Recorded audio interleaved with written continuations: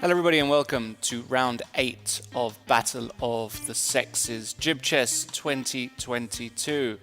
We're here, of course, from the Garrison Library, bringing you this wonderful tournament, which is really playing out to perfection in terms of keeping the drama and the excitement for what is pretty much the first of its kind, a men versus women's tournament. The score is very, very close indeed. We've got 3 more rounds to go, so anything can happen, but it's been the men who started off very, very badly and have just slowly come back, and have won they've won 5 rounds in a row now. Yeah. They won rounds 3, 4, 5, 6, and 7. What a comeback. Beautiful comeback for the men. That means they are winning 37-33 with 3 rounds to go, which is 30 games. So, you know, it's not a catastrophe for the women yet. There's a 4-game difference. If they have 2 great days, they're already back in it or even winning. So the stage is very much set. I'm with Irina, as always. And Irina, I will say that we have to give the men some credit. I wasn't a believer. I have to say, I was not a believer. Before this tournament, I looked at the men's list and I thought, oof, you know, some guys on there that are not professional, like, for example, Joe Gallagher doesn't play that much. Eric Rosen, even though he's an internet superstar, he doesn't play so much over the board. Gillian as well, you know, so a lot of guys there. And I looked at the women's list and I thought, wow, they're all professional players. They all study. They all work hard. This is going to be a one-sided event. But it is not the case. And so far, the men are showing what they're made of. And today, they've all got the white pieces. So it's a big, big day for the women. They have to keep it close today. Yeah, I definitely agree. And actually, today we have our favorite Gibraltar star, I believe, Antoaneta, who's been one of the players playing most in Gibraltar. She unfortunately had COVID, so she had to isolate herself.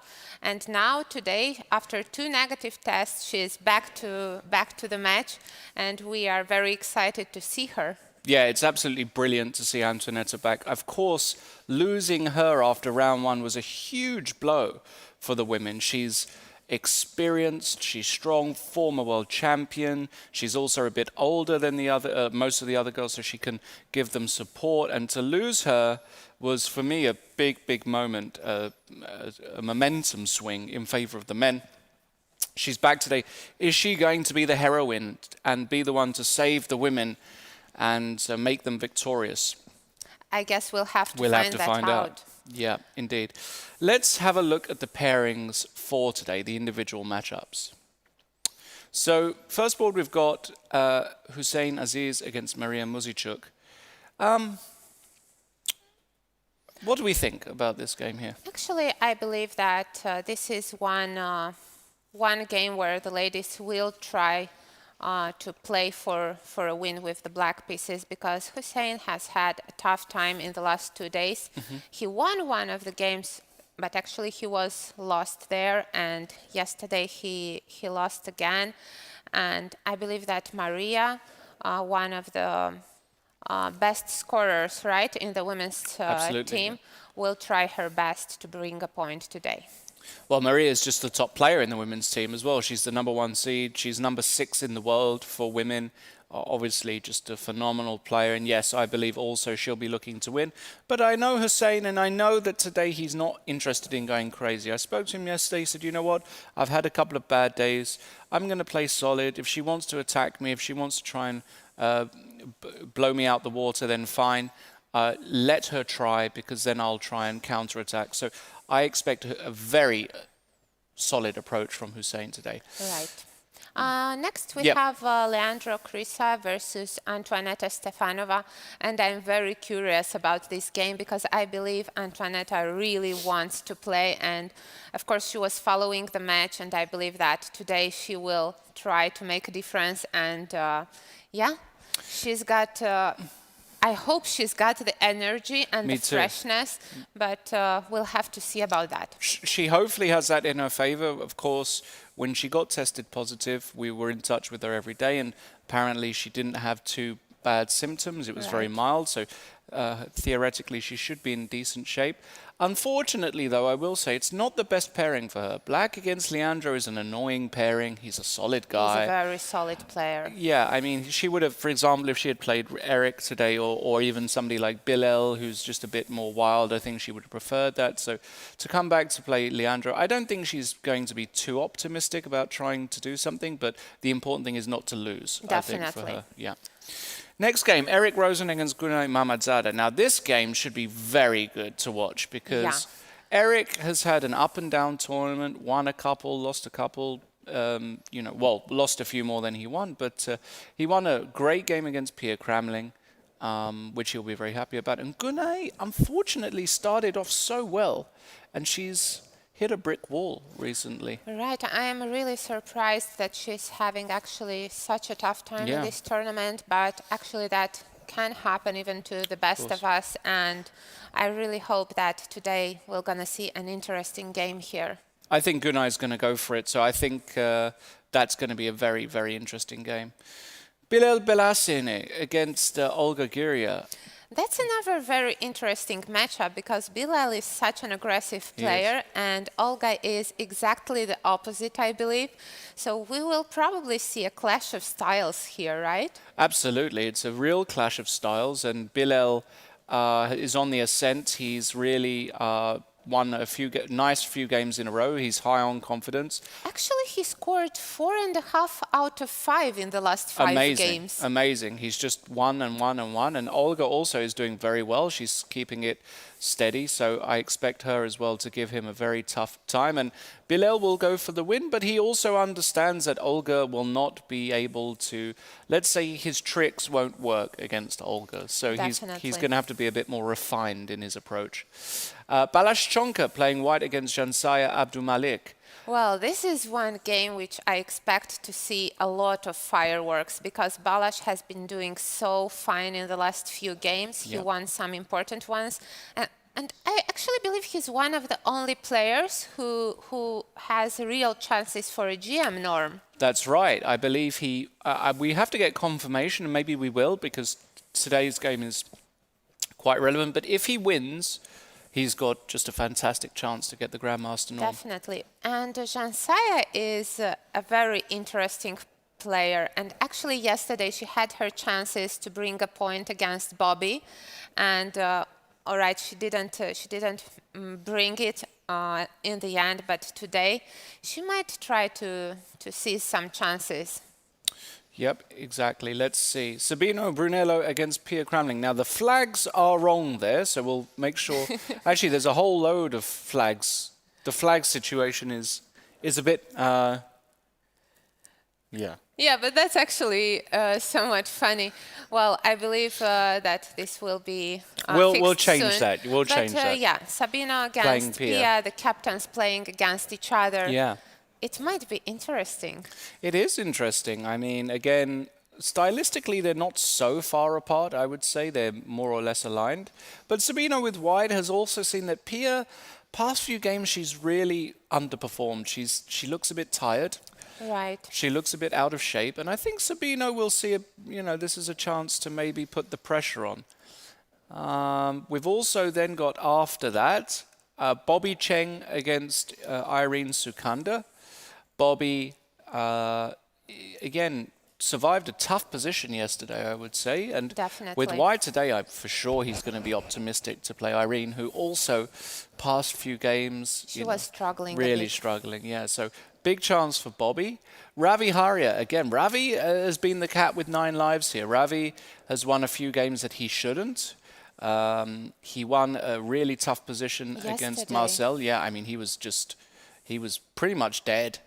And with white against Jovanka, this is also a tough pairing for Jovanka, the only English battle, by the way. Yeah, definitely. That was what I was going to say, that it will be an English clash, and I'm very curious about that one. Yeah, I think that's a good good spot there for the boys. And Joe Gallagher also white against Marcel Frimsky. Now, I spoke to Joe last night. He was very disappointed because he did miss a win against Irene. He had a moment where he could have won. So he was a bit disappointed. But in general, he understands he's playing quite decent chess. So I think with white today against Marcel also, he's going to look forward to this opportunity. No, definitely, as Marcel has lost yesterday, the first game actually of the tournament for her, which she lost, it's going to be tough here. Yeah. And last but not least, Gillian Boilia, who's had the hardest tournament so far. Nothing has worked out for him. He's on half out of six. Six, yeah, he's on half out of 6, so obviously a very disappointing score. Good player, but just isn't finding any rhythm. And now he's got white against Marie, and Marie for sure is not looking for a quick draw or anything. She will not understand this is a critical Great chance. Opportunity, yeah. Yeah, absolutely. And those are the pairings for today. And if we go to the playing hall, we'll see our guest of honor today. If we can get a... And we see the players smiling and sharing some jokes, perhaps. It is so lovely to see them, you know, in such a great atmosphere. And even though they're opponents, they are friends as well, I believe. Absolutely. And here are the two captains, Sabina Brunello and Pierre Kramling. And the first move, the move of honor made by the mayor of Gibraltar, Christian Santos, who has been mayor since mid-2021, obviously a young guy. We've had a lot of politicians, businessmen. We had the governor of Gibraltar in here yesterday, if you want to check that out. And it's absolutely great to have this level of government, representatives of this level of government here at the tournament supporting the tournament. Yeah, that's amazing the attention this event has got, and I'm very happy that everyone in Gibraltar knows chess and loves chess and supports it. Indeed. Let's go for a very, very short break. The games are kicking off any moment now. We'll then come back for a quick interview, and then we'll get stuck into the games. So don't go anywhere. We'll be back in just a moment.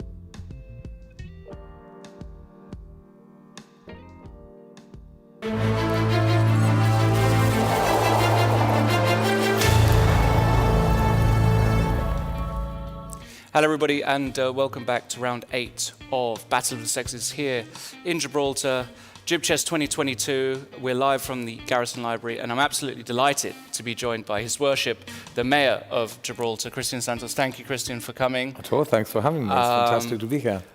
You know, you're wearing that. I was thinking about wearing one of those, Well, but you know, decided better, a bit more casual. yeah, for a the bit more afternoon. casual.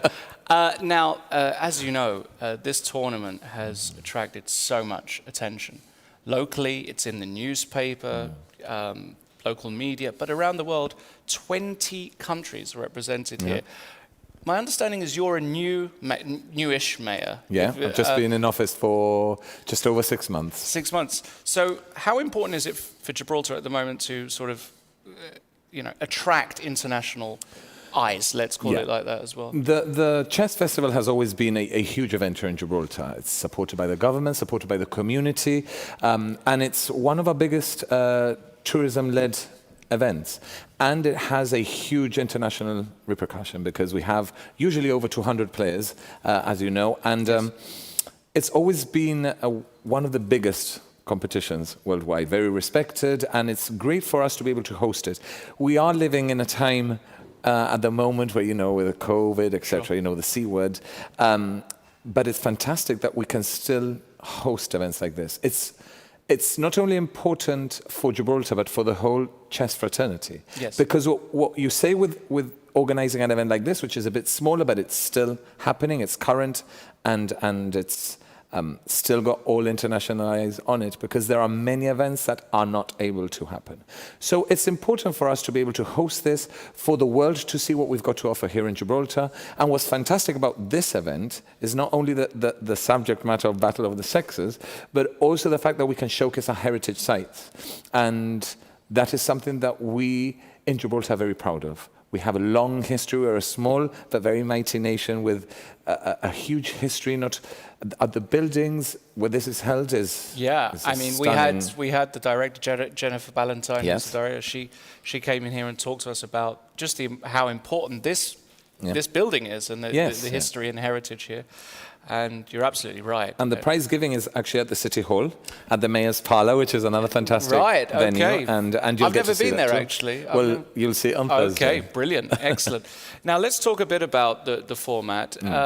We have Battle of the Sexes, and clearly, it's a very special format and unique to our game or our sport, because naturally, in other sports, it's a bit more difficult to organize.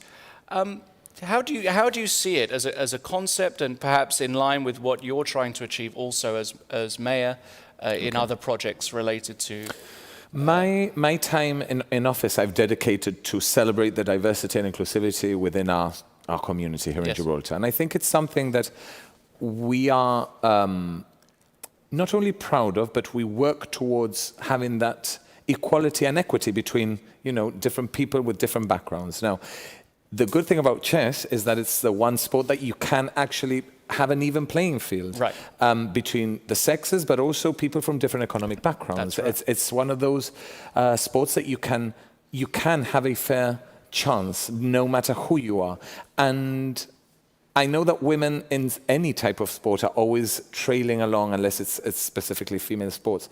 And it's fantastic to put men and women on an even playing field. And it doesn't matter who will win at the end on Thursday, because as long as we've seen that the competition is fair and it's worked, whether the males or the females win, it will just prove that both sexes can work together and compete together.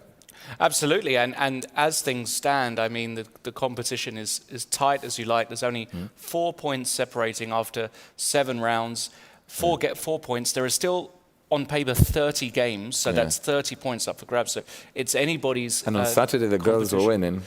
Well, by a point, I think, and now the guys are. I mean, it's gone back. It's been a roller coaster. Sometimes, the girls were winning, and then in some rounds they have a huge advantage, and it's been great entertainment. So we can't complain about that. And are you, just out of interest, are you a chess player at all? Do you ever pick up the pieces? I don't, and I discussed this the other day when I met some, and I've just did so now. It's the type of game I would love to have the ability or the predisposition, because I'm not the type of person who can sit at a table, and I envy it. I watch people play. Like I just went into that room and I started the game between the two grandmasters that I'm so privileged to have done, and I see the type of person and the energy that's in that room, and I think my head is always, I wish I could, but I haven't actually ventured into it, but could surprise myself. Yeah, you never know. I mean, what I would hope is that, because I know there's a grassroots community here in Gibraltar promoting chess, and there was chess in schools, and one day, I tell you this, I've said this already on stream, but you've got the Gibraltar football team, you've got, I think, probably hockey as well. Yeah, we're good at hockey as well. Basketball. Rugby, do you have as well? We have rugby. We kind of have all the sports. When's the chess team? That's what I want to know. That's the next project. I want to see them represented. Yes, and I think it should go back into schools. There was a bit before, because at the moment we're in a pre-COVID, post-COVID time. Yeah. There was a big campaign to get the schools involved, and there was quite a lot of students. Yeah. And now I think we need to get that back. Hopefully, when things get back to normal, we can start doing that. Well, look, I mean, I just want to say, I've said this as well to all of our esteemed guests. Thank you for the support, continued support, you and the government and local authorities, because it does mean a lot for us to be able to host a tournament. I'm a chess player, chess fan, and I know that everybody in this community, millions of people, have got their eyes on this tournament. So thank you for all you do. And thank you for being here. No, it's fantastic. It's an honor for us to be able to host this event here. Thank you so many much. people, so many eyes on Gibraltar, the games and how we do things, and fantastic to welcome anyone. And I invite anyone actually to come to Gibraltar, see what we've got to offer. And especially, you should have come today, because it's gorgeous outside today. Sunny. It was raining for a week today. I couldn't. This was the Gibraltar I remember. You go and have a coffee outside, gorgeous weather. Yeah. I sincerely recommend it. So come to visit Gibraltar if you can. Thank you so much for coming. And we'll get to the games in just a moment. We'll go for a short break and see how the action is developing in round 8. See you soon.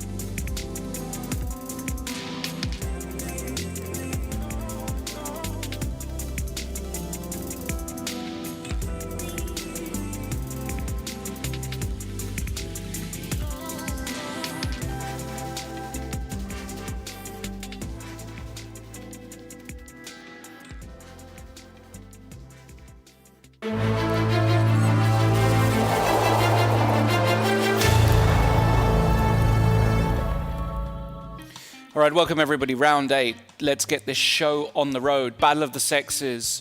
And we've got some absolutely fascinating positions already on the board. We had, of course, the mayor here. Great to have him talking to us. But let's get to the chess. We've got, I can see all kinds of chaos everywhere. Where should we go first, Irina? Let's go to the game between Bilal and Olga, because Bilal, he's been playing such interesting chess so far, and today he's gonna take a lot of risks as he's played the move g4. When he actually tried in a very similar position in the Nimzo on move 4, but now a slightly different twist here, because actually, do we see? Yeah. Now after g4, black cannot really play knight takes g4, because after rook g1, the pawn on g7 will be hanging, and that's a big difference compared to when the bishop is on f8. So I believe after g4, Olga will have quite a long thing here, because how do you handle this one? Well, I mean, let's just talk about the context of this move. As you said, he's already played it. Was it in the Nimzo Indian? Yeah, it was right here, Here. he played g4. He's played g4, and some more context is that in Tata Steel a week ago or 2 weeks ago, in this position here, After knight, or was it here? Was it immediately here? I think it was g4? immediately here. Mamajarov, who's a world top 10 player, also played this move g4. Now, the concept of this move is either, as we see in the game with Bilal, where it looks ridiculous to move the g-pawn. And of course, if I played this move years ago when I was growing up and as an improving junior, my coach would have slapped me on the hand and told me, no, that's not how you play chess, because it's a ridiculous looking move, moving a flank pawn, weakening your king. But there's a precise idea behind it, which is to open this g-file and try and win this pawn. But of course, it's even more obscene in a position like this, where after g4... The rook cannot actually move to g1 because the knight is still there. Right, exactly. So you just lose a pawn. But the idea is that you get a bit of time on the knight, because you then get the big center over here with these pawns on d4, e4, c4. And now the knight actually has got a bit of a tricky situation, because if you go there, maybe it can get hit again, or at the very least, white can develop here. And it's just a completely new way of playing, which is seen in a variety of different openings. And it's just wonderful to see, because it's injecting a new energy into these positions and a uniqueness. Definitely, and basically the whole idea White's got is to play for an initiative and to say to your opponent that, well, I'm in mood for a lot of blood today.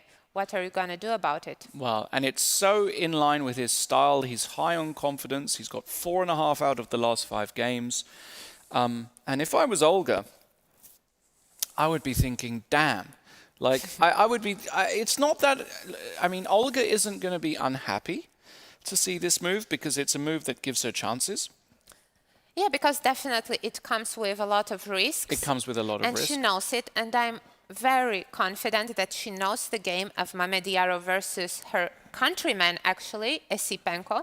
And actually, Esipenko also did not take the pawn on g4. He castled and then played after g5, knight e4.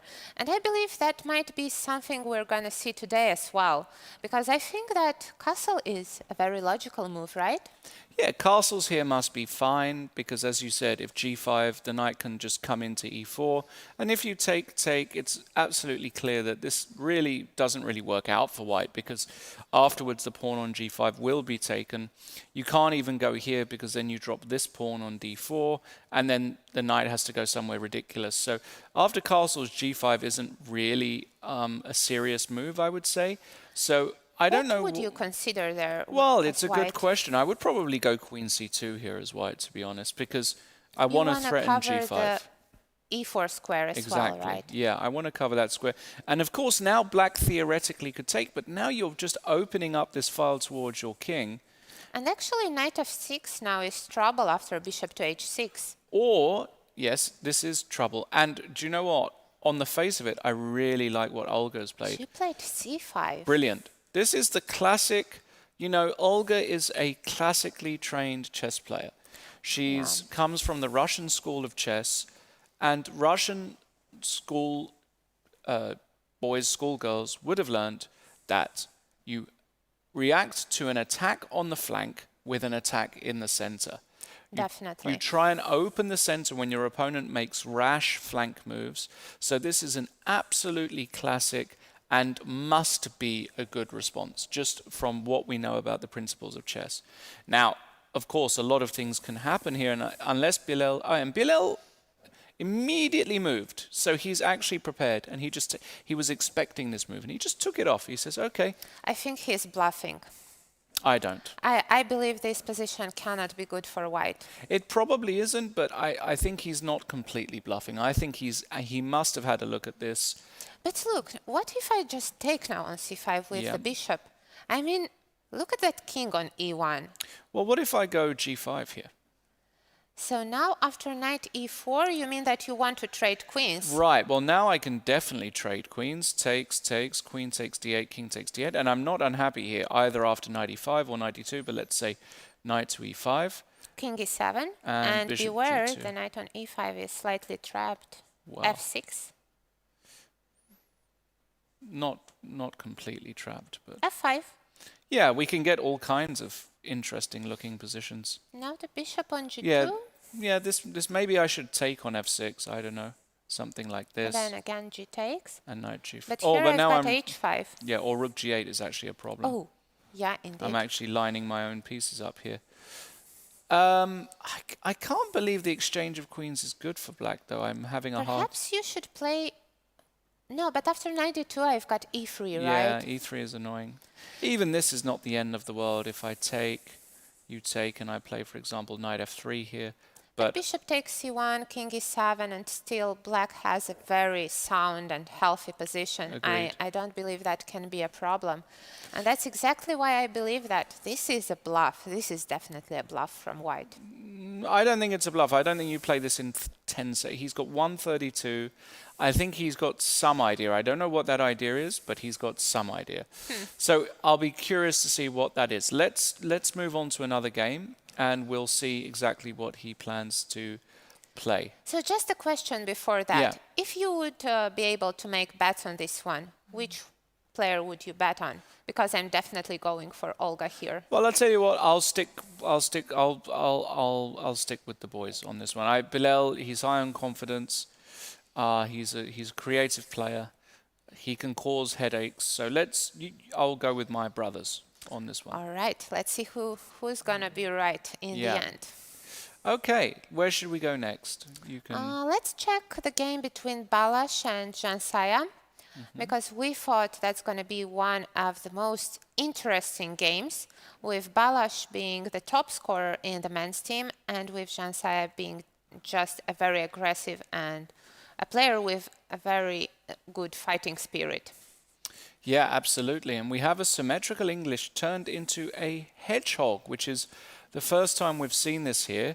I think it's one of the best openings to play if you're looking to play for a win. So Jansaja clearly saying that she is willing to give up a lot of space in order to get a very dynamic position and get the double fianchetto. Already here, we're in a slightly weird hedgehog already where, for example, the move f3 is very well known. Queen e2. Queen e2 is slightly weird, no? No, I think it's okay, Queen e2, if I remember. It's an idea in this particular hedgehog. It's quite an aggressive idea. But it means that white's bishop is going to go for the fianchetto on g2. And doesn't that mean that the pawn on c4 might be, or who knows? Well, it's an idea, but you can also get very aggressive here. For example, sometimes you can... Now you could also try moves like g4, right? You really could, because you could then play g4 and gain some time, and then play bishop g2. So it's a known idea, and Balázs playing it in 16 seconds. So it's still preparation, probably. It's still preparation. But okay, after g6, he did go with g3, and now Jansaja plays the move h5. So Jansaja, wow, I like this. Telegraphing this, but she decides to go with h5 and be aggressive right from the word go. This is a very fashionable move, right? And it has been fashionable even before Alpha Zero, but actually this is one of the ideas which the AI has introduced or reintroduced in chess, just attacking with the marginal pawn, and then if possible even pushing it as far as the sixth or third rank in this case. And then I saw some games, did you see them, when the engine was just going for an end game, and then the pawn on h2, which was fixed, was trouble, and AlphaZero won some very nice games. Yeah, like that. I mean, pushing this h-pawn has become an important weapon for modern-day chess players, using either as to open the file or, as Irina said, just pushing it down here as a cramping mechanism against especially a castled king most of the time. So h5, bishop g2 on the board, and now you would expect that the move h4 can be played. And actually here I have an idea that I think Balázs is going to get very, very aggressive here. With g4? No. I'm afraid of h3 there. Yeah, not with g4. My thoughts were... no, it doesn't... my instinct tells me to play the move bishop g5. What about h takes g3? Oh, h takes g3 I'm not unhappy about, because you take I with the h-pawn, and then you will castle long, probably, correct. right? And I'm really ahead in development, and then f4, e5s or e5 immediately might be a threat. Just to, just to explain here, can I go e5, and maybe this is just immediately winning? Right, because now after bishop h1, you've got e takes f6, and I cannot take back because I'm pinned over the e file. Exactly, and it's just all over. Right. So I'm not worried about that. The move I was worried about after bishop g5 was actually, was the move h3. But you've got bishop f3 here. I've got bishop f3, but then I thought knight bd7. And how is this one? Is knight e5 a serious threat? It might be, actually. Yeah, it might be a serious threat. In fact, here you might have to play some weird-looking move. Maybe here, actually, you can castle. Can't you play e5 anyway? Oh, e5 here. Because after bishop takes bishop, you can take with the knight. Yeah. That's possible. I'm not sure how bad this is, but... And now when you take on e5, I can even go for long castle after... should I go immediately? Yeah, I think you can long castle immediately, because after knight f3, you've got bishop takes f6. An intermediate move, and now white is just probably winning. Yeah. Yeah, and I'm threatening this, and you're really behind in development. This file is open. It's very dangerous. Yeah, I definitely like your bishop g5 idea. Yeah. Yeah, h3 and bishop f3 looks kind of... And he just castles. I mean, Balázs is that kind of plays. He's not really concerned. He's just saying, you know what, this is a bit of a bluff. If you go h3, I don't really care. I can play bishop h1, and then for sure he's looking at playing f4 at the right moment, and e5 or f4 and f5, trying to punish black for her early h-pawn venture. So this game could actually turn into fireworks very, very soon. Definitely, and we'll keep an eye on that one. And meanwhile, let's move to the game between Leandro and Antoaneta. Okay. Let's see how that one's going. Welcome back, Antoaneta Stefanova, after getting extremely unlucky, caught corona, got tested positive, was in jail for a week in her room, couldn't leave.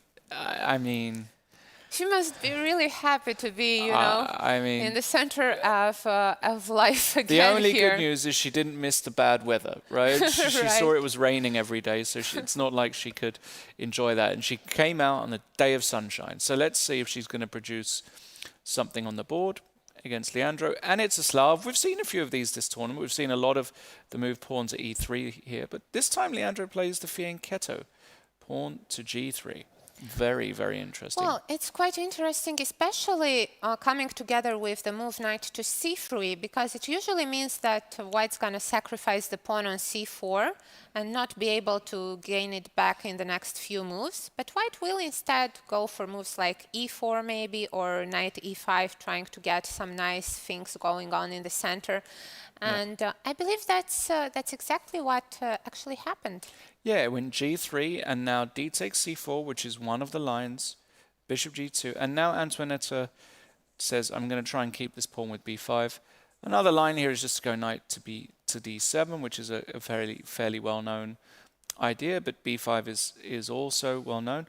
And now we see one of the key ideas, because after knight e5, you're actually attacking this pawn here, and here Antoaneta says, you can just have it if you want. Take it. I'm going to just protect it. What is the point after knight takes c6 here? The idea after knight takes c6 is that you can just play the move queen to b6. And actually, white doesn't have a good discovery with this knight. If you get too fancy with a move like knight to e7, it's a very fancy move. It doesn't do anything. You can just go, oops, not rook to a, sorry, you can't go there because you lose the bishop. You have to go bishop to b7. And now the knight will actually be trapped on e7. Exactly. And it cannot even self-isolate, right? It can't. It can't self-isolate. And the point is, if the knight now comes back to e5, you just play bishop b7 and you've given the pawn back, but suddenly you neutralize this bishop. Your development is very simple. Bishop e7, castles, knight bd7. Perfectly good game. Looks great here, right? Yeah, exactly. So actually, despite offering this pawn, white tends to not take it and prefers to play with the initiative because it's still a little bit tricky for black to get his pieces out on the king side. Especially the bishop on c8 is something black struggles with against the Catalan almost in all the lines because it's quite a passive piece. As black has got all the pawns, almost all of them, 7 out of 8 on light squares. So if black manages to trade this bishop, actually black is fine. And I believe that's one of the biggest challenges actually in the Catalan. It certainly is. Absolutely agree with you. So it's really interesting. And then what we're going to see moving forward is that after bishop b7, white now plays another absolutely classic, well, I would say not classic, but neoclassic idea in this line, which is to play the move b3. And to a lot of people, this looks like a ridiculous idea because you can just say, well, hold on, black's a pawn up. He can undouble his pawns with c takes b3. And now white tends to take back with the a pawn. What's the idea? Why would you play like this? Well, it's a very deep strategic idea because actually what white claims is that white has got a lot of squares he can play on the queen side, namely c5 and a5. He also has 2 files he can work with, the c file and the a file. And what tends to happen in a position like this is at some point black plays, for example, knight d7. And often what you actually see white doing is trying to play on these squares with a move like knight to d3. And then somehow try to fix the structure even further, right, with b4. But, you know, I'm having, a difficult time because here I believed that actually it was queen takes b3 somehow the move which I saw most, but exactly in this position, the pawn on d4 is hanging. Right, exactly. The pawn on d4 is hanging. I don't think you can play this. I'm pretty sure Leandra's idea is... It's a takes b3, right? Yeah, it's a takes b3. And of course, if you manage to trade the dark squared bishops off the board as well, that's hugely beneficial strategically for white. And remember, I'm not saying that knight d3 is the correct move exactly here. I can't remember. But you've also got this massive majority in the center, and sometimes white looks to utilize that. In order to play this opening, this is not something you can just freestyle, though, with white. You need to be well-versed in the ideas, having looked at some of the top players play this. You can't just play this randomly, a bit like you could play, for example, you could play a London system, let's say, if you knew... We've got one of those. We have got one. But what I'm trying to say is, you could basically play a London system without doing so much preparation and get an okay position, but you cannot play this with white without knowing the fundamental ideas. A pawn might turn out to be just a healthy pawn, and then, all right, if black manages to open up that light squared bishop, white can be just with a pawn down and in big trouble. Exactly. So that'll be really interesting to see how that one develops. Now, let's go to the London game, and this is actually Eric Rosen versus Günay Mamadzada, because I believe it was the London system played there. Yeah, absolutely. And we have the London, which is, as you said, played, and Eric's weapon of choice. He's played it a number of times already this tournament. Günay goes for a classic setup, and one of the critical ideas immediately challenging this bishop. Eric now plays an early knight e5, which looks reasonable, and brings this knight to d2. And this is, I guess, the first moment where, a classical London again, white might consider bishop d3 or c3. I guess he didn't, because bishop a6 is an annoying move here. Definitely. And once again, we see that in many of these openings, black struggles to find an active square for the light squared bishop, and then, if not possible, he tries to trade it. Yeah.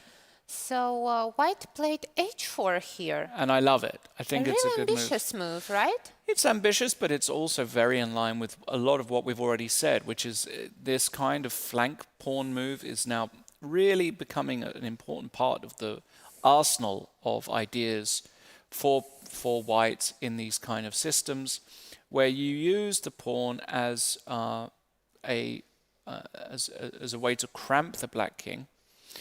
But okay, Gunay, not concerned, plays the move bishop b7, and now queen to f3 by Eric after I don't know how long he spent on that move. I'm a bit puzzled by this move. Can't I just play knight e4 here? You probably can, but I guess Eric's idea is that he wants to take. And after d takes? To play queen to g3. So now you're threatening bishop h6, right? Possibly. I'm not sure if it's even a threat, but it's certainly on my mind.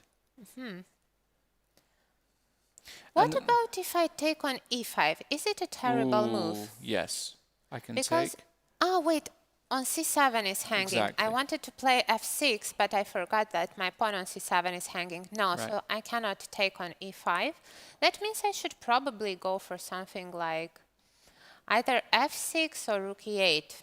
I'm not sure which one. Yeah, I think rook e8 is dangerous. I think f6 really is the move here. It feels like the move. Anyway, and you know, white can get a very interesting position in a number of ways. He can play quite standard with a move like knight c4. Bishop takes. And I take.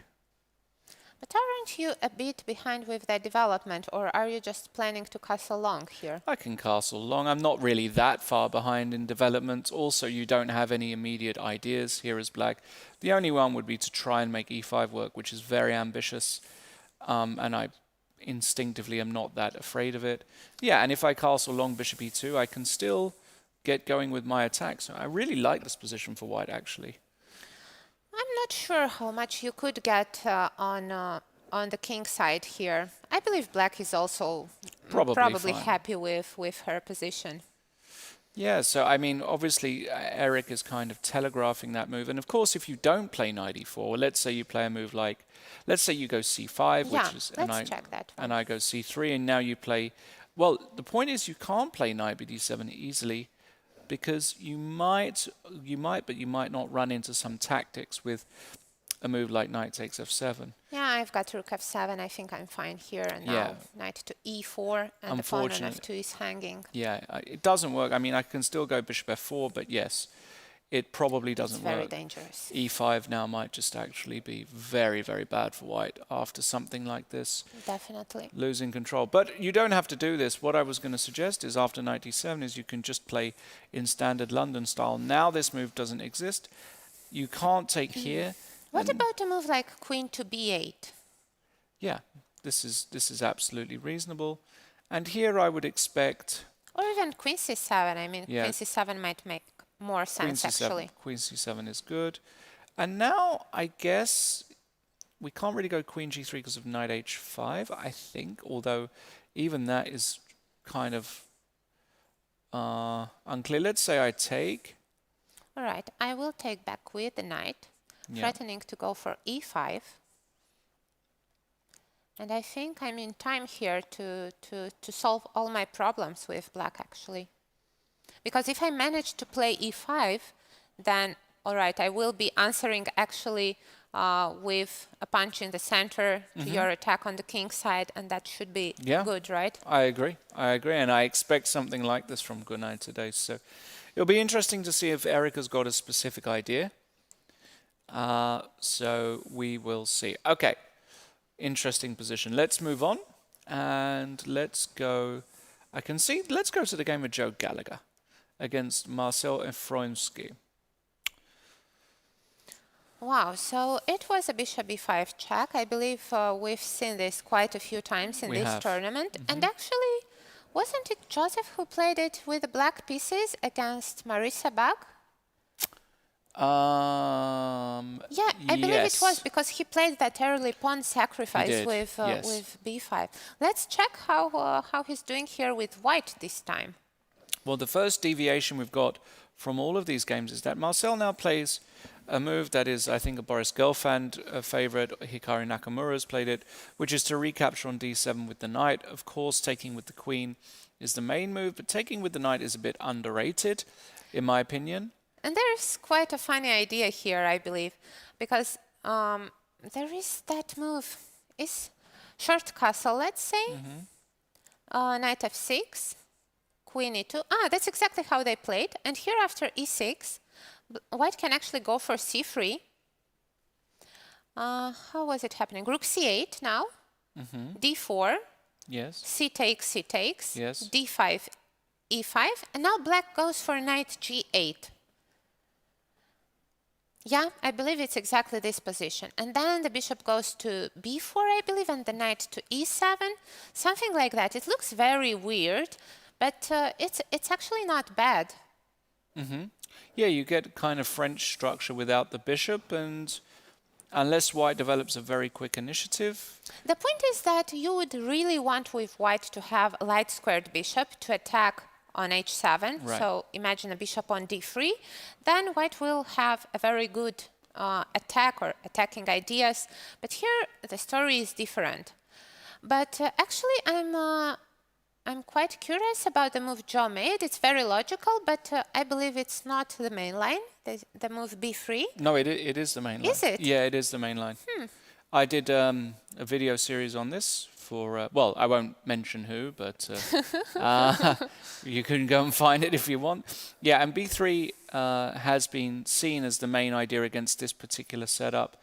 Predominantly because, as you mentioned, c3 now has got a, hasn't got as much bite as it does in the lines with queen takes d7. So this playing c3 here is much more beneficial.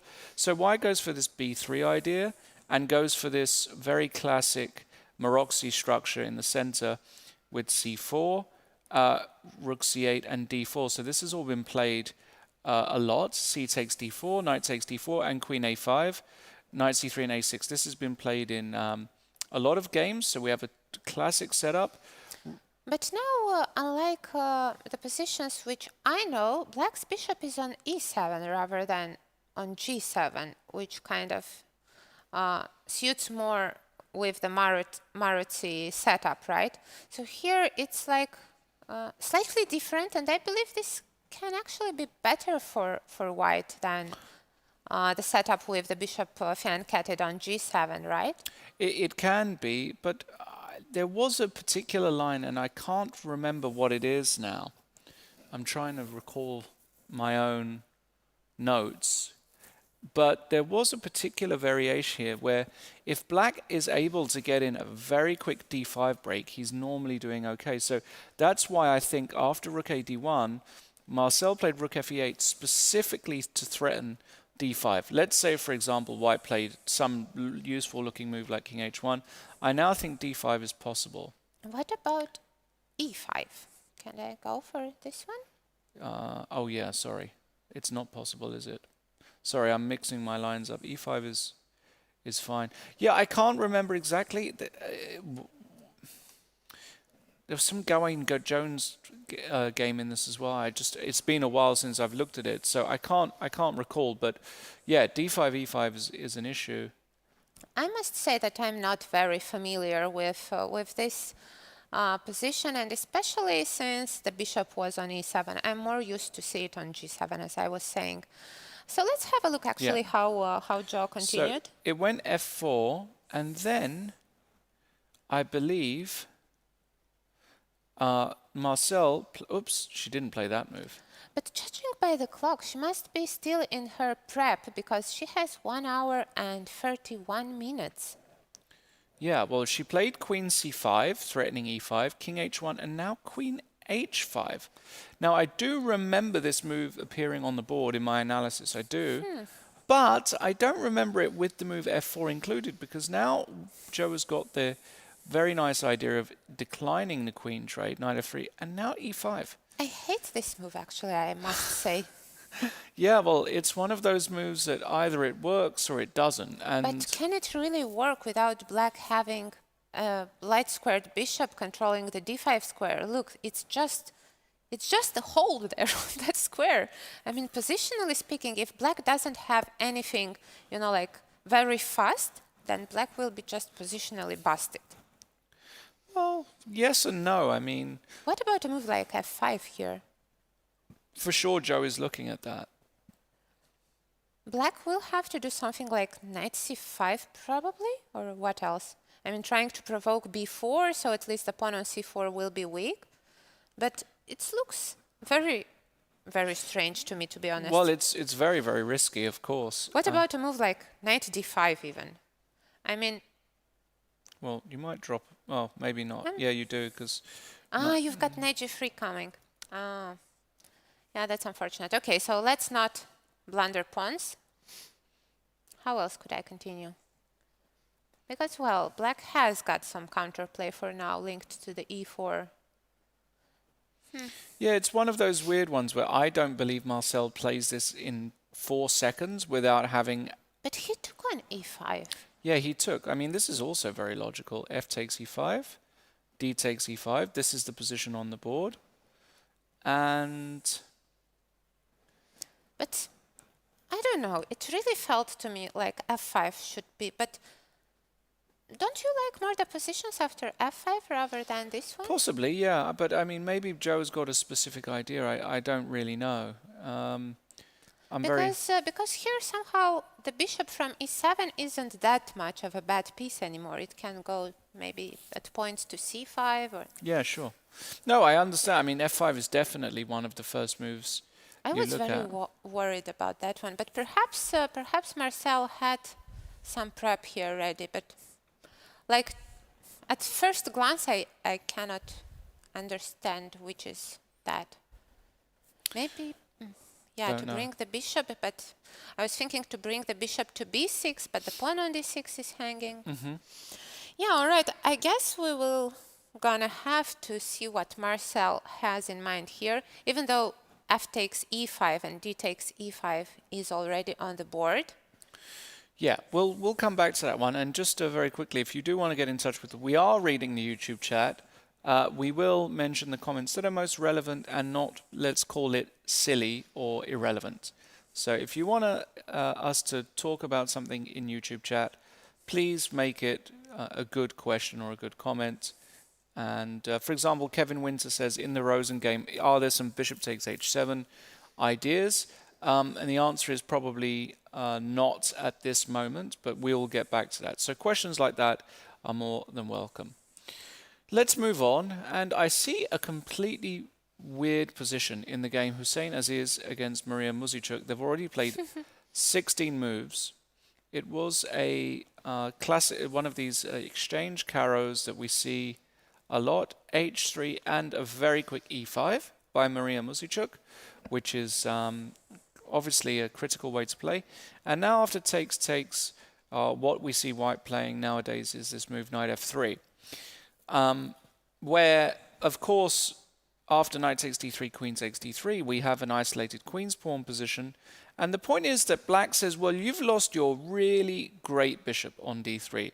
So as a result, I can justify giving myself this isolated pawn because you haven't got one of your big attacking pieces. Definitely, and black has the pair of bishops. Black might hope for some activity in return for that isolated pawn.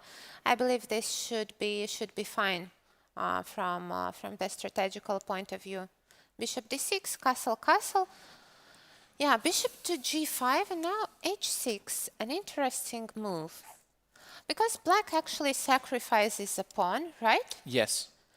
But it might be actually dangerous to take it because then we have a lot of opened files and diagonals for the pair of bishops and for the rooks. And somehow the knight on b1 will still struggle to find time and come to the center.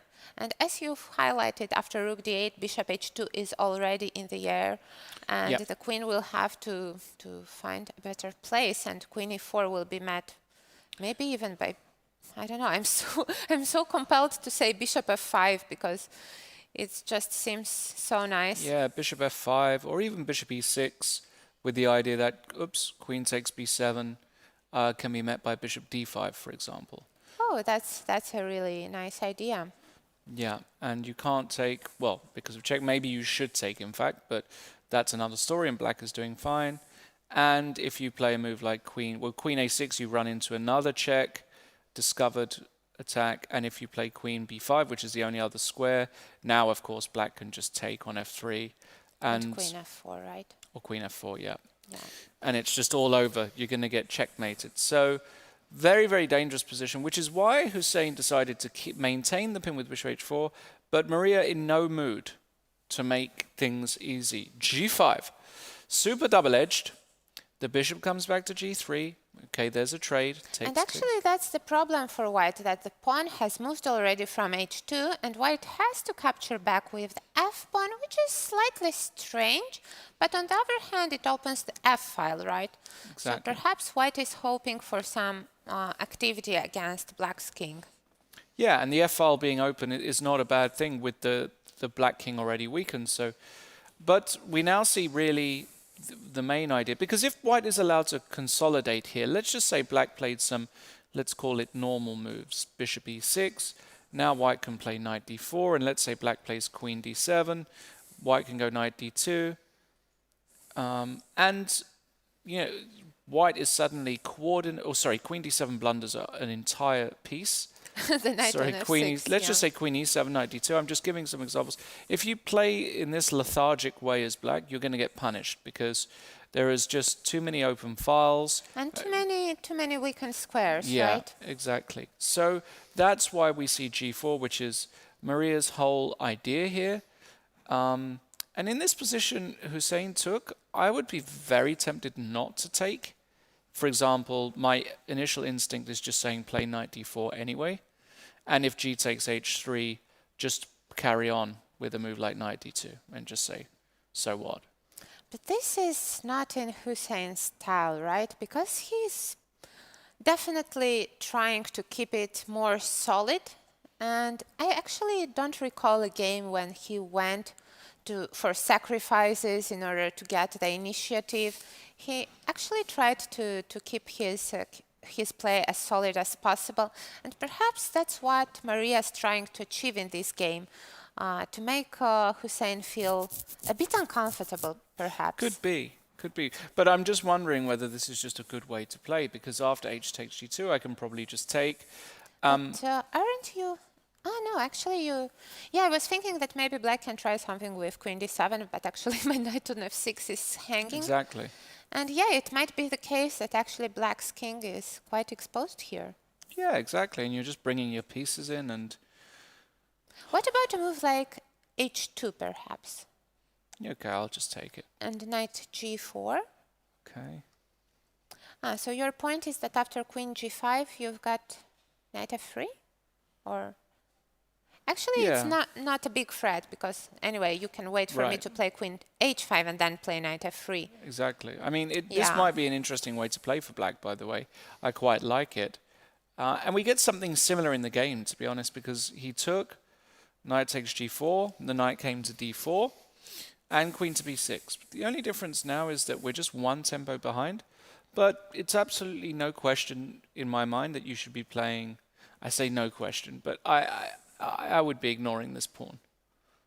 Yeah, Knight d2. it's a very interesting position here, and I believe the price of every move is very, very high for both sides here.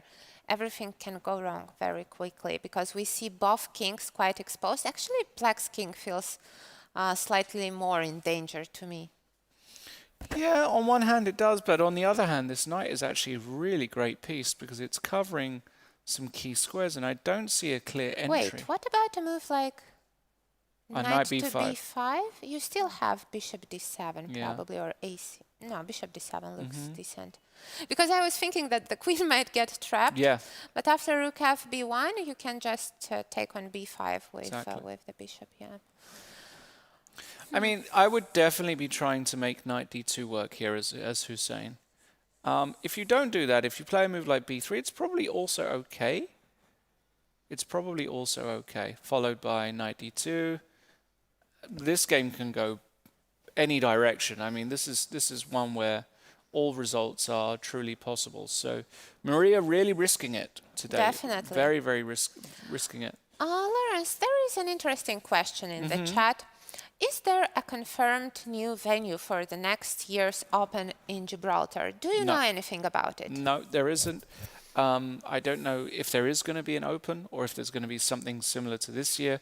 Obviously, the Caleta Hotel, where this tournament took place for well over a decade, is being, knocked down effectively, and a new hotel is being built, which, as Brian, if you caught his interview, if you didn't catch the interview, by the way, you can go back, check out the YouTube channel. The interviews are all there, and Brian talks about it. And we don't know exactly when the new hotel will be built. That's probably going to take some time, right? Yeah, it's going to take a few years probably. So the next time we'll have a big Open like we've been having here for so many years, who knows? But I do know that it is still very much on Brian's agenda. And I know, speaking to pretty much anybody who's come here before or enjoyed watching Gibraltar, that it's one of the highlights of the year. It really is. Because it's such a big social event as well. That was a tournament I dreamed of playing for so many years, and when I finally got the chance, it was one of the most unbelievably nice experience I ever had. And you know, I would love so much for that tournament to be held again, but actually it's very important that that tradition is kept, and every year we have chess in Gibraltar and people love and support chess here. And let's hope that many other players from all over the world will continue coming back here. Absolutely. I mean, it's just, I have to say, when I heard the news that the Caleta was no more, it made me genuinely sad. I've never been sad over a tournament stopping or something like that. But when I heard that, it really hit me in my heart, because I've had very special moments in that place. The first time I came was in 2009, and I had built many friendships there and many memories. So hopefully, fingers crossed, we do get a new hotel soon and we get many more new wonderful memories to cherish in the future. Right. Now let's get back to the games, because we've got a lot of interesting ones. Where should we go next? Let's try the Ravi versus Jovanka one, the all-English clash. Yeah, and Ravi kind of getting a bit lucky in this tournament in a few occasions, and Jovanka not getting lucky. So let's see if that trend continues. She actually had, two much better to winning positions, which turned completely around, and I'm wondering if she's going to be able to forget about it and put it all behind and just continue playing, hoping for the good fortune to return. Absolutely. Well, she plays her favorite Caro-Kann, and this time Ravi, we've seen a lot of this short variation in this tournament. Ravi goes for the other way to play this, which is knight d2, e6, and now knight b3. A very curious way to effectively stop black from playing c5, which is really the whole reason for this setup. Black. But cannot black go for c5 anyway here? You always can, but after knight takes c5. Bishop takes? Yeah, you take. Queen a5. Yeah, you check? can. How is this one? Well, this has been played a bunch of times as well, but the claim is that the dark squared bishop is such an important piece for black that you don't mind giving the pawn back if it means black hasn't got the dark squared bishop. I see. So Jovanka chose a different approach. She played a6 first. Yeah, a6, knight but f3. after knight f3, she went for c5 anyway. Yeah, so the idea is that a6 just controls this b5 square, because sometimes this check is annoying.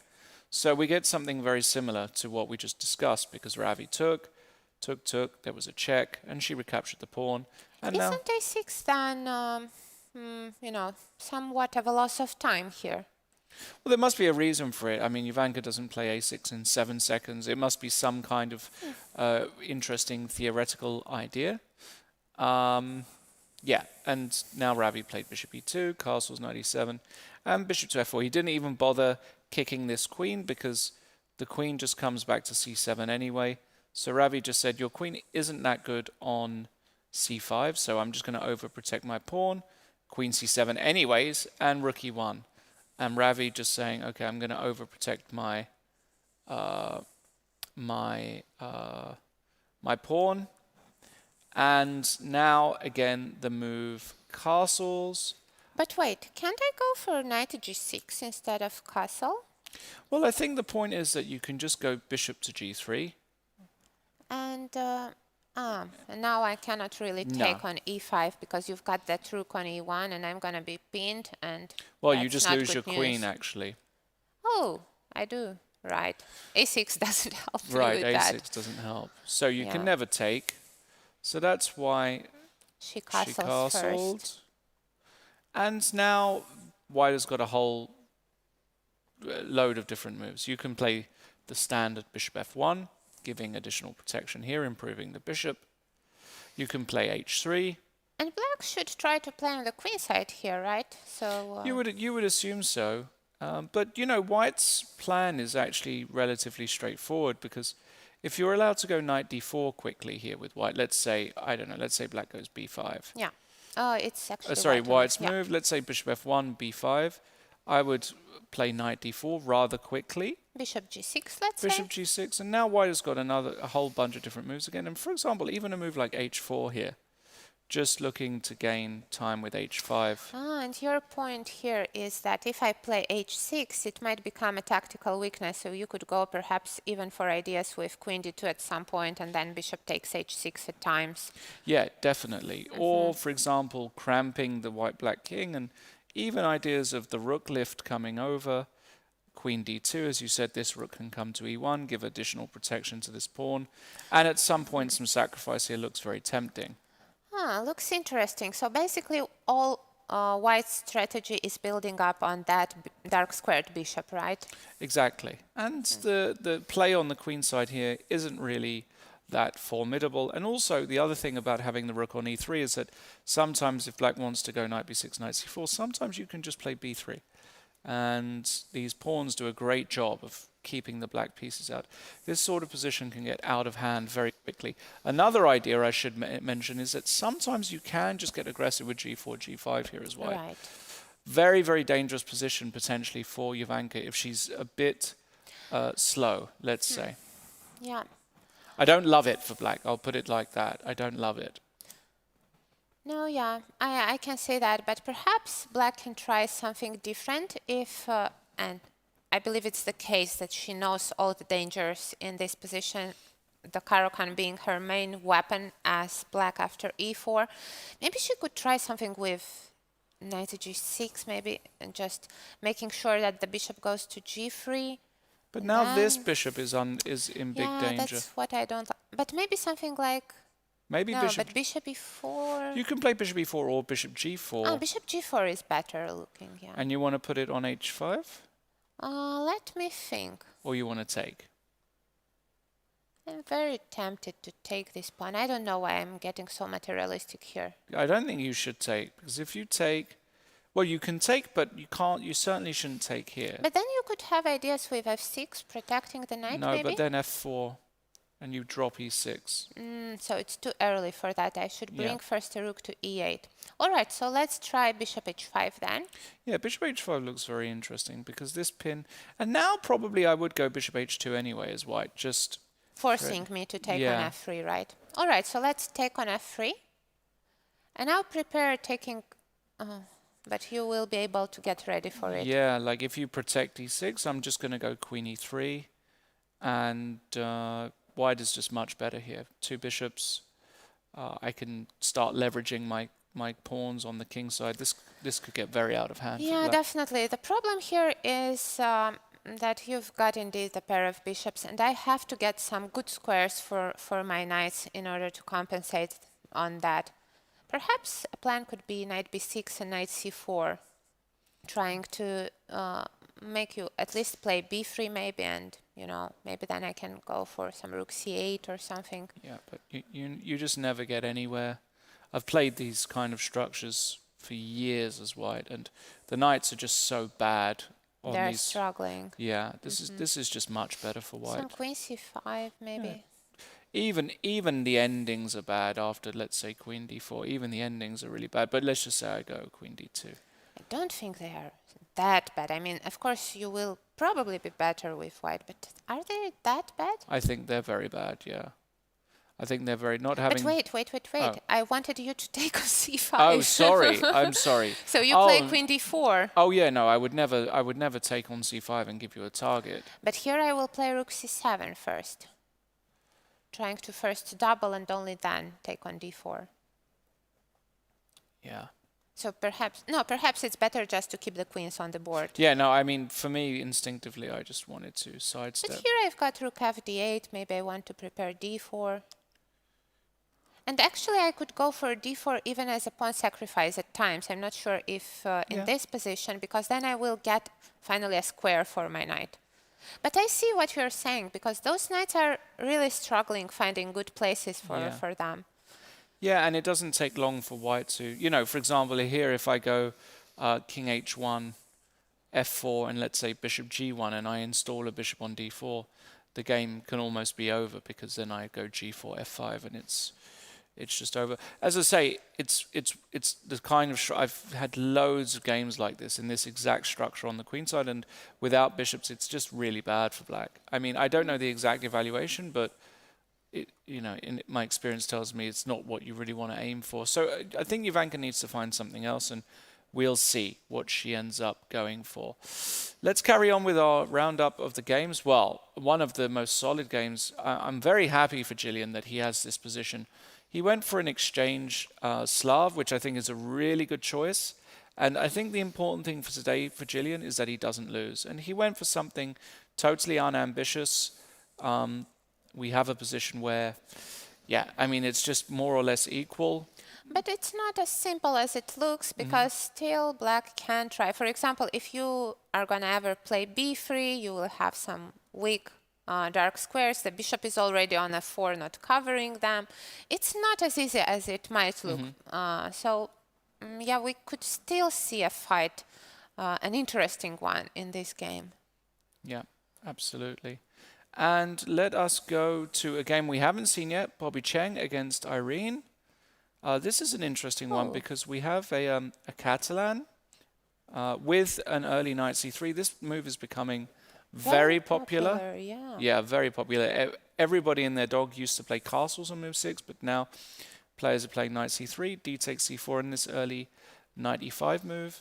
And I actually believe I've seen this queen d6 maneuver before, and it's very interesting, because actually it's the queen now, the piece which wants to protect the c4 pawn, which is very unusual for a Catalan. Yeah, it was played by Mamedyarov in the candidates in Berlin in 2018. Right. I was commentating, and I remember he played this move, and it's a very interesting idea. As you said, the idea is if you take here, I can now play queen a6, hitting this knight with tempo. And the idea for black is he wants to go rook d8, c5 really, really quickly. And the queen is quite nicely placed on a6, since white's bishop is already on another diagonal and cannot really challenge it. Yeah, I like this setup for black. I don't know too much about it, but it looks interesting to me. Yeah, and just to answer Andrew Kiefer in the chat, yes, he does pronounce his name Gillian. We asked him before the tournament, even though the spelling is slightly different. It's not Gillen, which is how I started saying his name, but it is Gillian. So that's how his name is pronounced. So yeah, as you said, the queen comes to a6, but here white just decided to castle, and queen a6 anyway by Irene. But the problem now is that you haven't wasted time winning the pawn back. So now you can try and cramp this queen with a4, bishop d7 and bishop f4. And I have to say, the problem with this position for black is that you need to have a certain liking of these positions. So your style has to go well with these positions. Otherwise, you can get into a lot of trouble. And I have to say, I'm not completely convinced that this is Irene's style. I'm not. Yeah, I would have to say that I'm also worried about Irene in this game. But also, Bobby is not exactly the player who usually sacrifices material for initiative. But there is a big one coming. He's rated 2550. He's, I believe, the highest rated player in the men's team. And that will definitely mean that he knows how to handle positions both dynamically and strategically. So yeah, I'm really curious to see how this one is going to develop. Yeah, me too. So very, very dynamic. Lots to go on there. And last but not least, let's look at the game of the two captains, Sabino against Pia. We had a Nimzo Indian classical system, so very classical system with d takes c4, bishop takes c4, c5, a3 takes, and takes. So we get this absolutely well-known setup. Black gives up the bishop pair, but claims that the slightly vulnerable structure for white means that she's fully compensated. Yeah, usually black's ideas in this position is to prepare attacking the center with e5. So after developing the bishop as Pia did, b6, castle, and bishop b7, black is, I believe, going to prepare somehow the move e5. Possibly, although I have to say I'm not sure, because there are similar systems here, right, where this knight isn't on g3. Like, sometimes you get more other systems. And with the knight on g3, I wonder if the idea is precisely to stop e5, because sometimes the knight can jump onto f5, and it's very, very annoying. And Is it? yeah, I mean, I don't know if exactly here. Let's just say after rook c8, I don't know, white plays the standard move, let's say bishop to b2, which So is... now I will carry on with something like queen to c7. And now an idea for white is to play, let's say, c4. Rook f to d8. And now I go d5. So you want... Actually, I'm not sure you want... No, you want. You definitely are going to take on f6 if I allow you, precisely because that knight on g3 can jump to f5. Exactly. And again, I'm not sure how clear it is, but things can get out of hand very quickly. No, but I will definitely not allow that after d5. I think I can avoid it, right? I could play a move like queen to e7 even. Oof. Can you? know. It's getting close. I mean, I would be very, very scared here as black. Like, insanely scared. Like knight Why? h5. Knight h5. You don't like my knight on c6. I can see that. Let me think. Let's say... yeah, I can see why you are worried. Because after a move like e5, you can take on f6 and then even consider moves like f4, perhaps. Yeah. Even if I don't have f4, this is almost losing for black. But yeah, f4 might just be f4 might just be winning on the spot. No, definitely. I shouldn't allow that. Now I see the dangers of that position because I really thought that black is doing great. But perhaps I should then not hurry with this rook. Did she play rook c8 already? Yeah, so rook c8 and bishop b2 is standard here, and that's what I was saying. You've got to be a little bit careful about playing e5 because you do allow sometimes d5s and knight f5s. But I do have another plan here, one linked with closing up the center with c4, but it's also quite risky because then you can start to move the pawns in the center, right? So well, you can try a move like knight a5 now, for example. Yeah, this could be the case. And now you cannot really go away with the bishop from a2 for now, because then I can go for knight c4, and then the bishop on b2 is strange. But perhaps you could play something like queen to, I don't know, e2, I guess. And if c4, go e4, right? Yeah, something along those lines.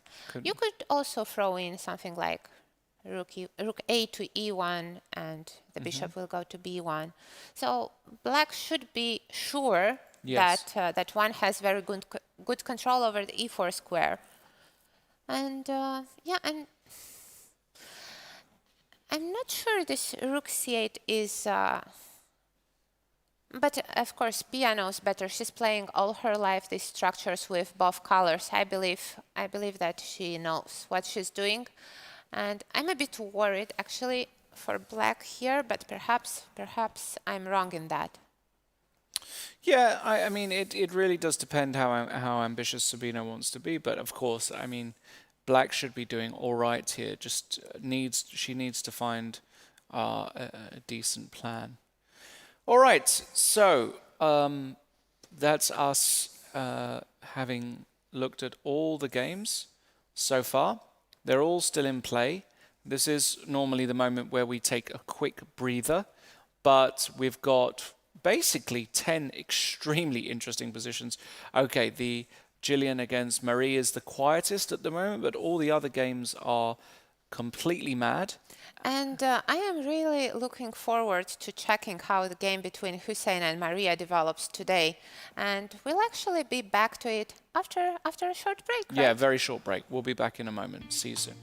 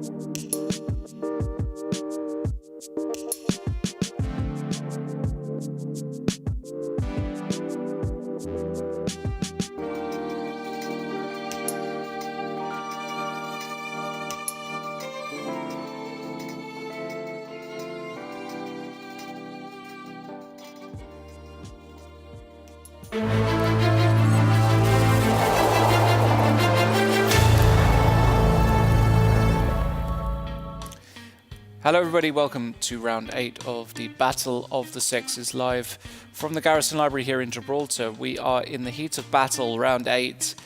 All very, very interesting games. And Irina, the first game I want to check out is the game between Balashonka, who has been, with Bilal, the top performer for the men's team so far, in my opinion. He has really actually not been in any danger. I can't remember a game where he was really suffering. Playing white against the fierce and the dangerous Jansaya Abdumalik. And the position we have on the board is as follows after Jansaya's 14th move, pawn to e6. And just before we went live on air, Irina, I said, wow, when I look at this position, I look at the uncastled king in the center, I look at the queen opposite it, and I want to play one of the most famous motifs in the Sicilian, which is to play the move knight d5. Can I play that move? I believe you can, but the problem is that now that my queen is on d8 and not on c7, I'm not really forced to react to your sacrifice, I believe. I might be able to try something like bishop to g7, actually. Because I believe that if I take on d5, let's try that one too. You could take with the pawn. Then it might be dangerous, no? Well, I'm not really sure if it is dangerous either, because black has got a number of ideas here. For example, I think it's queen e7. I've missed that one. Yeah, you can even go with the queen if you want. What about a move like queen to d2 or f1? Yeah, queen d2. Well, queen d2 might run Maybe into have bishop h6, and then I castle. No, definitely. So queen f1, let's say. Yeah, queen f1. And now if I just go bishop g7, Rook e1. rook e1 and knight e5. So you're saying that after f4, Yeah, you will give the material back, but be Exactly. able to, I don't know, maybe even let's say knight g4. I don't know. Let's say knight g4 f takes e5 probably. and knight takes. Oof, it's getting very interesting. It's probably okay for black though, because the knight is really well protected What there. about a move like knight to f3? Yeah, I'm probably just gonna worst case scenario, I sacrifice it probably, but I mean, yeah, I mean, I'm a bit worried about this bishop on b7. All right. It can get out of line. I mean, for sure, it's, you know, But it's probably tempting. bishop g7, just ignoring that Exactly. knight on d5 should be the safe But option. there is a but. Can I try? I really wanted to try knight f4 here. Oh, I was thinking you were going to go for some e5, trying to Also- then take on f6, and the bishop on b7 Actually, will that might be hanging. really good. Might be. Actually, e5 might be really good. Hold on. Can we play that? I'm not sure, because I could take on e5 with a pawn. Yeah, but this looks great for white. Because, Let's say I take here on e6. oh, on e6. What if I take back with the pawn? Okay, check. I should capture with something. I'm not sure what But it's should just it be. over. Queen takes f6. It's just losing. Bishop takes b7. Why is it losing? Wait, I'm not a piece up anymore. No, you're not a piece up. Yeah, that's terrible then. Something like this is just Does over. it mean that e5 is working? Yeah, e5 looks great. e5 looks great. Do I have any other options here? Maybe I can take on d5. With so what? knight takes d5. Okay, I take. And now maybe I can do something. Not sure what. Looks like a catastrophe. All of I mean, white is opposite the king, and both pawns are on pre. I mean, I'm either going to take here or, sorry, I'm either going to take here or I'm going to take here. Yeah, it definitely looks dangerous. And knight e5 can always be met by some f4. F4 now looks probably good. Even just the very simple d takes e6 has to be close to winning. I mean, Bishop maybe. takes g2. Yeah. And short castle. But grabbing. f4 now, yeah. Okay, I still have some. No, but it looks No. bad. Looks bad. So knight what do d5 I is do actually after very knight d5? serious. Well, you probably should just take it. Bishop Well, takes or sorry. knight takes? If bishop g7 e5 works, no, you should go e takes. E takes. Yeah, I think you should do this and go queen e7. But I'm so worried here. I didn't like the position I got after queen f1, and when white got back the piece, it seemed like... Yeah, it could be. All right, so can I try somehow to keep that piece? So after queen f1, can I do something else? I mean, it's very difficult because you don't really want to go king d8 because after rook e1... My queen is trapped anyway, and I will Yeah. have to return the piece. Is there any sense in bishop e7 here? I was afraid here of knight to c6. It just looks crushing. Knight c6. You are forced to take on c6 now with the bishop, I suppose. D takes. And now, It's just over. yeah? Knight it- e5 probably Just runs. take it. Oh, yeah. Just a pin, and knight c5, you've got another pin. Bishop f6. And that's why the move knight d5 is so dangerous. Now, I can... Did he play it? He didn't. Which is very disappointing for the fans. Now, I do want to cheat. Okay, so we're going to cheat. But wait. Okay, we won't cheat yet. I've got an idea. What if I play e5 here? Ah, e5. Well, then your whole idea of e6 and e5 makes absolutely no sense. And in the worst case scenario, I play a move like knight c2. But here I could argue that after something like bishop to g7, Yeah. I'm not... I mean, I'm all right. But then what was the point of going e6 on the last move, right? You know, you go bishop e2 to go e6, e5, and bishop g7. The point is to try and trade one more piece, because if I go e5 immediately instead of e6, then my pawn on d6 will be weak when you go back with your knight, and I don't have time to play bishop g7. Okay.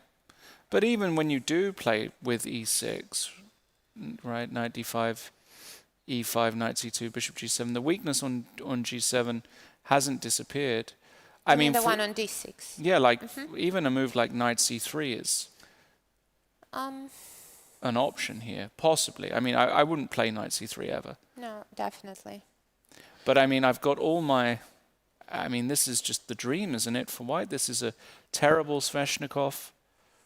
I mean, Yeah, I will have to agree with you on that. looks awful for black. It's surprising that Balázs did not want to... Well, it's not really his... We've seen him this tournament, but his style doesn't really lend itself to this move. And just leaving it on, it looks like... yeah, it's just a good move, knight d5, basically. Yeah? It's just a good move, yeah. Yeah, definitely. I mean, I would play... Let's put it this way. I would play knight d5 after a few minutes, think. And I would... Because if you know your setups and your classics, you just know that this move has to work in this position. It's not to say that white is necessarily better after takes, but at least, you know, for example, here the computer is already starting to really like white. Definitely. No, that was why I was afraid to take that knight. So a missed e5. opportunity, potentially, for Balázs in this position. Yeah, and rook c1 actually allows black to finish that development. I'm not sure if the move probably is bishop... Should I go for bishop e7 or g7? Probably e7. If you go to g7 at this Pawn on point... d6 might be. But then it's not so easy to get to it. Also, can I go e5? e5.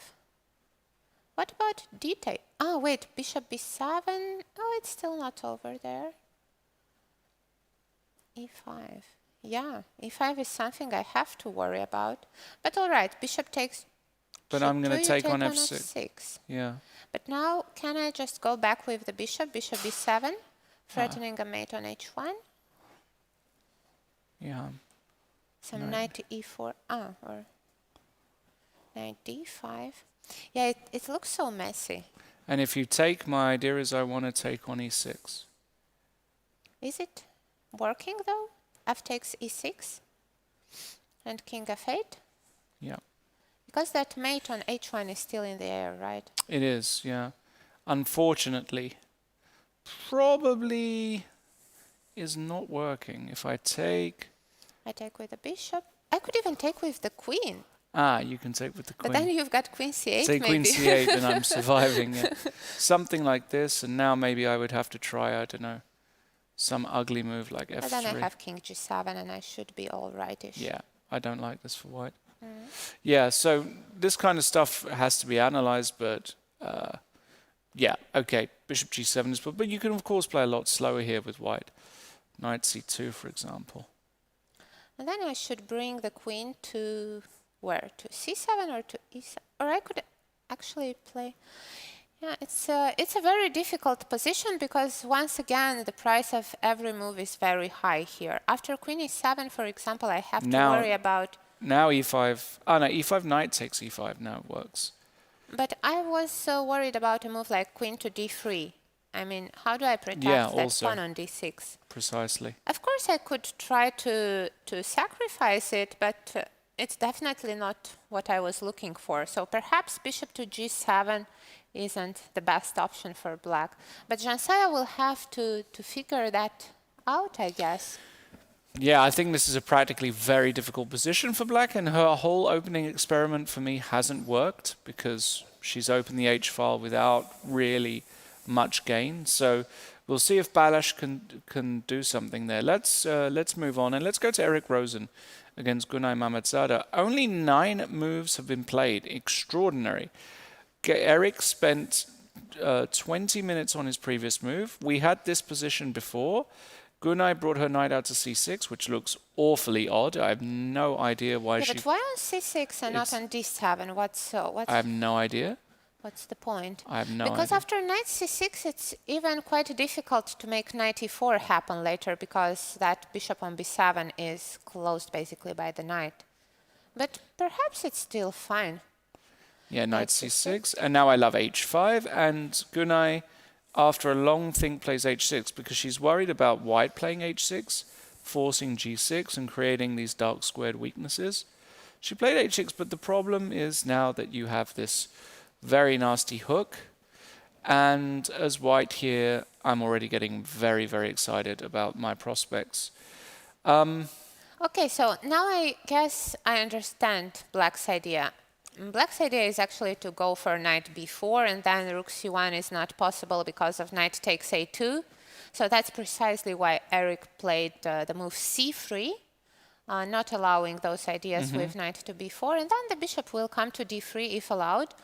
And if Gunay is not going to find a way to simplify this position fast, I will start to get worried about her whole setup.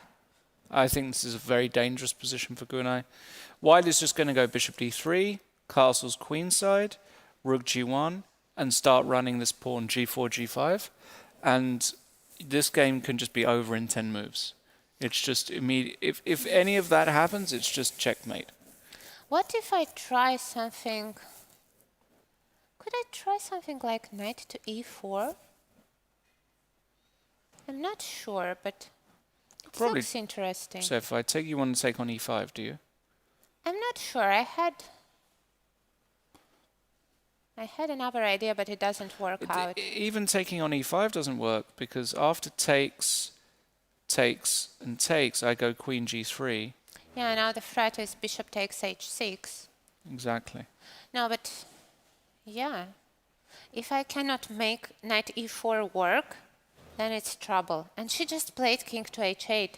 Oh boy. Probably she wants to prepare this knight e4, but I'm really afraid that she doesn't have time for that after bishop d3, let's say.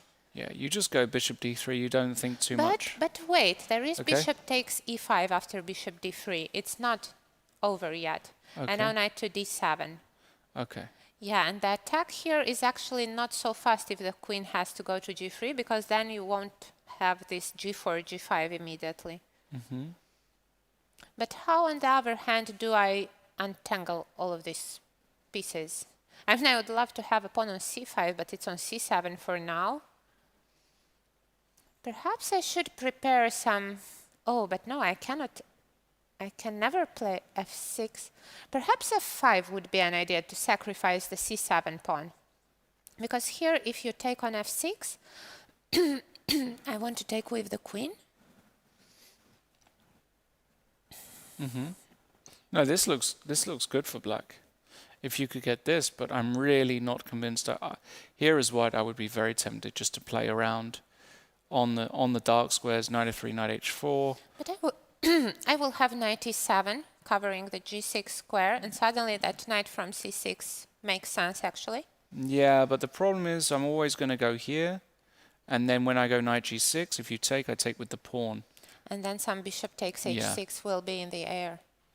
Yeah. I'm No, not this is so a happy about this is a black's difficult position. position for Gunai for sure. And I see. I mean, firstly, I expect this position just to be better for white, but of course, there's a lot of play left, and they're very low on time already, which is surprising, but a big opportunity potentially for Eric. But I can see that in the Joe Gallagher game, they're playing tons of moves. Oh, so fast. And the position has simplified a lot, actually. Yeah, but I mean, What's going on? Well, Isn't white just better here? much better. I mean, just white is doing great. He's Only if there's no such move as f6, maybe. f6. Okay. Because I'm a little bit worried about the back rank. So maybe Yes. black can activate the rook somehow fast. Knight g4, perhaps. Knight g4. What about king f7? Can I play that? Rook f5 wins a pawn, but I'm not sure I want to do it. I think Yeah, I don't know. Might be good, though. it might just be good. If you try and get me on the back rank, I don't have to worry too much. I give some luft for my king. Yeah, now I should try to get my pieces as active as I can, but I can't afford giving up the f6 pawn, I believe. So I should play something like rook d6, but Okay, it rook will be just a f4. pawn up for white, It's just no? a pawn, yeah. It's Okay, just a I pawn. could still hope for a draw here with black after, let's say, knight d3. Rook f1, yeah, because my idea was to go for knight c1, but here perhaps something like, I don't know, some knight b4 maybe, trying to make Yeah. those pawns weaker. But of course it's a dream scenario for, but wait, she just played b5 Yeah, no, immediately. well, this is critical. Her move is Yeah. absolutely critical. Trying to... But wait, I don't get the idea. I mean, with white, I could still play something like h3 in this position. Yeah, and I think that's what Joe will play. And after f6 now, I think this is her idea. Maybe. So that now my pawn on c4 will be somewhat weak. Yeah. But still knight g4. Yeah, so knight g4, I take... I take back on c4. This is a much better version, right? Something like knight e4. Rook d4, let's say. Or am I running into trouble here? You're just surviving. Knight g3, I've got king h2, and the pawn on f4 is hanging, right? Knight e2. Yeah. Oh no, there's I a check. There's a... Well, maybe not, I don't know. Perhaps I could go for rook d7, I was thinking. Yeah, I mean, I've got to be a bit... I'm playing a bit carelessly here as black, actually. Even this position, I'm not sure. But yeah, I mean, it feels actually, though I have to say, after Is b4... it some very... Why is she playing so fast? I mean, look at the clock. Just got Yeah. 25 minutes. She's got an hour and 15. And actually, if I recall yesterday's game, which Marcel played, she lost the game having like 15 minutes on the clock and a winning position precisely because she hurried for some reason a lot and she played really, really fast. And I'm wondering, is she just bluffing or... I'm not sure. Why isn't she spending more time? I don't know. I have absolutely no idea. Nevertheless, the position might just be okay. I mean, could just be okay. But I've just cheated, and I have to say that the computer has suggested something here which I didn't see. And if this works, it could be bad news, because here, actually, the move b4 is very, very strong, and I missed that. Yeah, it looks... Yeah, because we were so worried, you know, human beings. we were worried about the back rank here for white, and we tried to first create a Luft. But if you're a computer, of course you would you would be able to just calculate each line very precisely. But perhaps Joe will be able to do that because there are not so many pieces on the board, and I believe that he feels that he should have something here. Well, b4 is extremely strong potentially because after the knight moves, you just now give yourself... Oh, he played king g1, he didn't find it. Yeah, as I was saying, it is very compelling to just, you know, solve the issues of the king safety first, because you don't want to even have the slightest opportunity to blunder. Yeah, and it's not as if well, it actually this is a mistake, because now after f6, if white's best move is knight d3, then the position's a draw. Because you take... But wait, after b takes c4... No. Go on with that variation. Knight takes, rook takes, b takes, rook c3. Yeah, but this is just not going to be enough for white. I don't... Well, maybe... No, yeah, judging that by the fact that the rook... Actually, I will be taking on c4 with the rook, maybe. But rook d8. Rook d8. Yeah, that's unpleasant. And it's here, just a draw now. Yeah, it's just gonna... Well, I mean, it's one of those ones where, you know, it is just a draw. No, I mean, this just is... a draw, yeah, definitely. No, this is an imprecise... But why is knight d3 the best move after b5? After f6, sorry? So you want to go knight g4 or knight f3 or something? Yeah, I was thinking about knight g4, but perhaps... Yeah. I just am not convinced that this position is enough for white with the isolated pawn. Like, even if I just play something like king g7, let's say, how on earth is white better here? Not sure. Very good question. I mean... Yeah, it's going to be tough. Yeah, this was a real miss by Joe, actually, b4. And here I am convinced that he's quite a lot better and has got great chances. Yeah, because this pawn on c5 is just so dangerous. Yeah, that's a pity he did not find that. But it's understandable because he's got less time on the clock and, you know, king g1 just screams for it to be played. We did actually the same by playing h3, trying to solve the issue of the back rank. Right. Yeah. So let's carry on then. Let's go to Leandro Chris's game. That looks very interesting against Antoaneta Stefanova. Believe it or not, look at this. We were saying he doesn't want to take on b3 because of queen takes d4. What do we know? Because he did take on b3 with the queen and allowed queen takes d4. So black is now 2 pawns up. But white's got a lot of activity for it. And after bishop f4, Antoaneta played queen to b4 because, of course, it would be a dream if black succeeds to trade queens. Queen b4, queen c2. Keeping the queens on. Queen c5. This all looks familiar to me, by the way. Do you think it's still theory? Yes. I'm 100% sure it's still theory. Might be. I recognize this maneuver, queen b4, queen c5. But then there are a lot of similar positions where you make this. So, yeah, perhaps both players were trying... Oh, look at the clock. That can't be right. It is right. Rook Antoaneta has 15 minutes. Well, it's an incredibly difficult position. Knight b to d7, and now just takes, and rook f to d1. And, you know... oh, my goodness. But stylistically... As you know, I would never take black here, and I believe these positions are suited to very special kinds of players. Now, Antoaneta is of course capable of playing at all types of position, but I'm not sure because already here I can see some major problems for black. For example, if you try and develop your pieces with bishop e7, I believe white can now just play the move queen d2. Queen d2. Hitting the knight. So the problem is that rook d8 might not work as bishop c7. But you know, actually black has these additional ideas of trying to give some material back. Right. And hope to get compensation, but it's still not easy to find the best way of doing that. Yeah, and bishop c7 is just my backup idea, but my main idea is just to go knight d5. Yeah, definitely. What about a move like queen takes d5, actually? Yeah, but bishop And takes. e takes d5. Yeah, but How many pieces? Oh, only 2. Not Queen enough. e3. Not enough. It's No, never that's enough. bad. Yeah. So I believe that's what Antoinette is looking at, because once the queen moves, now this knight d5 discovered attack on the queen looks just crushing, and that's why she's spending so long here after rook fd1. Now let's try and find another idea. If knight f6, you also get crushed after knight. Let me see here. Well, again, a queen move first might be really good, but Actually, after knight takes b5, I can take with the a pawn, I believe.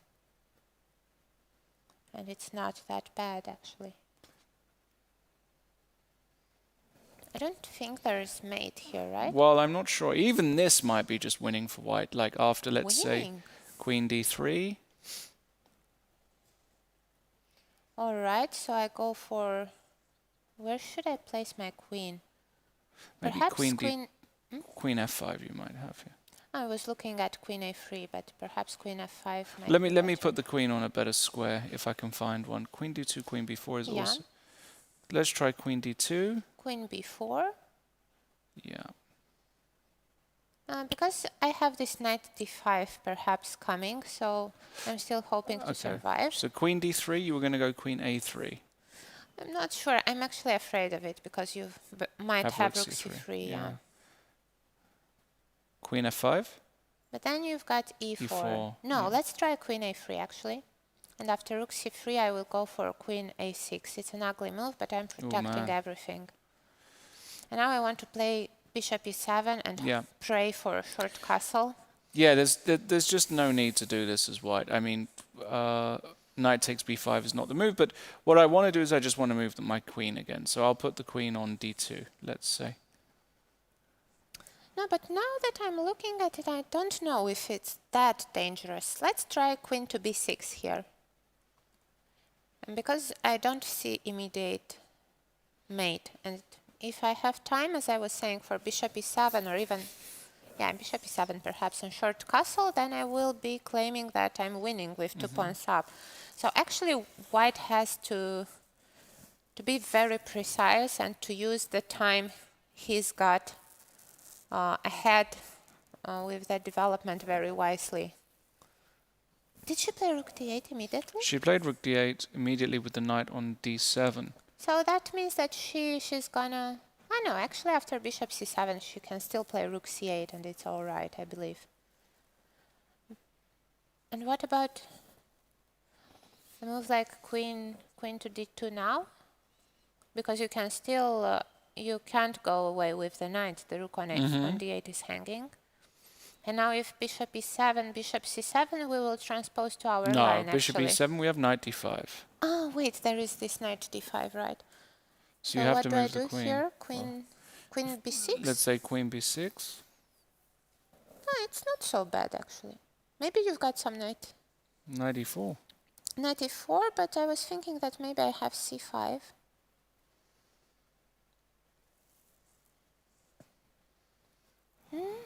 It might not be so right. bad, yeah. But the only thing I'm worried is, of course, the time, because with 14 minutes on the clock for the rest of 25 moves remaining.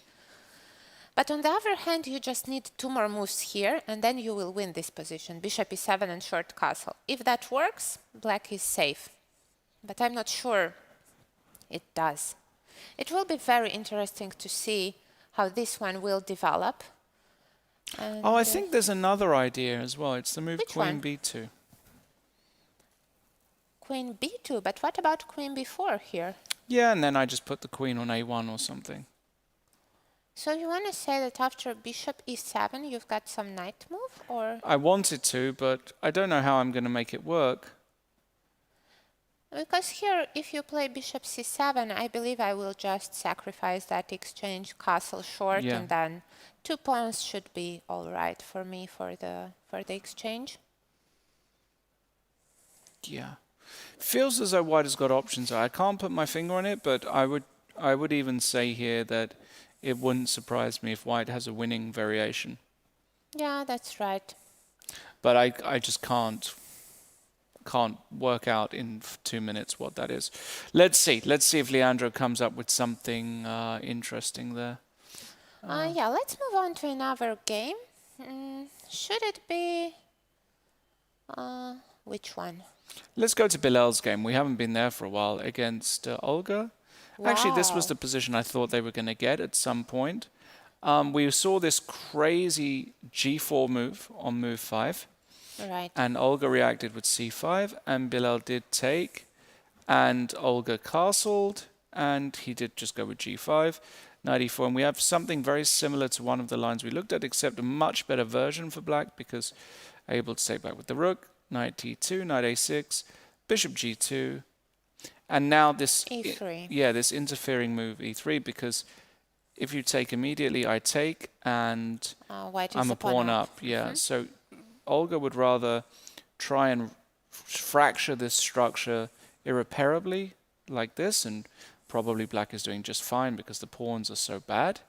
So instead Bilal played knight e4, takes, and takes on c5, and this is exactly what I thought would happen. There would be a match trade and a trade of bishops. Well, how do you assess this position? Because, you know, first of all, I thought that white is much better here because of that bishop on g2. Yeah. But then I see a very direct way for black to solve this problem, and that's by playing rook 8 to b8. I mean, rook b8, yeah, and then bishop d7, and my idea is to just trade bishops after bishop c6. So the question is, does white have time to do something about it? If I play... Did she just play rook b8, or...? Yeah, she did play rook b8. So, yeah, it's again a question of time. Because if there's no time to stop this maneuver, then it will be just probably... Well, white will still be better because the king is already in the center, and perhaps white could try to create a passer on the queen side, but probably that's not going to be enough if I trade bishops. So, yeah, I'm struggling a bit to assess this one. I just agree with you. I think white is probably slightly better, but it's not at all clear to me what the most precise avenue is here. So, for example, let's say rook d1. I will play bishop d7. And now let's say I play... I don't even know where to put this rook. I want to go rook d4, but let's say rook d2. So I've got a choice here. Perhaps I don't actually. King f8, I believe, should be the move.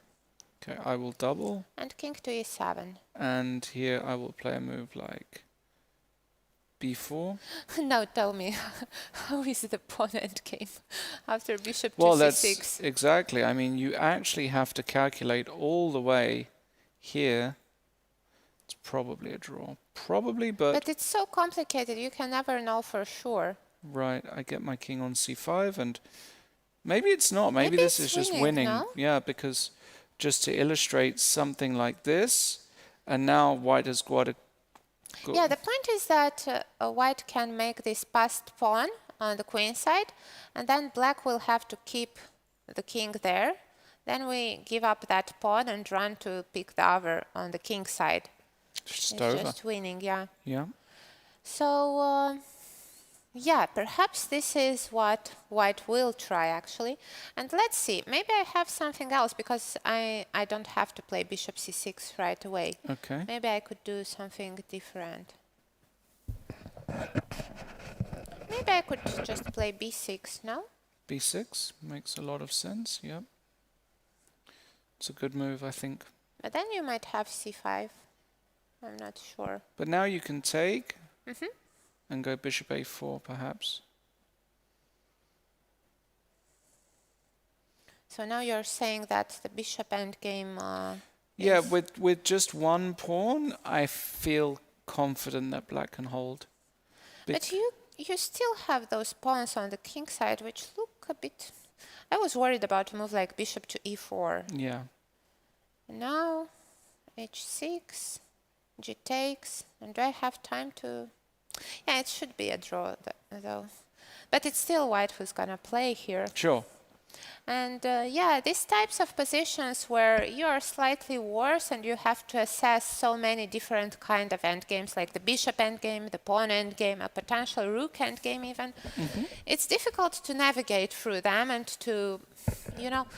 But actually, I believe that Olga is exactly the kind of player who should be able to do so, because in Russian school, you know, the first thing the kids are being taught are endgames. Yeah. And if anyone should be able to make this one work out, it should be Olga, I believe. So yeah, we're gonna see. But a very interesting approach by Bilal, and it seems like he's got what he wanted actually. He doesn't risk anything, and it seems to me like he will be playing for 2 results here. Yeah. All right, let's move on to another game. Let's go back to Hussein against Maria Muzichuk, because this game was also wild. We last saw it around here, Queen b6, where Maria was teeing up here, crazy position with all kinds of stuff going on. Hussein did eventually go for not knight d2, but knight a3. Very interesting move. Another way to develop the knight. The point being that if you take here, White's idea is to play knight b5, probably. And he has at least a draw in hand with a repetition against the queen. Are you sure? Oh, no, you have queen c4. Yeah. Okay, so what's the idea here then? Maybe knight db5. Can it be? What's the difference? Bishop. Well, I cover the c4 square now, but I've yeah, got bishop d7. d7. I don't really want to take. Feels wrong. Yeah, because I've got bishop c6 Yeah. and then g2 is hanging. Perhaps something like knight to f5. Could that... Knight to f5? I don't know. Does it make any sense at all, or will you just take my knight? Yeah, I just think I can take. Yeah, I was hoping for some rook f4, but probably it's too much. No, it's too much. It cannot be the case. What else then? All right, let's try to make knight a to b5 work. I believe it should be critical. Maybe just knight c7 and knight d5 after bishop d7. Also is very plausible with some kind of serious attack. Yeah, it doesn't feel right to take on b2, but and Maria, trusted Hussein on that one. Oh, what did I do? And yeah. Yeah, so she played instead the move bishop d7, knight c2, and now you definitely can't take because rook here immediately wins the queen. Right. So rook a to e8, and now Hussein very naturally protected his pawn, and Maria tried rook e4, rook f4, offering to trade, and queen g6, and rook a to f1, and we have this position here, which is a, I have to say that I prefer black here. Yeah. Because it looks like black's king is safe. The knight on g4, as you were previously saying, is a very good piece. And the queen on d3 might run into some trouble at some point. If there will be a discovered check or something. Yeah, I think black should be doing very well here. Yeah, I don't know about very well. It does feel as though black has some kind of control, though. I have to admit. And it's not easy to find a way to make progress with white, because the knight from c2 is not moving. It has to guard the e3 square. Then the knight from d4 is the only one which might move. But do we really want to play a move like knight to f5? Yeah, I agree. I'm not convinced. I don't know what the objective valuation is. Yeah, black is probably for preference. Yep, I agree. Maybe Hussein had to find something else slightly there, but all right. Let's move on, because I think there's a lot to be played there. Now, believe it or not. Let's jump to the game of Balázs versus Jansaja, because now we see on the board the idea which we were trying to make ourselves, this sacrifice with knight to d5. And actually rook c5 was an interesting move because black wanted to bring it over to h5 and then create some threats against white's king. And perhaps now knight d5 might make even more sense here. Yeah, I mean, I love it. Just intuitively, I really like it. If e takes d5, you just take with the pawn. And if black castles, you know, you might throw in b4 first. You might throw in b4 first, and then plant the knight on c6. And the problem is after takes, black can't go knight e5 because of the pin. Right. And if you have to go back to b8, at the very least... Oh, that's not good. That knight on b8 is now actually in a sort of a jail, right? Because it will not have any valid moves. No, this is just losing for black. Yeah, should be. Probably. Or very bad, at least. So I absolutely love it. Balázs Csonka, the revelation of this tournament so far. This young international master from Hungary. And the player who really has chances for a GM norm in this tournament. Well, if he wins today, he's big favorite to make the norm. Definitely. And I think Jansaja feeling a little uncomfortable here. She doesn't look her... Actually, she's the kind of player who enjoys these types of positions for white because she likes to be on the part who has initiative. And, you know, being myself a player who likes the initiative, it often doesn't feel so nice when you are playing against what you wanted to have, you know, because defending for a player who likes tactical and dynamic play might be not that easy. And I'm curious if Jansaja is gonna be up for the task today. Yeah, precisely. And well, big test for Jansaja. Very, very big test. Now, she's very resourceful. She's a very confident player. But I must say, I would take white every day of the week, twice on a Sunday. Lunch, breakfast, and dinner. Right. Very difficult position for Jansaja. And the problem is, if you don't take on d5, you have to come up with moves that are not...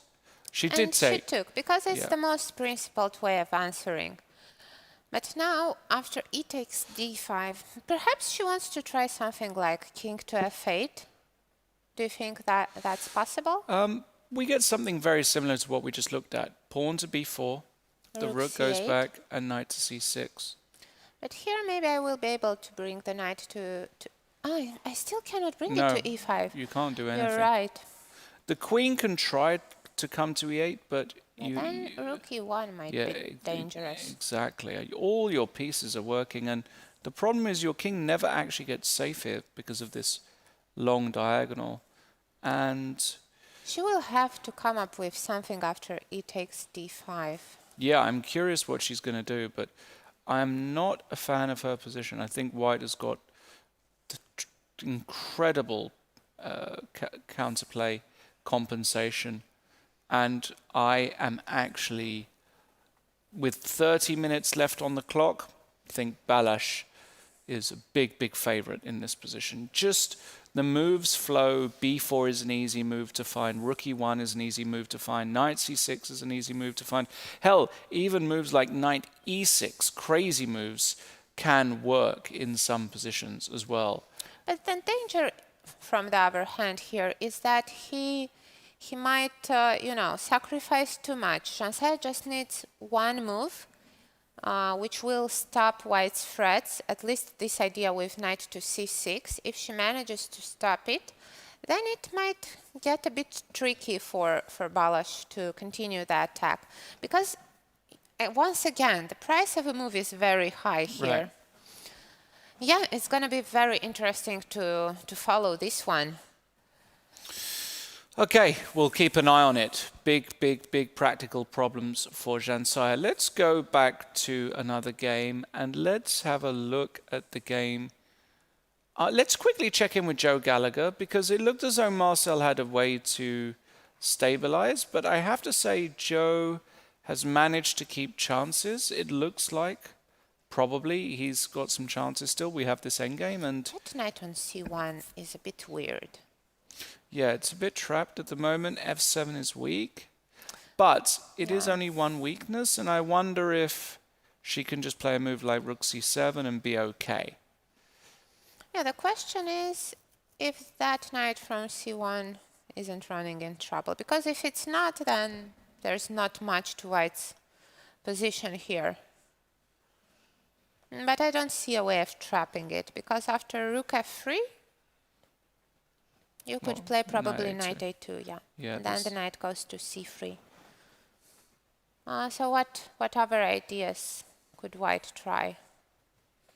Maybe bringing over the king somehow, but I should be careful, because king e1 might run into trouble after rook e7, then rook takes e5 and knight d3 check. Right.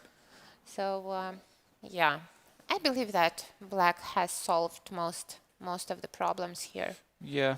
Doesn't quite feel like enough for Joe, does it? Yeah. All right, so a missed opportunity. It looks like a little earlier there for Joe. Let's quickly check in. Well, I know we're not giving this game a lot of airtime, but there's a reason for that, and that's because the position is very quiet. This is Gillian against Maria. I think Gillian has done quite well, though. He's going to play the move knight d3 on the next move. Controlling some squares, and... What about a move like knight to a5 here? I'm not threatening too much, but, you know, I'm arguing that the pawn on a3 might be weak, so you should keep your rook there, and if you play b4, then I have the c4 square. And knight c5, e5 or something. Yeah, I actually prefer black's position here. Really? Yeah. Oh, wow. I might be wrong, but you know, the danger here, I have played myself these types of structures which look very symmetrical, but the point is that the white's pawn on a3 and b3, white should be very careful about them, because when you move one of them, either of them, a4 for example, if you play, then the b4 square is weak. Then if you move the b pawn, then the light squares are weak. And actually, if white would have the bishop on b2, those problems wouldn't exist. But here, what is white gonna do? No, I mean, for sure. I mean, I'm not exactly sure what white's plan is, but I don't think I would take black. But I understand what you're saying. It's not that easy to come up with a plan for. Actually, Marie just played knight. Did she? Oh no, she did not play it. It's still our line. Yeah, but no, definitely Gillian did his best to be very solid today. Yeah. And actually, I hope somehow that he will be able to stop his losing streak, and you know, because it's very difficult when you've lost so many games in a row. Absolutely. Let's go back to Erik Roseneng against Gunay Mametzada, and she actually played a line I was thinking of when we were looking at this. It's pretty much the position we looked at. King h8, bishop to d3 was played, and now she made a stand with bishop takes e5, takes knight d7. Okay. Oh, look, sorry, I'm just going to interrupt you, but I can't help noticing that Erik has a chess shirt today.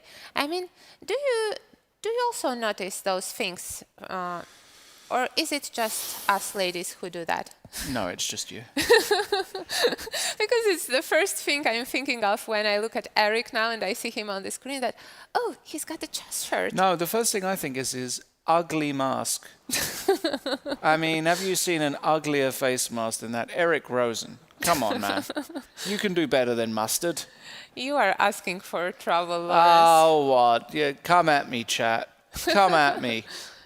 No, the first thing I notice in this position is, well, talking about the position, this is what I thought Gunai would play. Knight c5, bishop c2, and now this is one of the typical ideas, which is to go bishop a6. Right. Right? And the point is this d3 square is weak, right? Definitely. And I was actually thinking of this variation, castles, and if Gunai plays knight d3 check, Eric can just go king b1, and the knight actually performs. It looks dangerous, but it's not, because the knight's coming here next, and the knight is just suddenly very exposed. And the bishop on a6 is weird after that Right. one. So she played bishop d3, and the point here is she's trying to exchange the light square bishops, and now Eric plays a very interesting move. The move queen to h2. So basically, I believe that he wants to prepare g4 and g5. Yeah, and he wants to just try and find a route through to this king. And I have to say, if I'm Gunai, I'm still slightly concerned because White's play is very automatic. I would say that one idea for Gunai here is to play the move queen c8. Queen c8. Ah, so you want to go for the light squares. Yeah. But should I be worried about it? Well, possibly not, but it's certainly a move on my radar. Yeah, that's actually an interesting one, because now after g4 you can play queen to a6, and I don't... Ah, actually I have king b1, surprisingly. Well, just by the skin of your teeth. I mean, I can take on a2, rook a1 is your claim, but I can give this check.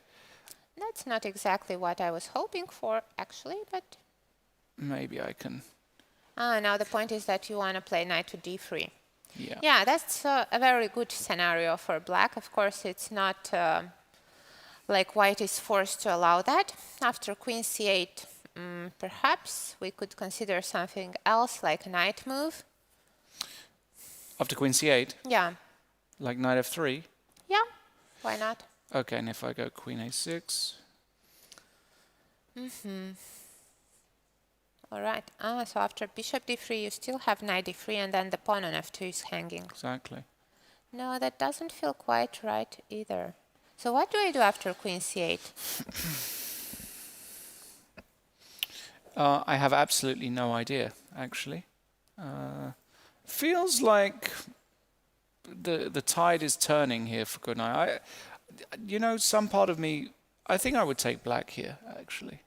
I just think that White's whole setup is a little bit...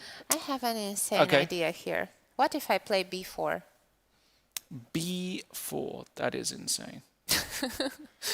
That has to be completely nuts. Well, you probably want to take on c2, right? Probably. King takes, yeah. Now the question is, where do you place that knight?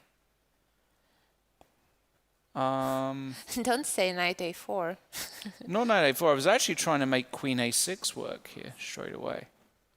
Oh, yeah. That might be a problem, actually. But what if I take the knight? Yeah, queen takes a2 check. And then I run to d3.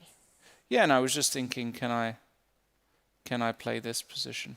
I think white should be all right here after king e2. Probably. Probably is not king d3. But actually, we have a move, I believe. Gunai played something else, I guess, because her queen looks like it's still on d8. She went for f6, and that was the plan which I was trying to make work some moves ago, right? Because here a pawn, well, actually it's not a pawn sacrifice anymore now that the pawn on f2 is not protected. Her point is that after e takes f6, she will take back with the queen, and now e5 is a threat. And then if black gets these nice pawns in the center, then might be a problem. And actually, I'm not sure. What do you do after? Perhaps something like knight f3 already is necessary. But now I can just do this. I can take... No, immediately. Instead of e takes f6. Sorry. Knight f3. Yes. Yes, I think he'll probably do that. And now, probably you have to take. Yeah, but it feels that black has no problems at all, actually. Yeah, it doesn't. It doesn't feel bad for black at all. Yeah, a little bit... Maybe it was a bit premature to castle on the... But who knows? Perhaps it was altogether all right for black, right? Yeah. Because you didn't make any mistakes. Like, all the moves were quite logical. Okay, knight c6 was a bit weird, but it had its ideas.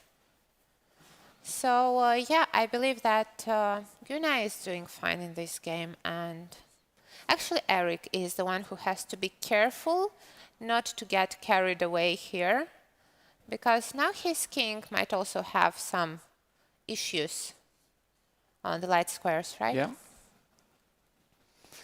Okay, let's keep on. Let's go back to Jovanka Huska's game, because I was saying that I was very concerned about her position a while ago.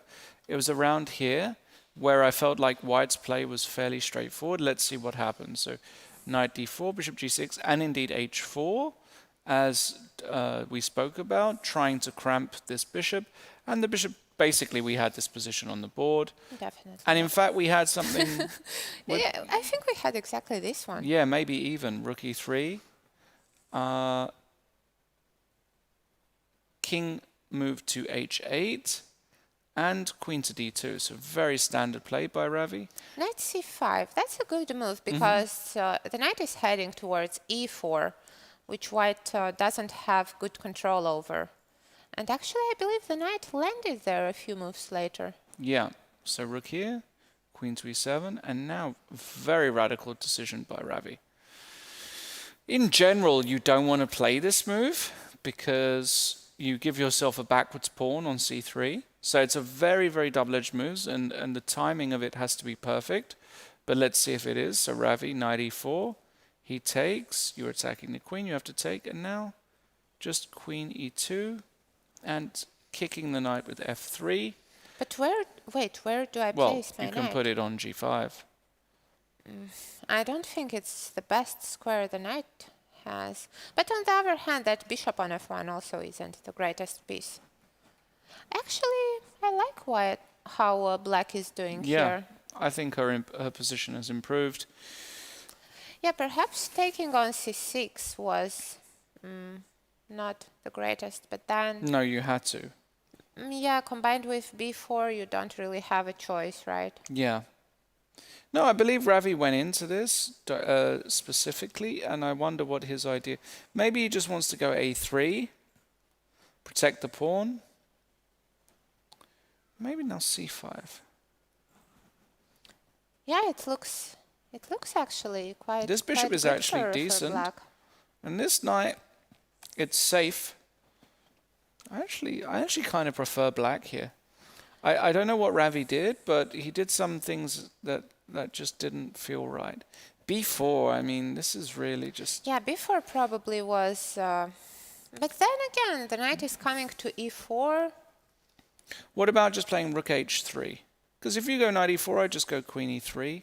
So what's the difference? The difference is you did not take on c6. Exactly. And now when I go, let's say black now goes rook c8. Now when I go f3, knight g5, I can go rook g3. And actually this knight now is just under attack. Yeah, it seems like a better version for white. Much better version. Yeah. Yeah, b4 I absolutely hated, and he spent 11 minutes on it. And I just, again, intuitively didn't feel right, but... Maybe he's got some idea to it. But judging by what I see on the clock, it seems that he's not having an easy time finding moves he likes. Right. So, yeah, good to see Jovanka playing a good game so far, because she was struggling until this point of the tournament. And, yeah, that's going to be interesting. It is. Let's quickly check in with Sabina Brunheller and Pierre Kramling. We'll look at the position right now. And we have a kind of typical position that we've been looking at with the bishop now landing on b2. But my question is, what's going on after e4? So you want to play e5, but actually I can just ignore it and go for knight c4, I believe. Right. Because my point is, after, yeah, let's say take, e5, I've got queen d5 or queen c6, and then I threaten mate on g2. So you don't really have time to take my knight from f6. And actually, I really like what Pia did, because if you were watching from the beginning, I was struggling to find a good plan for black, and she went for a different one which I didn't think of, taking on d4 and only then playing knight a5. And I guess the idea is to go for knight c4 and try to win one of the bishops. I mean, not win, but trade one of the bishops. And then if white doesn't have anymore the pair of bishops, black should be doing fine, right? Okay, I'll tell you a move that I love here for white. Which one? d5. That's a very unexpected one. But yeah, I can see what you mean. Because what if I take on d5 with a pawn? well, yeah, so we'll discuss that. But just to illustrate, if you take with a piece, the point is I see a tactic. So any piece that takes, I have e4. And if you take with the pawn, now I have the f5 square to work with. So the question is, let's say I go knight f5. And you want to go for those sacrifices again. I can smell it. Yeah, you're right, I do. You probably have to go queen e6 or queen d7 here. Yeah, I think queen e6. No, but I'm running into sorts of No, queen e4. e6, e4 now is gorgeous, yeah. Look at this. And then g7 is hanging, you can't take it because of this. Oh my goodness. And if queen d7, now I just take on g7. And after king g7? Well, I have a few ideas here. So But you don't have queen g4 at least. I don't have queen g4, but I have some ideas. So one idea is just to play bishop takes f6 check, King takes. queen d4 check. All right, where should I run away? Perhaps to... You can I'm not probably sure. go to g6 though. This is the only problem. Right, because after bishop b1 I've got f5, and now Exactly. knight b3 will be a threat, perhaps. Yeah. So I don't intuitively like bishop takes f6, and I wanted to go e4 anyway. How is this? Now my threat is to go e5, e6 check, or rook e3, rook It might g3. not be enough though, because I think I have d4.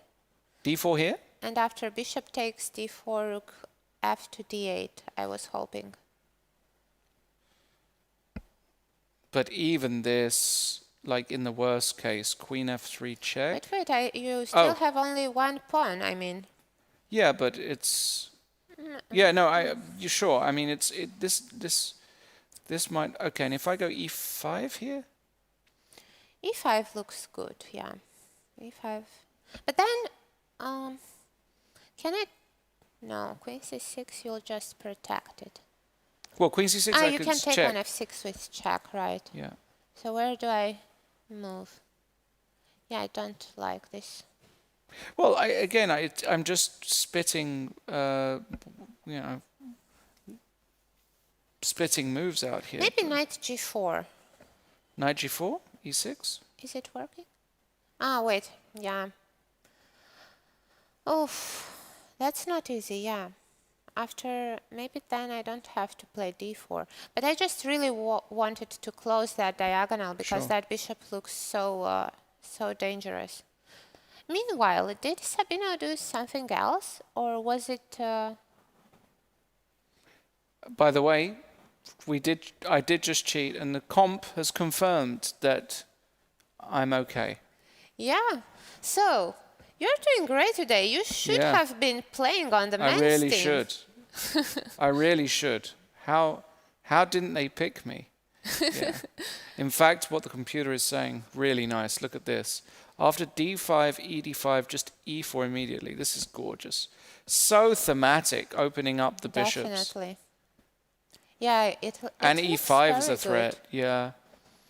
And I believe that's actually good news that Sabino played something differently, right? It's good news for the women's team, yeah, because he played e4, and now Pia quickly put the knight in on c4, predominantly because of what you were saying before, that after takes e5, there is no piece win because you threaten mate. So I actually believe e4 is quite a serious blunder or mistake, allowing knight c4, and now I feel like black should be fine-ish. Maybe Sabino will take anyways. But this is a dream semi-Tarrasch, I believe. I think you actually For who? want for black, I mean, no? No. Isn't it? No. Why not? Because after d5, things are still very difficult. Now your point is that I cannot play e5 because of knight f5. Exactly. I mean, I can play, but it looks a bit weird. It's over. Yeah. Is it? Yeah, queen c7, c7? d6. All right, then queen b8, not queen c7. Queen b8. This is just horrible. Is it? This? No, this is like Is it over. so bad? I would say this is like close to losing. Queen d2. So your point is that you want to go for queen g5. It just has to be over. I mean, even if I just play positionally with f3, I mean, if we just take a look here, amazing knight, protected pass pawn, weakness here. This is... Yeah, that bishop on b7 isn't a happy piece. All right, so after d5, what do I do here with black? The knight could still be very, very difficult. Maybe, I mean, Sabina will play d5 here, there's no question about it. It's thematic. You're opening the position. You're also, I mean... Wait, what about a move like knight to d7?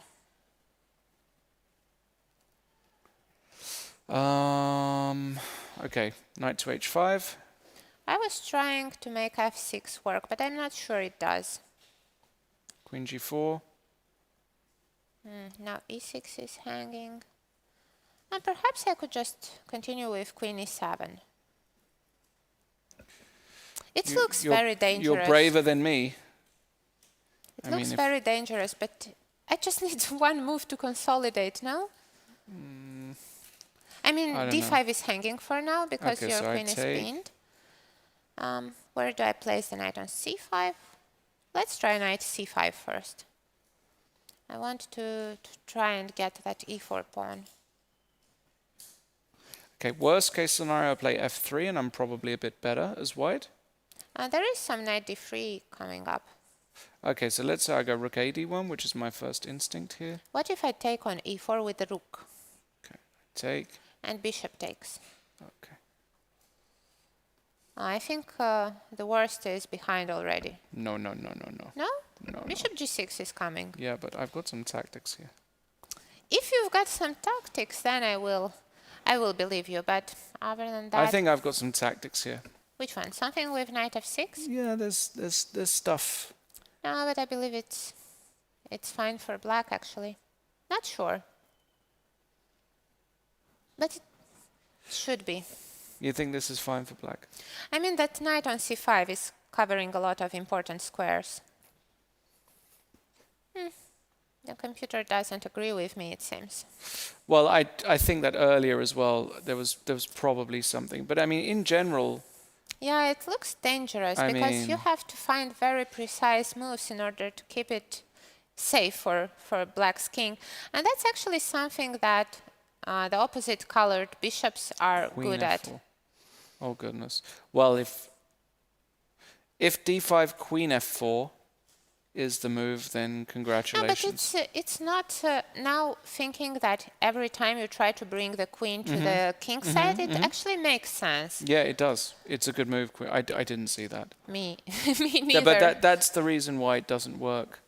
But I mean, before I'm very surprised that he didn't find d5 because... Yeah, it looked like it was a better version of all those ideas against black's king. I mean, it just looks great for white. Okay, so Pia hanging on in there. What about Antoinetta? She has got 5 minutes for 23 moves. That's tough, but actually Leandro has been thinking a lot as well because he had like 1 hour 10 minutes 2 moves ago, and now he's got 35 minutes. And they went for some line which we did not discuss. Somehow white's bishop landed on a5. Well, I guess the idea is clear that white wants to keep control over the d8 square. Right. But then how do you continue the attack? Because black has one very simple idea, to go bishop e7 and short castle. I know that you probably think now that you prefer white. Well, no, I mean, everything depends on this move, because bishop e7 castles, and But wait, there is also the threat of b4 immediately, and I'm winning. Am I not? Ah, b4 is the threat as well. Wait, but couldn't she play that? No, she couldn't. Because then there was the intermediate, probably queen d2 or queen to something, and then... Yeah. Okay, so let's have a think here. Knight f6. Antoinetta. Okay, there's a lot to calculate here. This is not something you can just do in 5 seconds. Let's see. Actually, I see that the question in the chat was already answered. Men are leading with +4. So it's a very important round today. If the ladies want to close the gap, they need and try to win some games here. But most importantly, not lose any of them, because today all the ladies play with the black pieces. So perhaps they could try to get a point where they can, and the others, maybe they could try and draw them, and then they will have a chance tomorrow with all whites. So yeah, that's going to be very exciting to follow. So, meanwhile, did you come up with something? I didn't come up with anything just yet. I mean, I'm trying to make knight takes b5 work. It's one of the moves. b5. Yeah. What is that? Well, Queen. Okay, let's say I have two ideas. First, to take on c2, and the other one is to take on b5. yeah. So let me take on c2 first. Okay, I take. And now a takes b5. Yeah. And here I wanted to play rook takes c6. What is that? Doesn't work, does it? Bishop takes? Yeah, you just go. Unfortunately, king e7, bishop b4 is mate, but you've just got rook takes c6, and it's not mate, unfortunately, because you have king e7. Yeah. So that just doesn't work. So I'm trying all the sacrifices. What happened? You took on c2, and I don't have any useful intermediate checks, right? I don't think so, because then I will be able to capture it. And here, there's nothing here, right? Rook. Shouldn't be. Well, even here is not. I mean, it is. It should be over. But rook d7? Yeah, rook d7, rook b1. You're going to put a knight on d5, right? Yeah, definitely. No, this can't be right. Yeah. Okay, so probably this doesn't work. Okay, I still feel like I want to move the queen to be able to threaten knight discovery. So, what if I play the move queen d2? All right, so the critical line should be something about b4, I guess. No. No? I don't think so, because I think... Are you not running into stuff immediately after knight d5? I might be. Actually, I might be, yeah, because now after queen a5 you have a pretty mate. Yeah, I can't afford playing b4 then. So that means that I have probably to go away with the queen. But where do you go? Not sure, because I really like that b6 square, but now that bishop on a5 is covering it. What about something like... No, but I don't want to put it on e7 either, because then how do I develop my pieces, right? Exactly. Here, actually, now I start to get really excited about the Brilliancy Prize, because now... You want to take on b5, don't you? No, well, I'm certainly thinking about it, but I can also... I've got a lot of ideas. I think that doesn't work for now, but yeah, queen e7 just feels wrong, because I will need so many more moves to finish that development. That might actually be already and the trouble point is, for black. If you go... I have to play. Yeah, and it's knight just f6. losing here. Any move is winning for white. Queen d6 or... Yeah, queen d6 looks very convincing. And something like this. But that bishop on b7. Yeah, and now you just need, I don't know, some kind of accurate move, rook e5, let's say. And then bishop b4 and then bishop will b4 be coming. Or even queen. Or even this Oh. might win. It might not, though. I mean, you don't have to do this, of course. No, that's probably a bit over-optimistic. It's probably still winning because you've got this. c5. Ah, right. And after rook c5, you've got rook d8 mate. Now, yeah, I I have to say I struggle to find a defense for black after this queen d2 move. Should we cheat? No, You don't want to cheat, okay. no. So queen d2. The players are in a difficult place. Let us be there also for them. Okay, queen d2. So what move does Antoinetta have here? My threat is knight d5 or knight e4. Right. What about a move like... No, but queen a3 doesn't make much sense So let's either. say, yeah. No, wait. It actually makes sense. Which one? Queen a3? So let's try Queen a3? queen a3, yeah. My idea was to continue with knight e4, bishop e7, you know. Okay, I'm So- going to go knight takes b5 now.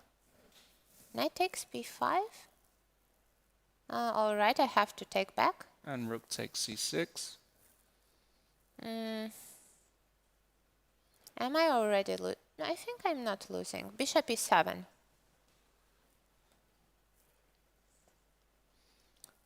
Bishop takes c8. King f8. I'm running for my life here, but You are running. It's not quite mate, is it? no, it's not, and I've got a piece for now. I wanted to show you a really pretty move, though. That after Which one? here, I can do... sorry. Actually, you can just take with the bishop on c6. Yeah, and after king e7, I wanted to show queen d8 check. And bishop Oh, that's takes a d8. beautiful mate. Right. Very nice one. But my spidey senses are telling me this is losing for black. You think? Maybe I can even start with the bishop here. What if I take with the bishop? You Yeah, can't that take might with... be problematic, actually. Yeah, because this and now this. But wait. Don't hurry here. Okay. No, I have to take, I mean, Oh, I have okay. to take with the bishop, Okay. and now after rook c6, I've got to think. So I'm still a piece up, right? Yes. Let's try a move like rook to a... Oh, please don't spot rook a6. Well, rook a6, of course, I have spotted. The good news is I've spotted rook a6, but I want more. What if I just play queen to c2? Queen c2 looks... but I have a nice resource here. Okay. It's bishop c5. Oh, nice. Yeah, now I want to castle. And my worries are behind, I believe. Ooh, that's nice. Oops, sorry. And you just want a castle. Yeah. Okay, my spidey senses tell me this loses. I will. And she put the queen on a7, by the way. Maybe that's better, actually. By the way, he did play queen d2 and queen a7. Maybe that's better. I think it leads to the same result. Might be, but you have to prove it with white. As I was saying, I need one move and I'm fine. If I have time to play bishop e7, you don't have any attack. You have to make your tactics work here.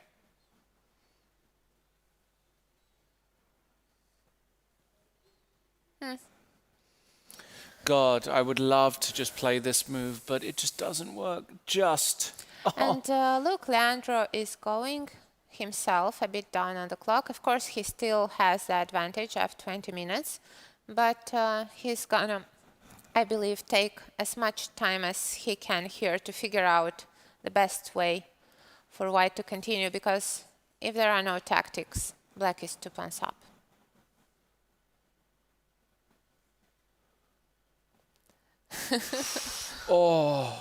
Yes, And he took. baby. He took. I knew it. But I think he might be missing something. No. A takes b5. No. You don't miss something here. Okay, I think so... he might be. No. All right, so where is the mate? Bishop takes c6? Well, he might go with the rook. Let's say we go with the rook. But didn't we look at something very similar? No, it was different. All right. So, bishop E7. e7. Okay, let's try this one first. So I take... Rook c8, bishop c8. And yeah, this Bishop and king c6. f8 we were doing, right?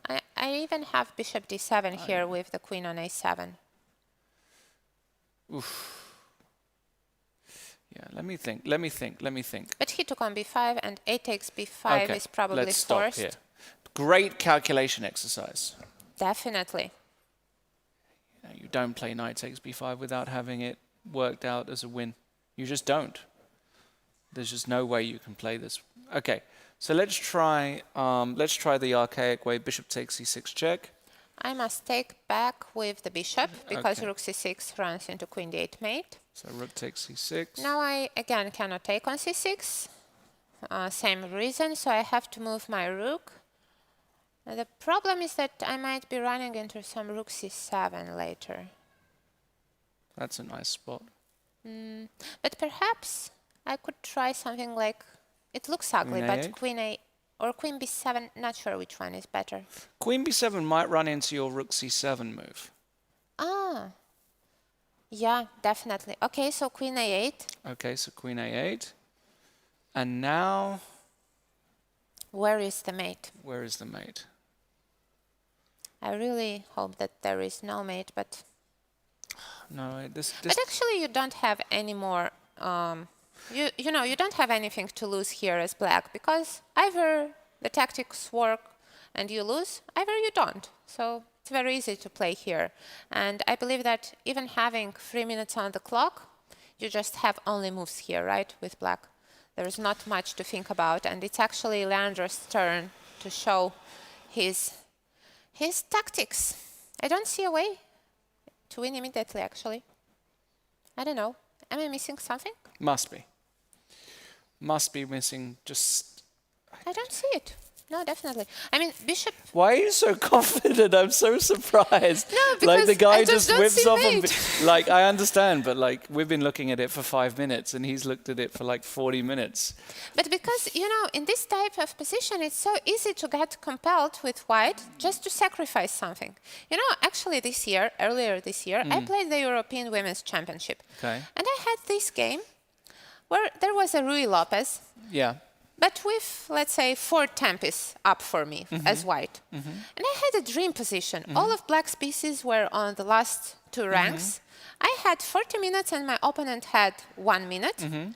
And actually, I felt so much pressure, and I eventually went for a sacrifice, which I felt that should work. But my opponent just kept making the only moves, and I eventually lost that game. Okay. So I can, you know, I can relate to this one.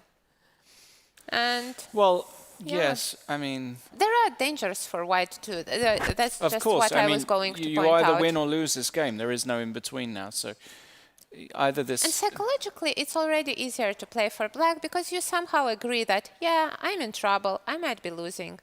But, you know, you are calm with that. She should have had enough time to accept that. And now it's Leandro's turn to prove that the tactics work. Surely something works. Let's try to make it work Okay, then. let's keep on trying. So we tried rook. So rook takes c6. You were going bishop e7, right? Yeah. Okay. Is there anything else genius here?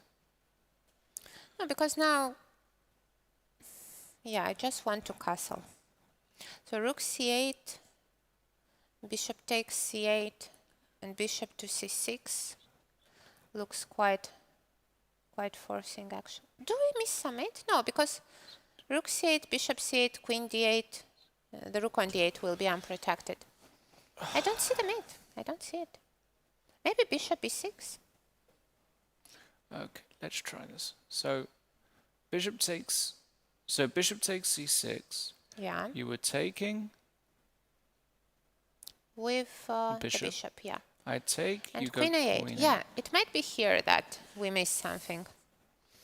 Because it looks very scary, I must say. But the knight on f6 is protecting d7, and you don't have a way to attack it immediately, right? And try and distract it. What move are we missing? It should be something, but I failed to see it. Maybe something like rook d6? Could that one work? Probably not. No, it's not working. No. So I don't see it. Surely he doesn't go for this. Has he Wait, there can... Oh, no. go on. No, it's just false alarm. God damn. Oh, this is frustrating the hell out of me. Bat Boy says it's too tactical for poor Lawrence. Pat, it's Lawrence with a W. And anytime you want a game, my friend, you know where to find me. You can show me your superior play. I'm sure you'd be more than willing to do so. Yeah, actually, we are having quite a tough time with this position, but that's exactly why there is so much pressure on the players right now. Because if Leandro would see the winning, he would have played it right away. But he's taking some time, and I believe he might not be that sure anymore. Let's have a look. So knight b5, let's try this again. A b5, bishop c6, rook c6. Queen a8. Queen a8. It looks critical, yeah.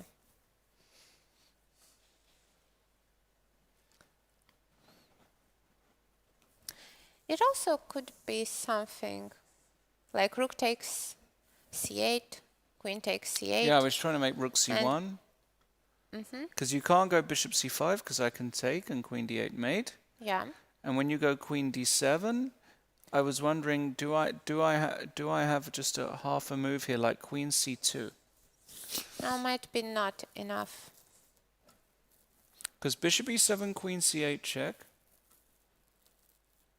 All right, even bishop d8 might Bishop be d8, all right. I take. Queen takes. And queen c6. Knight d7. Rook d1. No, but it's not enough for winning. Probably not enough for, but you'd be surprised if I take on b5 and the a pawn starts rolling. I mean, I don't know. It's probably not enough for a win. Maybe you can go king e7, king f6 or something. But I could even play something like h5 and rook h6. Do I have enough time for that? No. I mean, you do, but it's.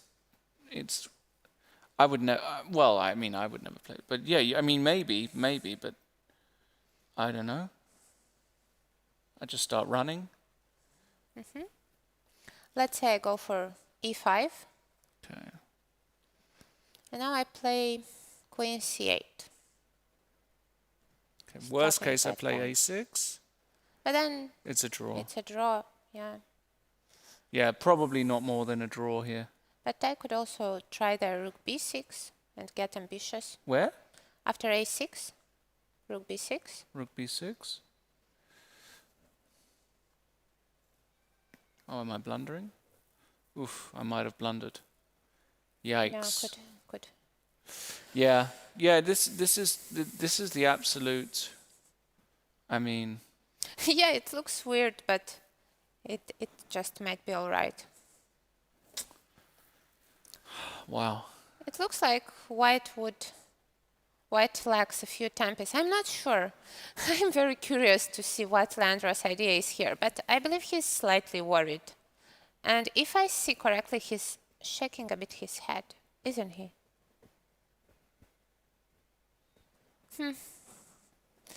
This game is really interesting, but just meanwhile we've yes. had two results actually. Yes, we have, yeah. So two draws between Gillian and Marie. A good result for Gillian Really because he had some tough games and some tough losses. And Joe made a draw against Marcel. It was that game where we saw an end game actually quite early on. So yeah, all logical, I believe, so far. And there are 8 more games in progress, and all of them are really interesting. Should we check the game between Balázs and Jansaja, because Balázs also sacrificed the piece. Yeah, so, let's go there. It was that 95. My word, look at this Wow. position. All right, let's quickly go back and see what happened, because something similar happened to what we were looking at. So when ed5, knight e5, blocking, which is natural, b4, kicking the rook, and then throwing in this knight to c6, taking advantage of the fact that f6 is weak. So if you take this way, in the end... But weren't we trying to make f4 work first? He chose knight c6 immediately, no? Yeah, he did. I don't know why he did this first, but, well, maybe the reason is that Knight g4? bishop takes e5 is a threat here. Ah, right. So she went queen c8, and now the point is he gets this b5 construction, right? Which is effectively his compensation. And now c5. Look at this move, What? c5. Ah, it's beautiful. It's just great. I mean, it looks great anyway. Yeah, it looks it looks very, very nice. But I mean, maybe he's just crushing her. B takes c5. I'm a bit worried about his time, that he doesn't have so much left, just 6 minutes. Yeah, but f4, kicking the knight. Knight g4. And now b6. But wait, you have sacrificed quite a lot. But No, this rook pawn c6, is... yeah. this is what she played, but hold on. Did she? This looks... Because after bishop yeah. c6, there is queen c6 and mate on h1 is There coming. is, yeah. I think Did he make a it's not that mistake? easy. Did he make a mistake? Oops. So what's his idea after b6, rook c6? Maybe he wants to go rook e1. Yeah, definitely. That should be the case. Maybe But- that's what he wants to do. But it's still not winning. I mean, I have to make again a very ugly move, which is knight to g8. Knight to g8. But wait, I also have rook c7. Maybe I have to. No, rook c7 is terrible. Okay, knight g8. No, but this looks bad for black. But This looks bad. I'm only a piece up, b7. right? Yeah. Queen takes. What I to take do? on g4. It's over. Oh, it is. Finished. It actually is. Yeah. Yeah. no, Rook this e1 is a good move. this What do is- I do after it? Don't know. Maybe it's just game of the tournament, basically. Wow. Rook e1. I'm attacking the bishop. I'm threatening mate. You can't move the queen because this guy drops. That's just completely. Wait. Okay. What Let's we got? not hurry. What we got? Let's try rook c7. Rook c7. Yeah. I'm sacrificing an exchange. What to do? I mean, I have 2 pawns for now. Bishop f3. And you want to take, yeah. Or queen takes a6. Or Oh, guys, it's... But wait, after bishop f3, maybe I still have rook h2. queen takes a6 was probably winning, but it's complete. But I just go queen takes a6. Wait. Do I have no hopes at all here? No. I mean, I have 2 amazing bishops. Yeah. I'm a exchange up. I'm not even a pawn Unfortunately, I down. will have to agree with you, and I believe he's gonna play the move rook e1. No, this is just a masterpiece by Balázs Csonka. Balázs the Chomper, he'll be called after this tournament. This, I believe, will be the game of the tournament if mean, it's this is winning just for a white. crush. I haven't seen such a beauty in a long time, What actually. a crush. And I see 0 moves. Maybe her best move is to go back with the knight, actually. But even after takes now, both is hanging, and no, this is just Wow. what a masterpiece. Yeah, that's... I mean, we're going to have to That's get a Balázs in the fantastic studio. game. Yeah, I mean, this But is... he, you know, I could feel his excitement the last time he came to the studio after one of his wins. And then after that one, he won 1 more. And today, I believe, might be the 3rd one in a row, right? Could be, yeah. Could be 3 in a row. Wow, that's just amazing. Let's have a look at the game of Eric versus Gunay, because it also promised to be very exciting. So we see. Not so exciting. Looks bad for Eric, or at least looks good for Gunay. I mean, at least okay for Gunay. There are some knight h4 ideas, though, but you could probably take on f2. Yeah, the only problem Gunay's got is her time on the clock, which is only 2 minutes for 18 moves, as somebody was saying in the chat. But the position looks quite good for black, I have to say. Yeah, looks just fine. I mean, I think we should stay with the Csonka Balázs game because it's just Definitely. Well, or we go back to very quickly. Let's go back to Leandro. He hasn't made a move yet, so maybe he miscalculated something. Maybe you're right. I am so curious though. Here, if there's a win, I think. Oh Yeah, my and I've got word. it right. Well, I mean, white is doing very well. No, but I mean that black isn't losing. Yeah, knight takes b5 might just be a draw after. So takes, But takes, after rook c6, queen a8, and now it's our queen. variation actually. Yeah, but white has to find a very difficult move here. Queen c. Queen c. I think I said queen c2. at some point. But queen c3 apparently is the but- move, and the point is if but you if take on c6, I You've go got rook d8 rook check, d8. and I have a perpetual, a yeah. weird perpetual. Yeah, because otherwise black is getting too much material. But He went rook takes c6. it's just, it's terrible after bishop e7. And Right. What's his idea after bishop I don't know. e7? He wants to just, you know, he's thinking... he went for this variation, but after Yeah. bishop d7, Maybe white he is wants to busted. go rook c1, rook c7. That's what he wants to do. That's what he wants to do. Rook c1, rook c7. I think Antoinetta is going to find her way through these variations because, as I was saying, she's forced to find only moves. And that's the danger when you sacrifice a lot of material. Yeah. Very interesting. And actually, I did not expect this game to be that aggressive because Leandro has been playing positional chess up to this point. He wasn't going for so many tactical complications. No. I'm very surprised. And I guess we'll see if Etty is... Let's see, and she does go bishop e7, of Bishop course. e7, yeah. And now he has to take and go rook c1. But big danger now for Leandro. Probably should have bailed out with the draw. I wonder if before all the way back here, sort of after bishop a5, knight f6, if he has something. And again, my gut tells me he does. But no, apparently Probably just enough compensation, but... Yeah. But bishop d8 is just the most ridiculous move. I mean, it's a beautiful move because you're threatening takes in here. And you're stopping bishop e7. I mean, this move is just, they throw gold coins on the board, but it might not be much after. He didn't do it because of knight d5. But yeah, and now he had to find the ridiculous move, bishop h4. Well, it's not And not now easy you're to- threatening e4, knight takes c3, and queen d8 mate. Right. I mean, this is just stunning. This is next level. I mean, somebody like Rapport or something like that would find bishop d8, but all right. Can't be too hard on the guy. Yeah. I think he might regret for being overambitious in this game. Because I believe that Antoinetta would have been otherwise happy with a solid draw with black. And if he's going to lose this one, it will be a great moment for the women. For the women's team. Huge. Yeah.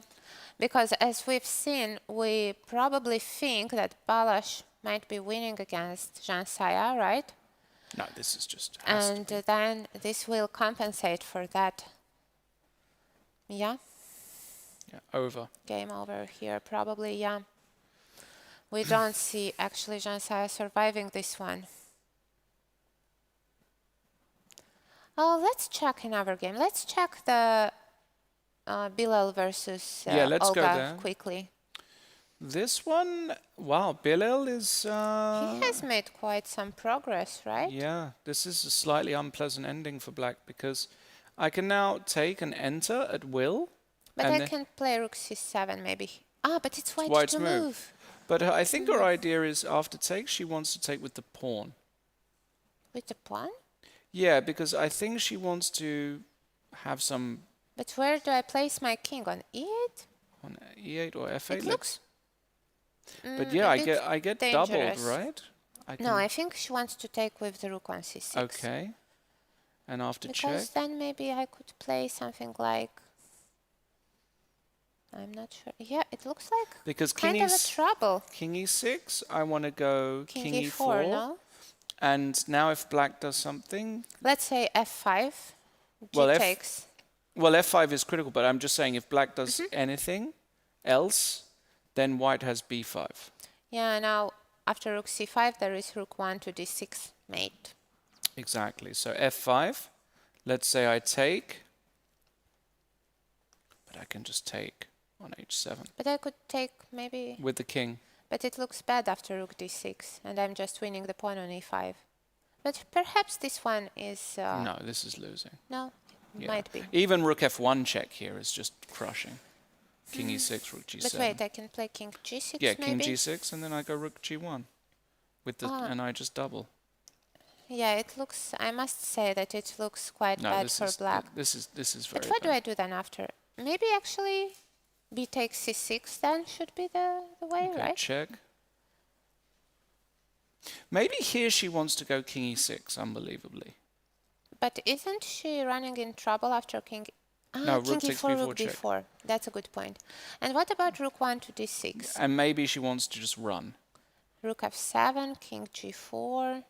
But actually, you might want to consider even moves like... No, king f3 is probably all right after e4, so king g4, yeah?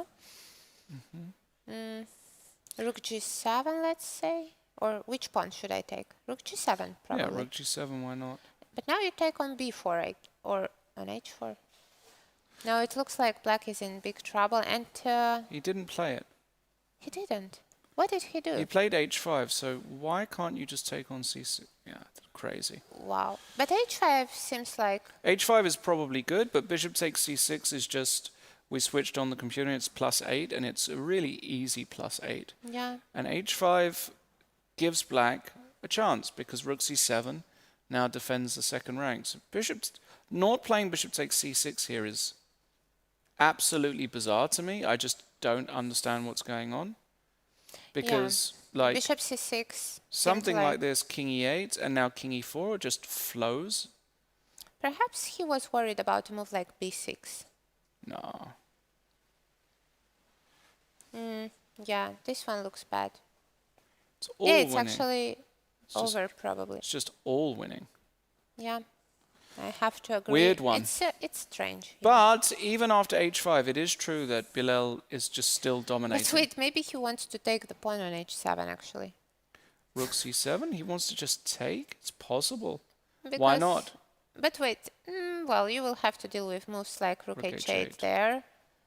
g6? g6, maybe I could And play f6. f6. But then But you have h6. Yeah, exactly. Yeah.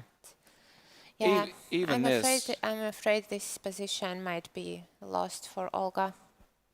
Yeah, it looks bad for Olga. Irrespective of what she does here, it looks... Yeah, so this one is trouble for the ladies team. Let's try to find a game where the ladies are doing fine. What about the game of Maria versus Hussein? Well, she's doing more than fine here. She's got an ending where she's Does a she have a pawn pawn up. up? Yeah, she's a pawn up and active. Is it enough? That's a big question after Yeah, I'm rook not sure. Probably is. King But d6. where do you place your king? Now I have f5, maybe. Well, the Lone Ranger. Rook c2. King g3? Rook c2, king g3. And if I take, you want to just Yeah, go. run. Okay, got to be a little bit careful here. Yeah, this was what I wasn't sure. Okay. But maybe you have d4, right? d4. And if f6, rook c7. But I'm worried it's still not enough. Now rook e4. And king d5, rook e7. Or Maybe. rook e7 is actually interesting, but let's say I take d3. Can I go rook g7 here? Perhaps. Yeah, might be the Yeah, case. maybe It he's might not be enough. Maybe king to the other direction. What so if king f5? f6? King f6, okay. And now what if I play rook e5? I want to protect it with rook d3 Okay. and try to contain white's king on h2. Let's say g3. And now I will start to push the pawns on b5, Okay, I'm going to come. b4, Yep. rook d2, Yep. rook a2, Yep. and rook... g2. Actually, even... Rook b2. Yeah, I was thinking about rook b2, actually. Could be unpleasant still for white. Yeah. Might have to try some f5, but I'm Wait, what? Rook takes b3? king f4. Isn't it just bad after Should just be h5? bad. Yeah, h5. I mean, you're holding on to a bunch of pawns. King e7? I don't know. It should be lost, though. Really? I think so. Rook f3?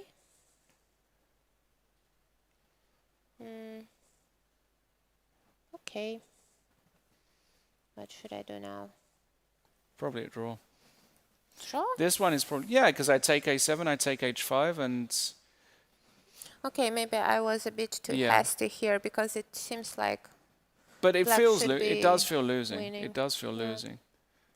Okay, we're going to have to, I think we should come back to that one a bit Yeah, later. definitely. So we think that Maria has got quite good chances here with the pawn up, right?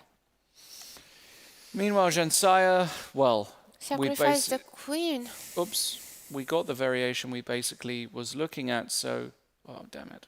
But she has a rook and a knight for it. That's Rook takes d6. What? Why didn't he just take the knight and be happy with this I pin? think he went for the beauty here. Rook d6, bishop b7, rook e6. But suddenly black is not losing by force anymore, no? Probably not, but I mean, I guess it's still winning. No, definitely it should be still winning, but Queen d1 or you something. must be careful. Okay, I have to take, I believe, on e1, no? Yeah, queen takes e1. Yeah, still my pieces are really badly placed, and those bishops are monsters, but he could have just taken back the material. Very weird. But I mean, it has to just If still it's be enough, winning. it's Yeah. enough, right? Yeah. Ah, actually, we see our viewers in the chat saying that rook d6 was maybe simply it the was just good. strongest move. Yeah, queen Might d1. be. Queen d1 is good. This is Might be. this is the Balas, the chonka. Yeah, queen d1 is good, and yeah, I think Shansai is just not holding this. Yeah. It's difficult to play when you have a knight on g8, right? And Oh yeah. looks badly. All right, let's check the game of Bobby versus Irene. Yep. Yeah, we haven't seen this for a long time. Goodness, this is a very, very difficult position. Oh, so actually, the queen. It was the game with the Catalan with the queen on a6 maneuver, and now white is a pawn down. Yeah, white is pawn down. It is actually reminding me of the game between Leandro and Antoinetta, but black's king is on the king side here. It's not in the center. But the compensation white wants to have is linked to the same idea that white claims to have the initiative and the space there. That bishop on e8 looks... but maybe it has its... because the idea is to protect f7, to have more pieces protecting the king side. How do you assess this one? Compensation for white. My question is, what are we actually doing against queen takes d4? Did she just... No, she played bishop a3, which looks like it could be a decent move. Wait, it might be actually quite dangerous for white. For Rook Bobby. c2 is the only move, I guess. Yeah, rook c2, but it is protected. So maybe it's still okay. And I don't know, 3 minutes 45 for Bobby, 5 minutes 50 for Irene. Yeah, it can go both ways. It's still a really complicated one. But here, actually, you might consider moves like even knight b3, trying to take on d4 with a knight. I think knight b3 might actually be a good move if I'm not missing something. Knight b3, yeah. Do you have any ways Knight to jump b3? with the knight here? Knight b3, that's an interesting move. Yeah, because I'm if you pinned. go like knight b1, you run into knight takes d4, then knight takes c2, and it's fork, fork, fork. It looks funny. Yeah, did she just play knight b3 or no? Not yet. Actually, Bobby's taking his time, moving the rook to c2. Perhaps he's worried exactly about this knight b3. And Bobby's shaking his head, not happy at all. Bobby Cheng, is he going to be victim of the biggest upset of the day? I don't know if it's the biggest one because we thought Jansaya is also probably No. not going to be too happy about her game today, no? No, but that's not an upset. I mean, the rating difference is only 10 points, and this is a 150 points. And Yeah, Bobby that's Bobby right. with white and Jansaya with black and Balash on form. That's just, for me, it's not an upset at all.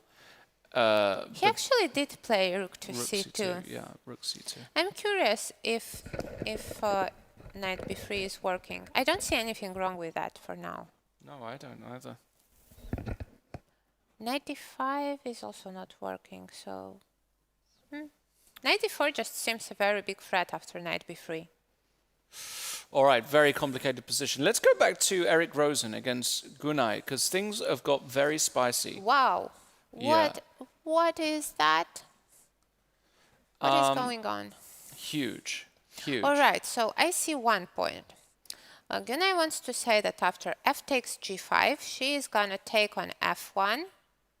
And then after rook takes f1, she will go queen a1, right? So go on, so f takes g5. Rook takes f1, Right. rook takes, queen a1 check, king Yeah. c2, queen f1. And this is the position she aims for, but I'm not entirely sure how this one is. Because for now, black doesn't threaten to play rook to f8 because of the fork on g6. So maybe I have time, yeah, to What about taking? either take or even g6 might be. G6? No, g6 for white, I was thinking. Oh, sorry, G6. Sorry. But maybe g takes, yeah. And check. Now the queen is coming to e5, right? But I've got king g7, probably. No, but now I have check. Queen f6. Ah, queen f6, and maybe I get away with it, but probably not. Yeah, probably just king g8. No, I do get away with it. Knight How? here. And I cannot play king f8 because after knight g6 I have to return, as after Yeah. king e8 there is queen c6 with a double attack. Cute little draw, this, actually. Is Yeah. it? No, it's not, because you've got queen g7 here. But you might have another way to give a Okay. check. Wait. Let's go back. Queen e5, queen f6, king g8. Maybe I can give this check, huh? Might be. Because you're taking quite a lot of material here, Oops. right? Well, yeah, I give the check. King h8. Oh, I have a brilliant Okay. idea. Let's move back. Where to?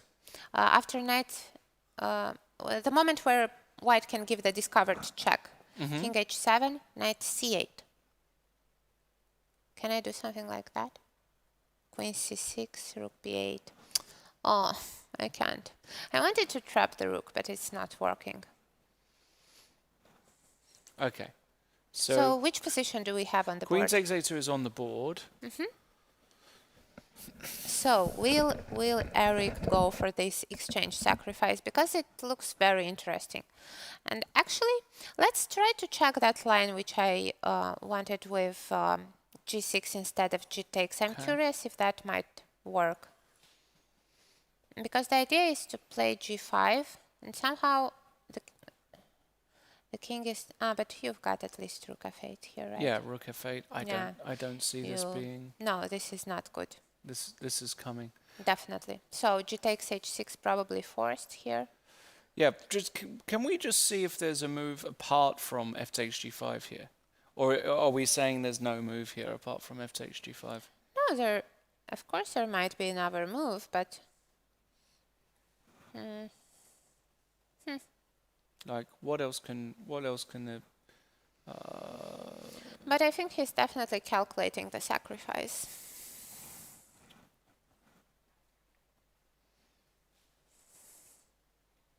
What else? Good question. Because black is threatening to go queen a1, then queen a4, and then perhaps move away the knight. But maybe... Yeah, really tough position for Eric. The move here does not Does not come No, but naturally. he probably feels that f takes Oh, g5 must be enough. I believe this should be all right. Let's quickly go over to Antoinetta's game, because has he just bungled it? Look at this position. Antoinetta playing spoiler today. I mean, Wow. Does piece- she win the second piece now? She does. I mean, he played rook takes b5. Sorry, why can't I just play knight takes d7 and king e8? Or queen takes d7 is also good. No, queen d7, you've got rook b8. Then, yeah, so she's going to go knight takes. Rook b7 and king d8 is just, king e8 is just He will probably try your idea with a4. Yeah, but Now I have even two pieces, not one, No, but it's two just- pieces. it's just over. It's Should just, be over, yeah. Yeah, he knows. He knows. He knows. He messed it up. Yeah, wow. What an unbelievable result for the women's team this will be. And, yeah, I mean, Yeah. just... He went for a4. Yeah. He went for a4. Doesn't matter. I mean, now you can even move the knight. Knight c5. I mean, you don't have to. Just try and find a way to get your rook into the game. Bishop f6, king e7 is probably good. Yeah, I actually... but maybe... That's fine. But yeah, or just anything. But g6, what about... G6, f6, any move. Yeah. There is no threat. f6, yeah. f6 actually probably... f5 might be good Yeah. to give some space for But the then pieces. you should be careful maybe about rook b7. King e8. a5. a5. Okay. Knight c5, let's say. Yeah, looks, nothing to be It's careful. nothing, yeah. f6. f6, She does right. It's completely fine. Yeah, very, very impressive defense Yeah. by Antoinette. And actually, yeah, I believe there are no reasons for her not to win the game today. She will win, no Yeah. question. Okay, so let's go back. Let's quickly look in at Sabino Brunello against Pierre. And Sabino, he just, he has just a lovely position here as white. Really, really, really tough position for Pierre. Weakness on e6, control down the d file, e5 square is weak, bishop is better. Wait, there is knight f6 here, though. Yes. I want to try and close up the d file if you play e5. And she actually did something. Did she? She played rook c2 instead because the bishop from b5 is Yes. protecting the knight. Maybe it's better. Rook c2. Yeah, I believe this is a better move. But this is suffering. I mean, this is really just a long, long, long suffering. Why? Why? Well, structurally, you're worse. You have weak squares. But you need a knight for those squares. Yeah, well, I've got a knight. You need to find a way to bring Okay, it over. like knight g4, let's say. Knight g4. Can I play something like a5, trying to create some A5? counterplay? Yeah. Okay, and what if I... And after bishop d6, I wanted to go for bishop c6, and then something like... But yeah, it doesn't look that bad for me, is it? Really? Well, don't maybe know. it's not. I mean, but I would say that this is like one of those typical plus 0.8 positions for white. Maybe I go h5. Yeah. All right, I go for b5. This is a sort of position Magnus wins 1,000 times, and it's very annoying. I've got some counterplay though, no? Well, I mean, sure. But, there are even positions with just the rook and bishop versus rook, which are, let's say I go h6. Just as an illustration, I'm not saying this is correct, but let's say I go knight e5 check. And I go bishop takes e5. You still have to be careful about b4, right? Well, I don't know. I mean, not particularly. I mean, I can take rook d8 What about b3? and rook b8. And actually, we have another result. Leandro Yeah. has just resigned his game, and Antoinetta scoring a very important victory. Yeah, Went huge. just out of the isolation. Yeah, massive win for the women's team. Congratulations. She deserves it after the past 6 days. No, I see your point here. You want to say that my pawn on h7 is weak, but Yeah. no, it's not easy to get to it, I believe, maybe. Well, I'm threatening this guy, so already bishop a4, I give a check, and it's probably... But it wasn't forced that I played g6. I could have taken on h6 as well. Yeah, that might be... again, this is just an idea, but now I've created more weaknesses. I don't know, it feels like one of those positions which are just genuinely difficult to defend. Right, and let's Okay, let's go. let's go back to one of those games which are still in time trouble. And Let's go to Gunai. They've got 1 minute 15. Oh, so Eric did not go for the g5. But now he must be in trouble, right? I'm not sure. I don't know. Queen c2, I Knight guess. c3 is a threat. Yeah, I guess he wants to go queen c2. What other move is he going to try here? Queen c2, but wait. How are the pawns? Isn't black a pawn up? 6, 2, 4. Yes. Yeah. This is just bad for Eric. Yeah, because you cannot play rook c1. I mean you can play, but it's not a move you want to play. What Right. Yeah. Yeah, it's quite... Yeah, he played queen c2 actually. I think Gunai might actually trade queens here. Why not? Because they are very low on time. Okay, so our viewers in the chat are saying that Jean Saya's game might be actually a draw now. What? That would be very surprising because we thought it was already over. Oh my goodness! What did he do? What happened? Balash. Yeah, time troubles are really unpredictable. I mean, is this really still a draw? Okay, not really. Yeah. But definitely from plus what must have been plus 1,000 is now suddenly... Wow. And you know why it's difficult to win these types of positions with white? It's because of the opposite colored bishops. It's difficult to, you know. And we have another result. Yeah, Bilal won. Bilal, yeah. On fire, Bilal. Wow, 5.5 out of 6 in the last 6 games. It's fantastic. And when you think that this young man started with 2 losses, how did he make this I don't know. happen? He's just talented. Wow. Rook d2 on the board. Fighting spirit. Fantastic. Rook d2 on the board. Now, queen c6. Surely, Balash, you got to go and threaten some checks. There is rook d6. It's all right for black, actually. Rook d6? Yeah. This is just all right? Yeah. Queen e4, let's... And now the knight is coming. Right. And I think white should be actually careful not to blunder anything else. What? What did he do? He took on e6. What's this? that? What is this move? What? He just wants to take the pawn. He's gone complete. But then he's not going to win this one. Wow. What a miss by Balash. He's not going to win this game. He shouldn't win this game. Probably. King takes e6. And that's exactly why he should have gone for queen takes g4. Do you remember that moment when he sacrificed the material? Because the position was much simpler there. But I mean, even this position, I'm sorry. Bishop takes b7, rook e6, queen d1, knight h6. I'm sorry, this position is simple. Queen a4 check, I've got no idea what's going on. Why am I not taking on e6? All right, f takes e6 is forced. King f7 maybe? Queen d7. Maybe king f7 was better to protect the pawn on e6. Queen d7. And knight f5. Mate. Oh, it's a mate. Oh, yeah, I've missed that one.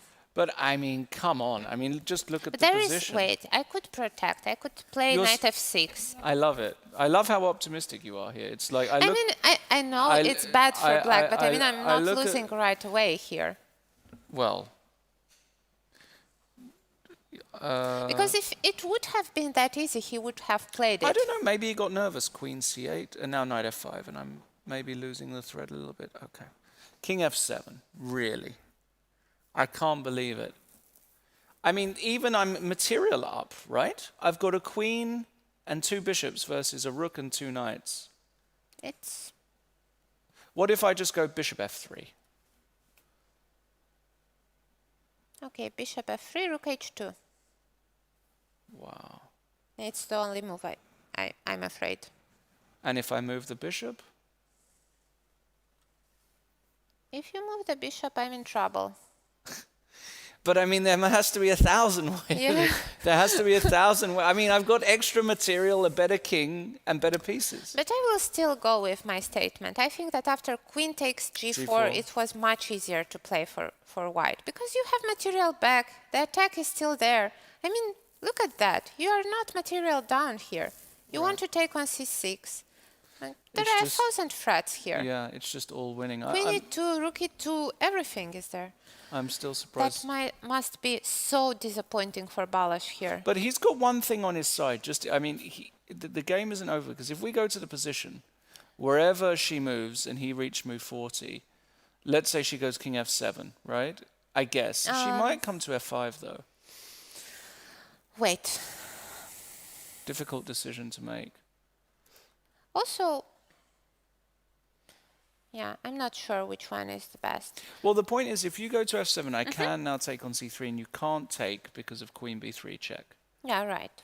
So if you come to f5, let's say, and I take, can you take here? And my instinct tells me you can't, but I have to think, like, for example, queen... But which move would that be? It would be move 41. Yeah, so yeah. Jansaja would have time to calculate that. Yeah, like queen c8 check, for example, might just win immediately. King e4, queen e6 picks up everything.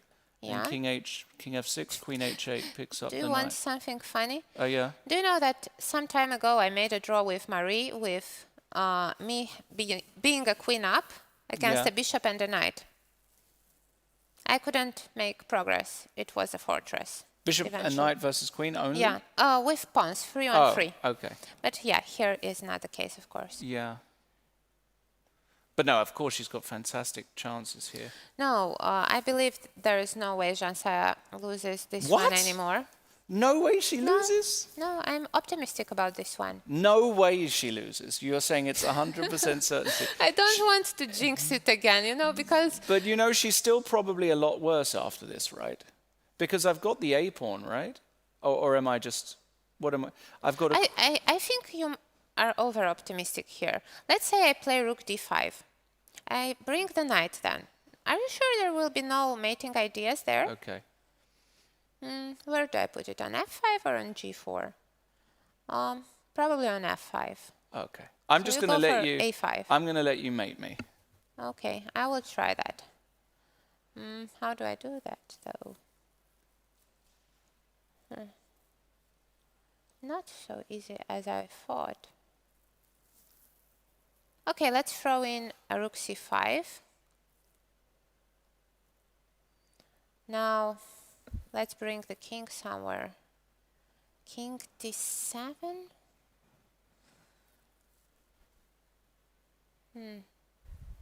No, this has not gone well for me. Let's go back. I have to be careful here. No, actually, it's a critical moment here after queen c6. Oh, she went rook d6, by the way. Rook d6. Okay, let's Yeah. see that one. Queen takes c3. I don't think including a check helps, so let's say queen takes c3. I will bet you that this position is still plus 1.5 for white. All right, so what do we bet on? I'm going to go for Balázs winning still. I mean, And what are the stakes? What are you willing to bet on your assessment? well, Irina, you're talking to a guy who's got no fears. I'll bet whatever you're comfortable with. Okay, let's have a bet over a bottle of wine. A bottle of wine, beautiful. I love it. If we get this position on the board, I'm gonna still say Balázs is gonna win this for a bottle of wine. I love it. Okay, Let's do it. Done deal. all right. All right, what else is going on now? Let's go back to Eric, because I can hear a lot of people in the chat. And what have we got here? And Eric doing okay. You can play c4, move 40. Wait, how did the pawns get even? Wasn't he a pawn down? Wow, is this just good for Eric? He was, but there's something has happened, and now he plays c4. And if she plays rook c8, I take, king d3, and then I take here, and you can't go here because I can do No, this. but wait. You are going too fast. After king d3? Yeah. Ah, you mean that after rook b4 there is king c3. I see. But now I have rook e4. No, I wasn't saying king c3. I was saying, can I not play like this? But it shouldn't be winning for white because the two pawns are not But these are faster, right? together. Yeah, but there is only one passed pawn. I don't know. I'm not sure how this one is. I would be very scared here as black.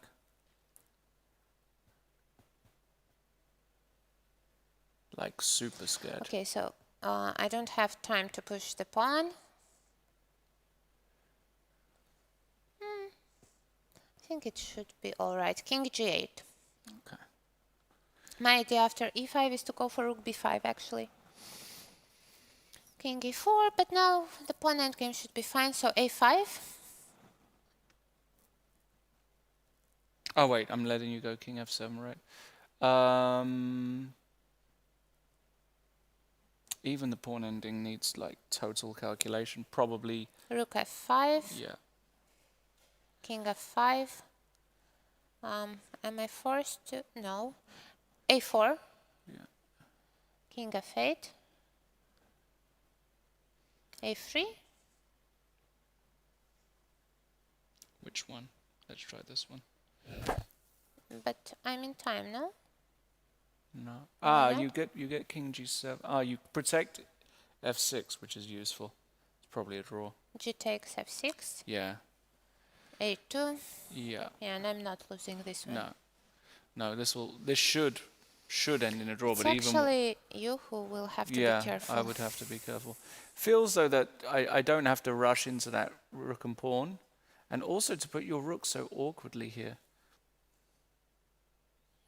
The other idea I had was rook g5. Let's say, rook g5, you have to go king f8, important. King f7. Yeah, because it runs into e6. And now maybe you should go for h6. Exactly, I can try h6. Definitely. And then let's say rook g6. Yeah, on this, I could believe you on this one. Yeah, I look at this position and I think this rook and pawn is just really awful for black because you're just so slow and I'm so fast. Yeah, it's actually a very good moment for Eric because I believe he was in a bit of a trouble earlier in the game and now it's a great outcome for him, I believe. Yeah, I mean, it's turned around for him, definitely. Yeah. It looks as though, what else is going? The Bobby Chen game is also extremely interesting. Let's check that one. Wow. Because Irene looked like she collected all the pawns. Yeah. So Bobby could be in trouble here, actually. She's 2 pawns up. Yeah. Wait, let's try to assess this one. The rook on d3 is hanging. Yeah, I think black is doing great in this game. But we should be careful about ideas with bishop e4, and white might try to go for a repetition at some point. But here I could probably just take on d3. It's actually funny because let's put this one, knight d3, bishop g6. Oh, this one. Knight d1, bishop f7, and after king h8, rook Only h3, move. Yeah. knight h7, and bishop g6, or... You can also take here, by the way. I was not sure that bishop d6 is... Oh, but this is great for... Oh, I'm blundering. Sorry, Yeah. my bishop. Even this, goodness knows what's going on here. It's, yeah. It bishop might e4 get very interesting. Yeah. Well, I think all the games have reached move 40 pretty much, so this is probably a good moment for us to take a break. Yeah, let's just have a quick look at the game of Ravi versus Jovanka, because okay. we haven't checked it in a while, just to see how are things there. Looks fine for Jovanka. Looks fine. Yeah? Controlling the A file. Something went wrong, it looks like, for Ravi a little bit. So Jovanka in good shape. I would say Sabino better. very similar position to what we saw.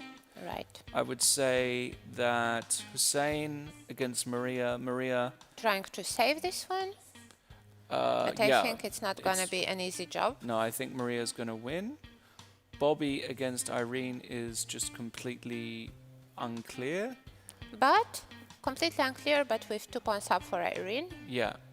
Eric looks like he's got a really good chance at causing a little bit of an upset. This is the position at the moment. I would say that Eric probably is better in that one. So Definitely. we're very, very evenly poised going into the bonus time. Amazing. All right, guys. So we're going to take a short break. You saw there on the score. It's even Stevens at the moment. 1 win each, 1 draw each. And congratulations to Antoinette Stefanova. Well deserved. Defended wonderfully. She's just come back. She's had a tough time here, obviously, after being in isolation for so long. So congratulations to her. And the round is still Crazy. so exciting. And Anything can happen. definitely. We're going to be back in just a few moments. See you soon.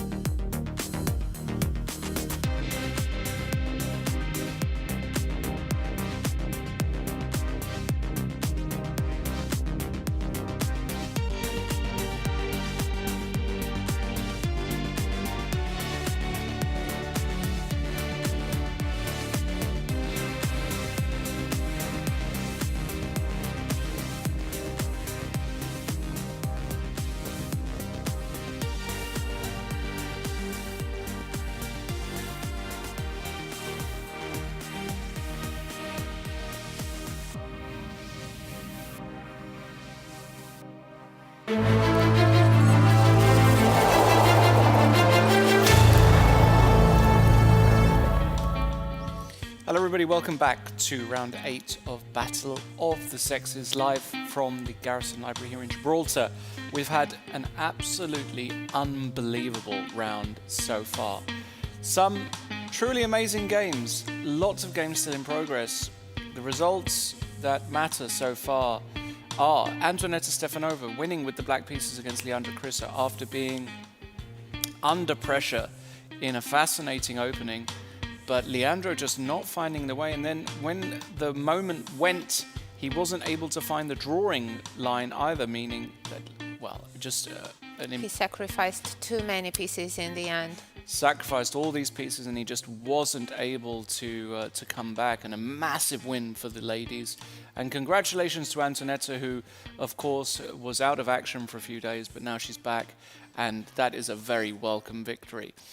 Bilal Belassin is just on fire, has won 5.5 out of his last 6 now, beating Olga Giria in his typical unorthodox style, playing an early g4. Wow, I mean, the way this guy plays chess, it's really lovely to see. I think his opponents will see a lot of g4s in the next games, actually. It's just wonderful to see this kind of creative chess and effective chess. And the other 2 results, Joe Gallagher-Froemski, apparently, Joe told me, I saw him in the break, that Marcella just prepared everything and it was basically a drawish ending, which is also just incredible when you think about it. She did 31 moves of prep in that game. Amazing. And Gillian Boilia, finally, Gillian breaking his duck. Well, at least his bad patch, let's say. He got a draw, important draw, I would say, against Marisa Bag. That is a welcome half point for the men's team. And now the situation is we've got 6 games in play.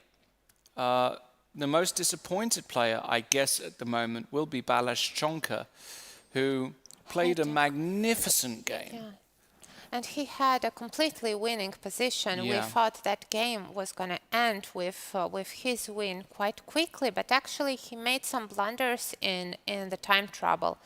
And now it's no longer clear. And actually we have an ongoing bet on this one. So We do. Lawrence still believes in Balazs's chances to win this one. And I took Shansaya, who I believe will be able to hold it. And we'll see who's going to get the bottle of wine in the end. Yeah, of course. I mean, the only side that can win this is white. If we have a look at the position after what's gone on, queen b5 check, rook c6. Okay, white has got a queen and 3 against rook, bishop, knight, and 1. But I believe black has found quite a good way of defending the position, because now with the rook on the 6th rank, it controls the a6 square, it controls the g6 square, I mean the pawn is protected there. And now I believe she will go for some ideas with knight c5 or knight c7 in order to stop the a pawn from running.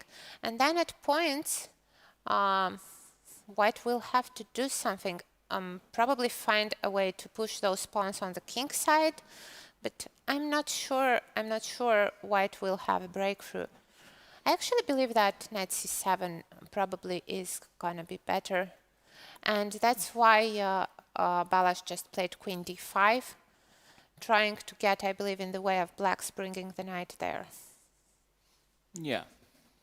Because now if you go for bishop d6, then the rook no longer protects the g6 pawn, and it might not be a great idea to do so. I would actually prefer a move like rook d6. Because after queen b7, I can still go to c7 with the knight. And now, yeah, it's up to white to come up with a plan. Because if we look now, if white manages to play g4 and f5, I will take on f5, and when you take back, still the f6 square is controlled very well.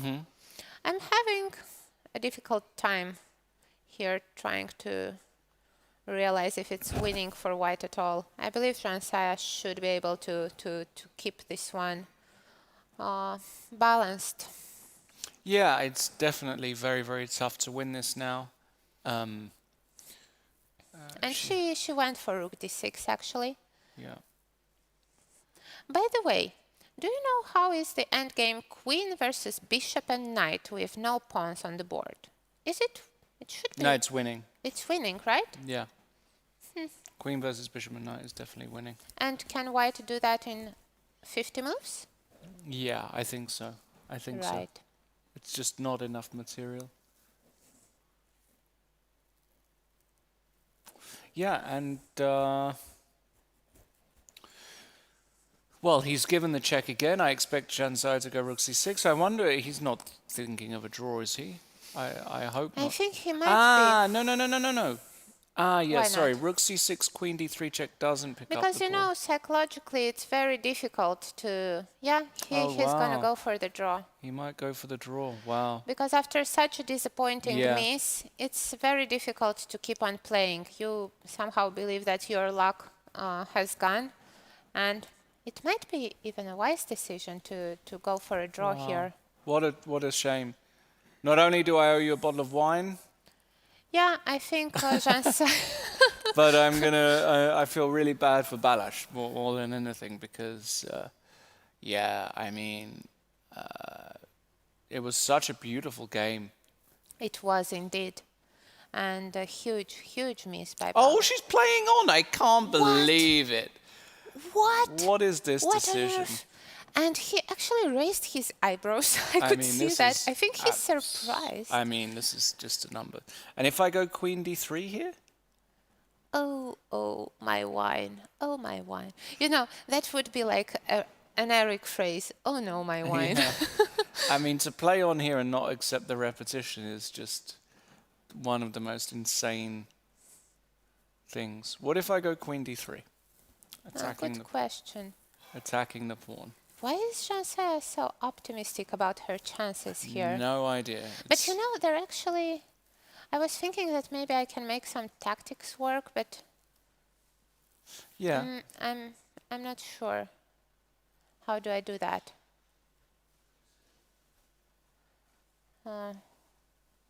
Okay, so queen d3, let's say. I'm attacking your pawn.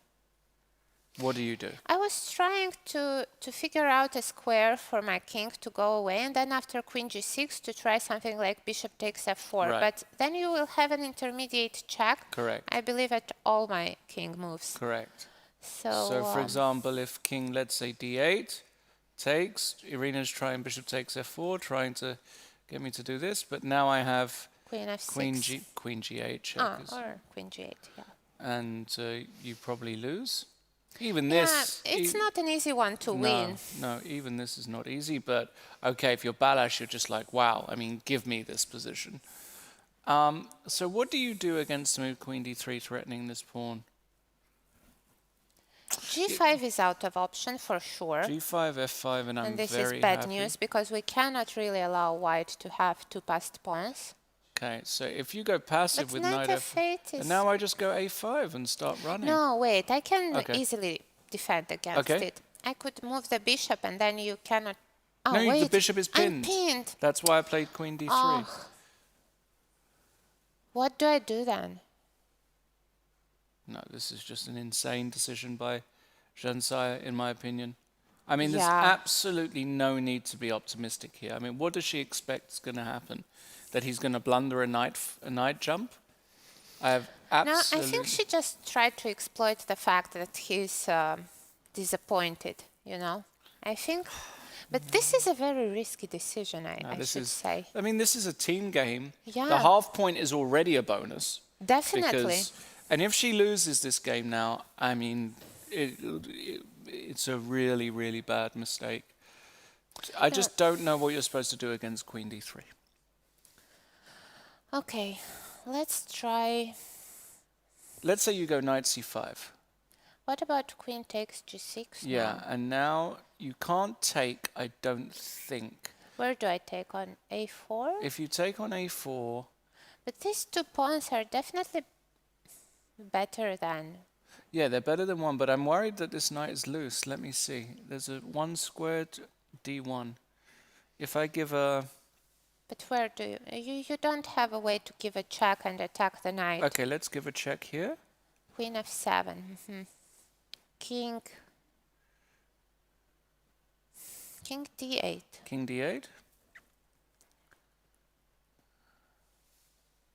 Should be. All right, but I'm Queen worried that b7. the knight is too far away. Oh, you have check. Damn. I wanted to show that even... But what about rook c7? Queen A... also queen a8. Yeah, I'm already finding ways. But So- hold on, rook c2, king h3? Now knight c5. But your pieces are just so... Yes, they are very loose. They are all tactical weaknesses, actually. You know, and here, even if she got this position, does she expect to win this position? I don't know. It's just such a weird choice to me to play this. Maybe it's a bit of a youth coming through and unwarranted optimism. Is it, would it be a moment when the team captain should have interfered? I mean...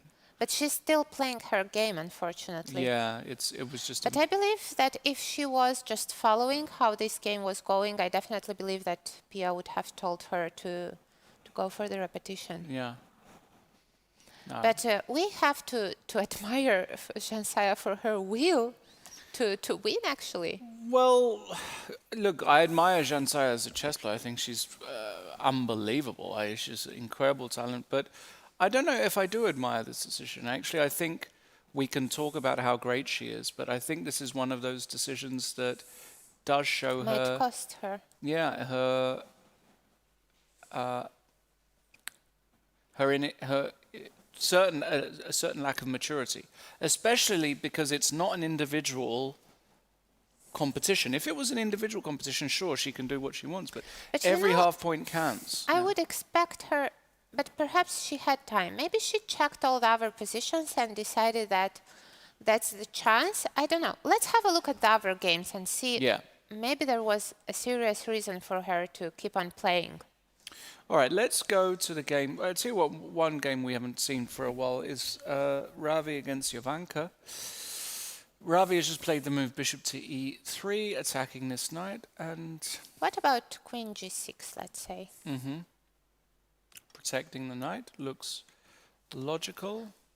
What I like about black's position is that black controls the only open file, the A file, and white doesn't have a way to activate the rook. So I think that should be quite good for black, no? On the other hand, it's not easy to threaten anything with black Yeah. here either. No, but I tend to agree. I quite like black's position.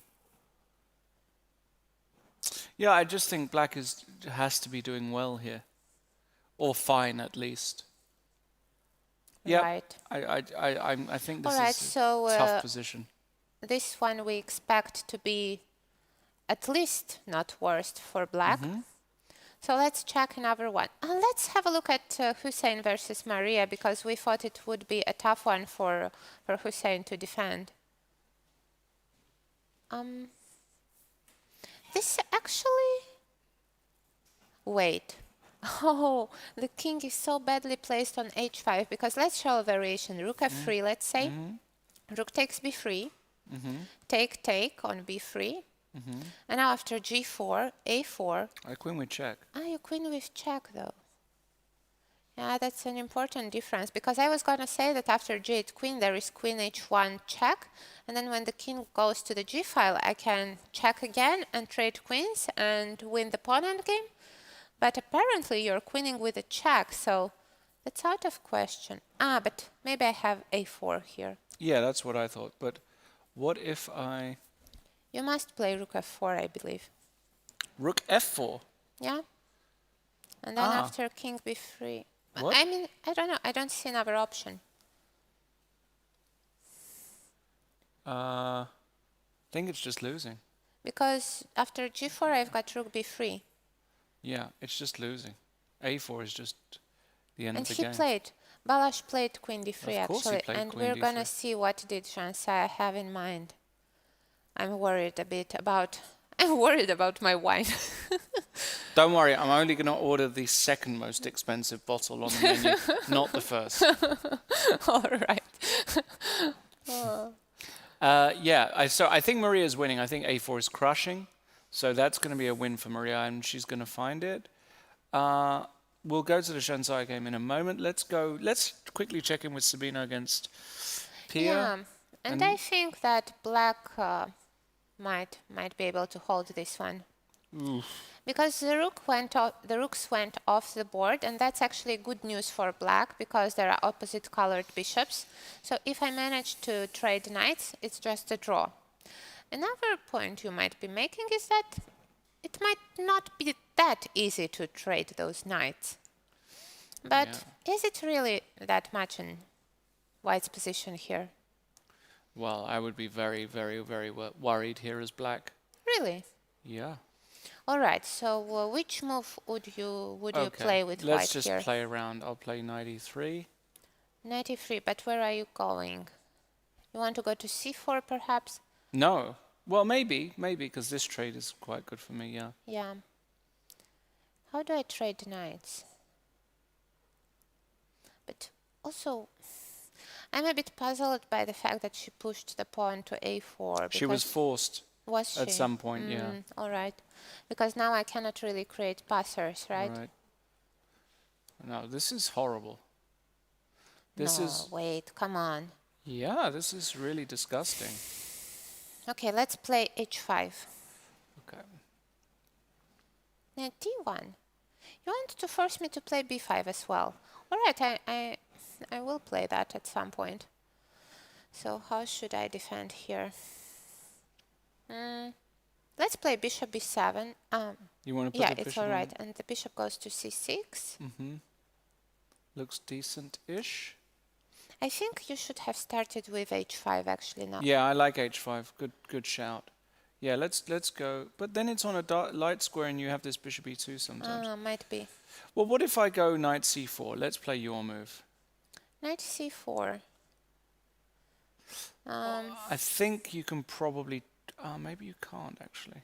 No, I can't trade the No? bishop for the knight, I believe. It's close. Because then you come with the king to b5, no? Yeah, but you go knight f6 and take on e4. It still might... Is it enough? It might not It's be close. enough. It's really close. Okay, but let's first see if I don't have anything Okay. else, then we can come back to that. What if I try... but b5 is terrible because of knight. Knight But wait, maybe I have b4.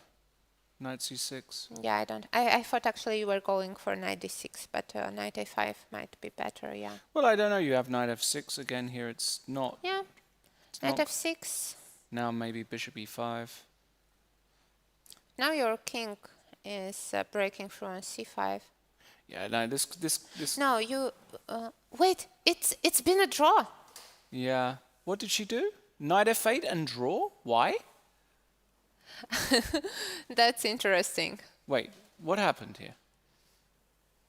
What's going on? Queen d3, knight f8, and just draw. Why? Yeah, that was an interesting, I mean, a you really got- interesting psychological moment here, I believe. I mean, this is pretty insane. Okay, well, Balázs very disappointed, of course. Yeah, Yeah. no idea. Well, No idea. I definitely think that the point is that he was really disappointed in how the game turned out, and he just didn't want to take any more risks. And we see actually another result. Yeah, Maria Maria won. just finished her game. Yeah, Maria won. Congratulations to Maria, being a superstar for the women's team. So the women are now 1 up. 1 up, yeah. And a great relief that Jean-Saya saved this game. It might be critical. Well, it's huge. It's a huge half point or full Definitely. point. And how is Gunay doing? She's a pawn down. Well, it's a pawn, isn't it? But has Eric got the technique to win such a position? I think actually that he might have experienced on his own skin some technique here, and I believe that he has very big chances to bring a full point here. Rook h2, king e7. Yeah, in fact, here, can he just go h6? h6. Yeah, because if you take, I take. Rook b2, And rook rook h7. h7. And this ending has to be very good for white, surely. No, it definitely is, but sometimes black can save these ones if black manages to push very fast the b pawn, but I'm not sure it's the case though. Yeah, it doesn't look too fast, does it? Yeah, but what about... Is it forced here? Well, h6, g takes h6 is forced. That's clear. Right. No other move. But after rook takes h6, there might... Yeah, but a5 looks very slow. No, a5 looks okay to play rook b4 and so on, I would say. I think that's what she wants to do. Okay, and now the question is, do we protect this guy? You could actually try some rook h2. You could do, but I'm just trying to work out whether it's worth going active here. e4. Yeah, going e4. But the problem is that there is rook rook b2, sorry. Oh, rook b2, yeah. And I don't see a way to hide away with the king from checks. Right, that is an issue. Let's say f5. Or should we try actually? No, e5 isn't good because after rook b4 you have to go back with the king, right? So f5. Now let's say rook b4, king e5, rook b5, king f4. And now I have a4. You do. And do you? and how is this one? e5, right? Well, I can give a check, or I can go e5. So if I give a check, All right, so first, can I play king f6? Because if I No. can't, then it's very bad. Rook e5. And after king g7, you've got rook g6. Okay, so I unfortunately can't go on f6. It means that I have to go back on d6. d6 is the same thing. Yeah, definitely. No, sorry, it's not. Why not? You've got king d5. Oh, right. Right. Even this is one of those weird ones where No, it but should be a draw. it's a draw. Should be a draw. Yeah. Okay. So, But you're right, I can go e5 first. yeah. And now the question is after a3, I guess. Does white have king e8, let's say, yeah? And how do we push the pawns? f6, I guess? It's just f6, a2, and you want to just go e6. I was trying to make this one work. I'm not sure it does. Because after a1 queen, there is rook h8 mate. And how do you defend against it? Well, King king d8. d8. Now But again, now- rook. I can give rook d7 check, Oh, right. and that wins. Because king e8, f7, rook d8, and f8 is queen. And if king c8, then again f7, F7. and after black queens, you are the first one to mate black. And actually, he took on h6. Yeah, he went for this one. Well, I think he should go for this. I see that there might be another result. Actually, there? Irene, a draw against Bobby. Draw! Wow! Let's have a quick look at that My one, because it goodness. seemed like it was What? really unbalanced. So Bobby, a queen up for a rook, a bishop, and 3 pawns. What? Well, that means that black should be doing great here, but perhaps it's just a draw. There is no way to avoid the perpetual? What perpetual? I thought that some perpetual with knight f6 and something, but... I'm threatening mate. So wait. Okay, but I can... there is no perpetual, actually. I could play bishop g6 or something. Yeah, bishop g6 or knight g6. You can't go rook d7 because I have this check now. Right. So bishop g6. And then maybe I think that's the move.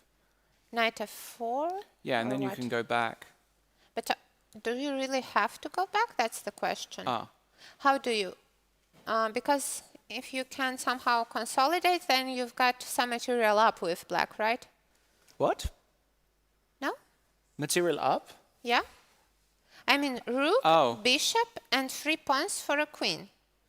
Rook, bishop, and 3 pawns, is it? It's more than enough. Isn't it? Well, I think it's very close.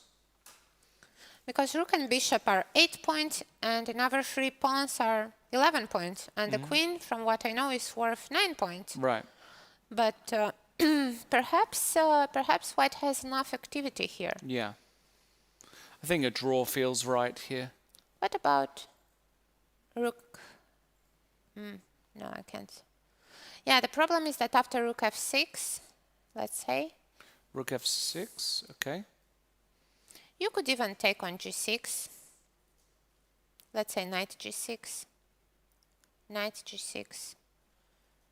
Huh? Oh, no, this one looks quite fine for black, I think. Yeah.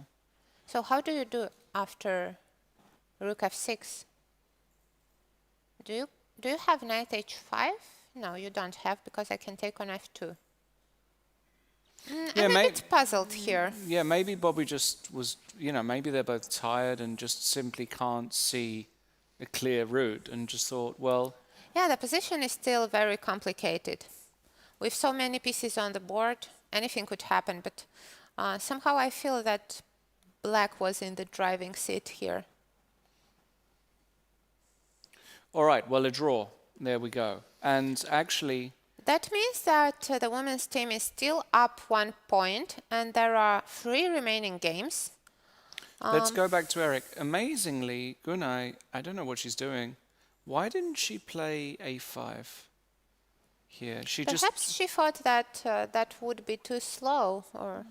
But now it's like, isn't this just like a classically easily winning position? Like really 101 stuff. It might be. It might mean- be. It might very well be. Rook a6 even. Oh, yeah, rook a6, or let's say, No, but rook a6 and king e5, and I think... yeah, this is nice. Because at points you could even sacrifice the rook for the pawn when it Exactly. runs too far away. And you've then got 2 pawns. No, this is just easily Yeah? winning. I have absolutely no idea why you wouldn't try here the move a5. No, but perhaps she just calculated that it's I mean, it's lost. probably, maybe Eric's best move is just to go rook h2, and then if check, you go king d5. Yeah, and then you And hide. yeah, and you can just come in.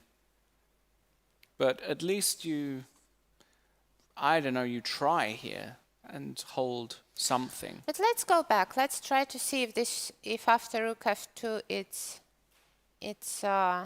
Which an one? easy win. Let's see the position in the game. Rook f2? Yeah. Well, he played the move that I first thought, which looks like a Rook logical. h7, Yeah, yeah? because you want to give the check and push the king back. Yeah, but the problem is that maybe I could. Let me think for a moment. Just a moment. What about a move like b5 here? Okay, check. King e7. My point is that after king c5, I've got rook f3. Right. And then I could try to get back a pawn because you have no way of protecting the e-pawn with the rook. Right, but I can just go rook b6. Rook b6. It's just Okay. over. Is it? Is it Yeah. already over? It's just over. Okay, rook b2, I guess. b4. Okay, let's try to make this one. King e8. Or king f8, actually. King f8 F8? should be better. Okay. Go f5. b3. Yeah, it looks bad. Rook b1. Rook. You have to move the king. King e8, yeah. Well, it's terrible, yeah. I have to agree that this one looks completely lost. The king is just shielded, so there's no check behind, so it's Yeah. just, it's a classic easy win. It's just not even, it's not even a position you have to What work. about a move like rook d2 after rook h7? Ah, actually she played it. Rook Because h7? maybe I could try to... Rook d2? Yeah, I could maybe try to run with the king to support my pawn at some point. Okay, you just go king c4. Ah, you go to c4 now. Yeah. What about rook e2? Now you give a check. King is But once the king, d7. yeah, but once the king goes passive, it's just, oh, sorry, not there, obviously. Now it's just rudimentary. It's Rook not, d2. Yeah. Rook e2, yeah, king d3. you might. But wait, rook b4, yeah. Okay, but I maybe- don't know. It's still, I still easily come in front. Your rook is in front of the pawn. It's really not even a sweat because they're two central pawns. It's just. But he actually went for king e4. King e4 is also fine. But it allows ideas actually with king c5. So b5, let's try. Okay. Yeah, he didn't have to do this, but okay, let's try f5. b4. Yep. I have better chances than I did before. King c5. But it's still that same position where even if you get to the queen, I have the king and two rook pawns. d5. King c4. I've got to be a little bit careful here. But you've got f6. You should Yeah. be probably. But I don't know. Is it still winning? I mean, It's it just feels like these are unnecessary chances, you know, Yeah. to give to your opponent. well, probably, but I mean, the point remains that even if you queen, I'm going to have two pawns with the king. It's just, it's the only way you lose this position is you allow a rook b5. Yeah. For example, even in this position, allowing rook b5 is fine for white. Because after rook b5, rook c. I can just do this, and I queen and check. Right. Right. I mean, it's just Yeah. really hard to go wrong here. Yeah. I mean, it's really, really, really hard. And Yeah, that's true. I will have to agree with you on that. I believe Eric has huge chances to win today. just has to win this position. Yeah. Has to win. Okay, let's go to Ravi's game, and we've got an ending. A rook endgame, actually. Yeah, another rook ending. And Ravi's done something kind of clever because he's exchanged. So here, yeah, he exchanged everything off. And this is, I guess, what he was calculating. And now the king comes in. There is a problem. Uh-huh. I could... Oh, okay. even if you play king d4, I'm still okay, but let's try c5. In this position? Yeah. Ah, that's a nice Because move. if b takes c5, I've got rook c4, so I'm winning the pawn back. And if you play b5, Yeah. I could actually go for d4. C takes, I guess. You could also try king d3, but it's perhaps quite similar. Is it, though? You could have tried it, I believe, because now I've got rook b4. But it's just a draw, right? Are you sure? Because the e5 pawn is a bit... Yeah, I mean, I understand it's a little bit. It should be. It should be a draw, though. But Yeah, it should be somehow. But I believe you could have tried to play king d3 instead of taking on d4. Because now after rook rook a3 maybe. Rook a3, yeah. And now after rook c2, what do I do now? There is king c4. Oh no, king c4. Yeah, and she played c5, which I really like. I really like that move. Yeah, but we have to make sure that after b5 everything is fine. Really, I think Ravi's just going to play rook b2 here. Surely that's the move. Ah, rook b2. Yeah, that's a good move actually. And oh, I don't like this. Maybe it was unnecessary to play c5 at all. I suddenly Yeah. don't like it. Because it seems like I have to play d4, right? Okay, then I take. Oh, you take. Then Sure. it's all right. She takes b4. This is fine. This is fine? For black, no? I don't know. I mean, Aren't even you? if you manage to win that pawn, let's say you play king c4 and then take on b4, I will have some rook a2.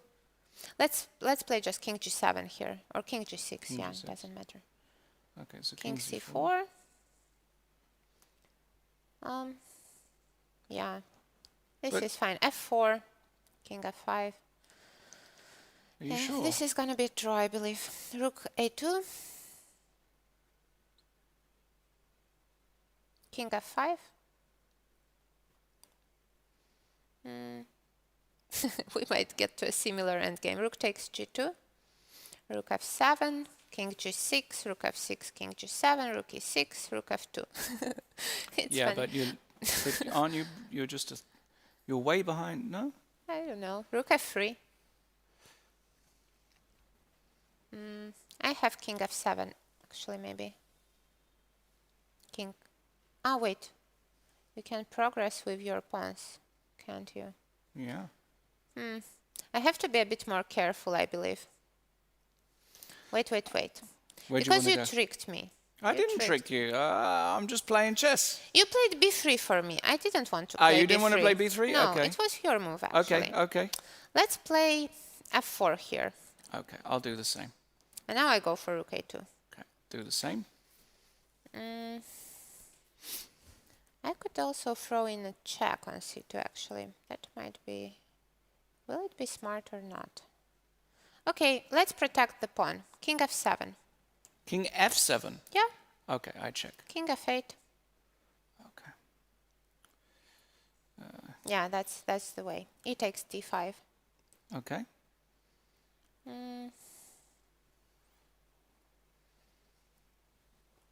Should be fine. Maybe I could play g4 here. g4? This should be fine. I hope so. I don't know. Really? I very much hope so. Okay. Take on g2. King g8.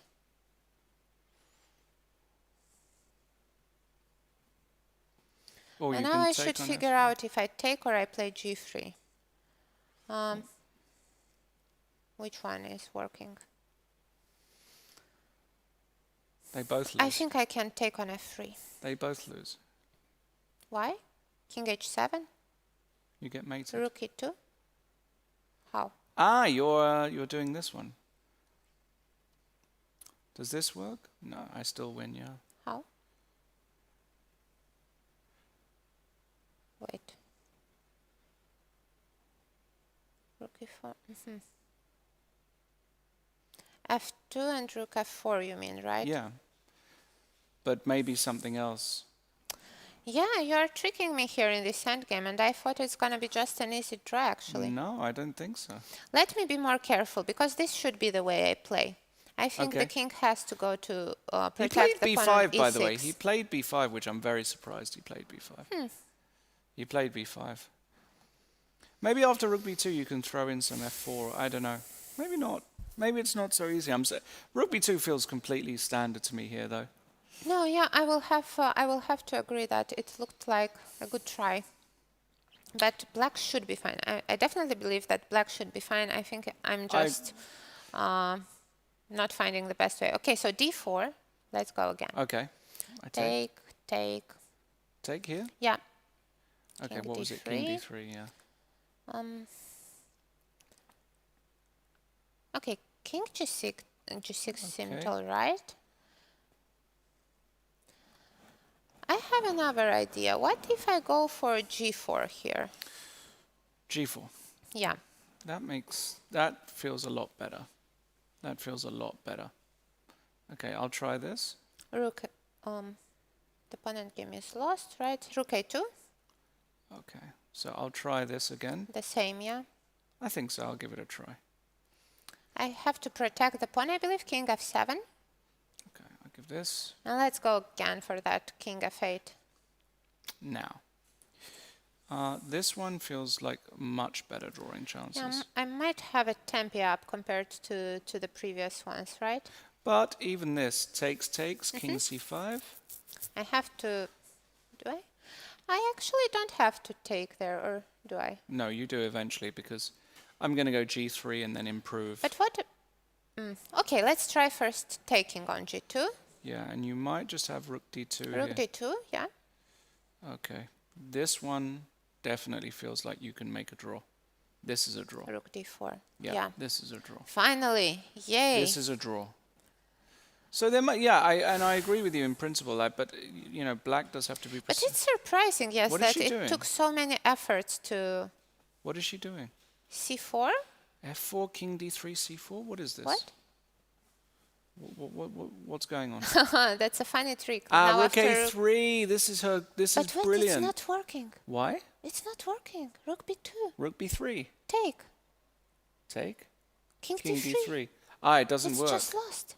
Oh wow, Oh, it doesn't God. work. No, it's lost. Rook b2. It doesn't Isn't it? work. It's lost. Yeah, it's losing. Oh, She's Oh, shaking no. her head. Oh no.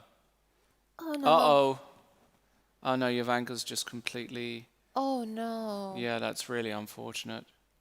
And wow. Oh, she's shaking her head. She can see that king d3 now Oh. is... And she has to now go back with the rook. And Unbelievable. and This now is just game over because the it's- king is too close to the pawn. No, this Oh, is that's actually... disappointing. What a Oh blow. no. But okay, I'm sure that she was going for this rook b3, but Yeah, we can see that she's quite low on the clock. But she is. she played a great game today. Yeah, and she really did. A draw would be a deserved result, but Yeah. this one, oh, this is Oof, brutal. this will hurt a lot. Brutal. Poor Jovanka. Really feel for... 'cause she's had a lot of positions this tournament, which...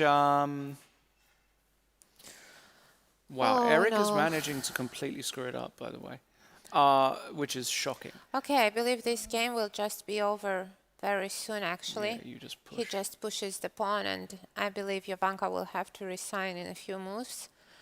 Brutal, because she's had so many good positions and she's lost like 3 or 4 games, which she had good positions in. This is really disappointing. Very disappointing. Let's Let's check go to Eric's Eric. Now, game.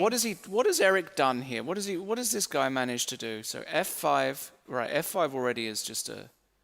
I mean, the whole thing, just starting here, king e4 is just insane. Why are you not going king c4 here? Okay, king e4 is... It should still be okay. I know why. Ah, okay. B5. No, I'd take. I play rook h3. And I you want to think go it's king not winning. d5? Rook e2. Really? You King- wanted... Yes. You will not be able to make progress. But I- you I can't think. take I the will pawn. not take the pawn. Okay. King e4. Okay. And how do you make progress here? Okay, let's say rook e1. Rook A1. Then the checks are coming. It's a draw, I believe. Wow. Now you have to play Rook G3 and try to come with the king from the other side, but it's not going to be enough. Rook A2. And I just keep the rook on the second rank. Okay. I think this might This be is a what he draw. missed. Is this really a draw, is it? I think so. Could be. Okay, so let's try to go with the king to E6 or somewhere. But then I will be just checking you. Yeah, you check on the side. So I have to come round. Wow, what a I defensive think this resource. might be a draw, yeah. Holy cow, B5 check. Really? Okay, I can always go king C3, right? Yeah, but I've made some progress here. Let's say rook D1. Now you run into B4. And I think I could even play here. No, after B3 you've got rook H6 maybe. Yeah, this is a better version, but it might be not enough even though it looks better. Wait. Rook E1. King E7.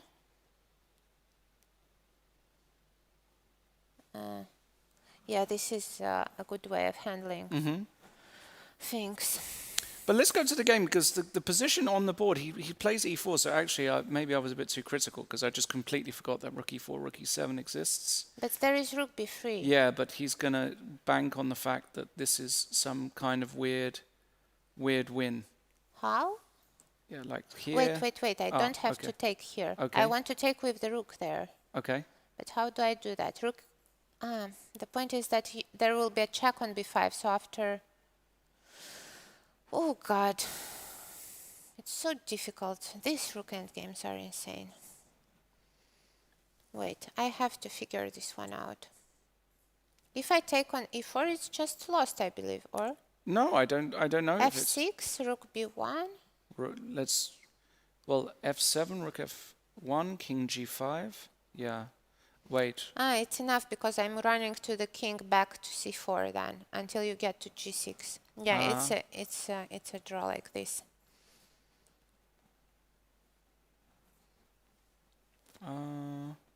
Yeah. Okay, let's see. Rook B3, king G4 is on the board. A draw. Yeah, I Wouldn't believe surprise so. me if it was. It's difficult, but wait. He's got a lot of time. And she doesn't. She doesn't, but I have to say that black has only moves here. Like she doesn't have much of a choice, right? So let's try once again. King G4. Okay, King she takes took. E4. Does rook E7 check help? Or? Yeah, that's what I was trying to work out, but I don't think it does. Let's try it anyway. Rook E7, I believe. Okay. King D5, right? F6. Now rook B1 again, I believe. Yeah, that's not gonna help. No, it's a draw. It's a draw. Wow. If he draws this, it's really a catastrophe for him, because It was. it really is a winning ending. I mean, No, but I will have. If he is not gonna win this one, I will have to disappoint his fans and say that he needs to work on his rook end games. of course he does. We all do. Yeah. I mean, what happened here? Rook B7 is okay. F5 is a mistake. This has to be a blunder. But yeah. I mean, I didn't like rook. I mean, I You didn't. have to make the king choose one direction, This is right? really bad. This Yeah. is really bad. What a blunder. Yeah. Yeah, brutal, Eric. Just, it can be a multitude of things. It can be poor in understanding that he has to do some work. It can just be tiredness. No, I think this is just, somehow a multitude of those. Like, of course, they have less energy now with every round. They get more tired. It builds up. Yeah. And Ravi Harrier does win against Jovanka. This game is going to be a draw, and what a huge half point this could be for the women's team, meaning that we've just got one game left, which is Sabina against Pia, and this looks over. pretty much. I mean, it looks almost dead for Pia because you can just go no. e6 here, and very importantly, we're protecting. No, that might be that the men's team will win again. Yeah, the men's team will win, but to be honest, looking at the results, it could have been an absolute whitewash today. I mean, let's have a look. Balazs was winning. Leandro looked like he had a good position. Bobby, But he wasn't winning at any point, Leandro. no, he wasn't winning, but he was. Well, I don't know. We didn't check with the Yeah, engine, right? right. It's not clear that he missed something. Bobby Cheng had an interesting position. Ravi obviously won, which is maybe a half point that way. And Eric Rosen was winning. So there's like 3 games there where White, well, at least 2 games were completely winning for White. So actually, even today, even if Pia loses, which I think she will, it could have been a lot worse for the women. And it means they're still in with a chance. But what will they lose? Assuming Sabino wins? If Sabino wins and Gunay makes a draw, they will lead Plus by 1. 1 point today. That's okay. And that will be +5 overall. No problem. I still have faith. I think +5, is that too much for 2 rounds? It's difficult because that will mean that the women's team will have to press Tomorrow. for +5 tomorrow. +5. I mean, how do you get back over than that? Because we saw that with the black pieces, it's much more difficult. Sure. I mean, today would have been nice to, to have an even match or to try to have a +1 or something, but it did not work out. And I think that if they lose today by a point, they have to go all in tomorrow. Could be all in. Yes. Could be an all-in situation tomorrow. Yeah, I agree. I mean, but to be honest, as I said, they still have a chance. Today could have been the end because, look, if Eric wins, which he should, Yeah. right, that's 1. So that will be like +6. And then it's not even close that Chonka, that's like +7. Yeah, but then Jovanka shouldn't have lost. Oh, yeah, maybe. So that's -6 And also Irene maybe could have, Well, I But the think match was looking all right, so Yeah. I definitely see why she chose to agree for a draw. But maybe if it was now the moment that Bobby would offer her a draw, maybe she would have decided otherwise, actually.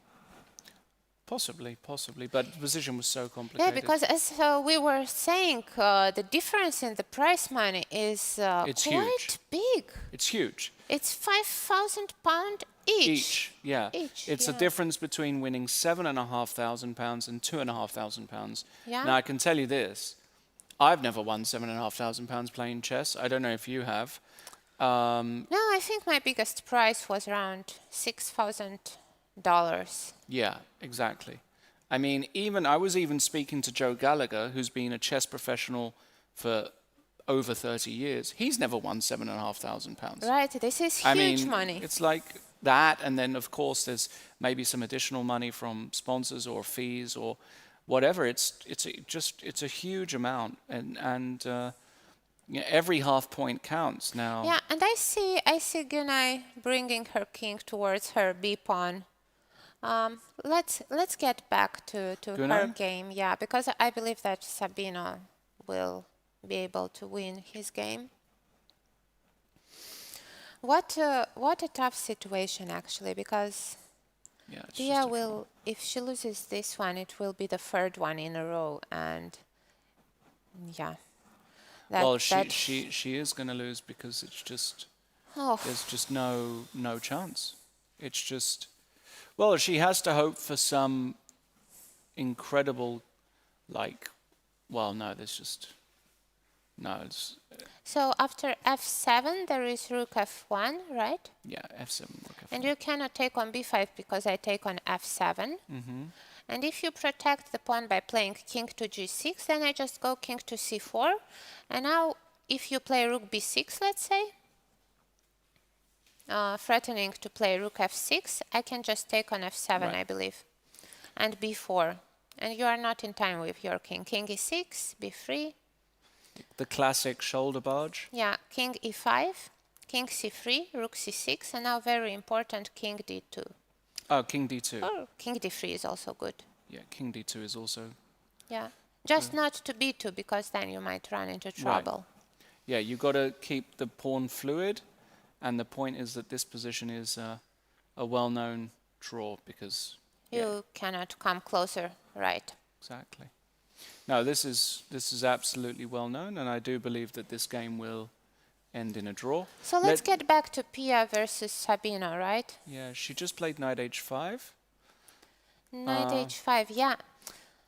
Her point is that, but actually even that one is... Yeah, you can just take, actually. Do you? I think so, because But after... wait, I'm getting the h4 pawn, does it? Huh? No, you're play? not. I mean, you have to play... No, ah, I you go- don't have to play e7. No. I go you king can e5, play king I play e5. bishop g5, and I queen. Yeah, this is lost. Dead, lost. Yeah. What, GH. what a terrible outcome here. And king e5, it's just not even... It's not even... yeah, and it's just over.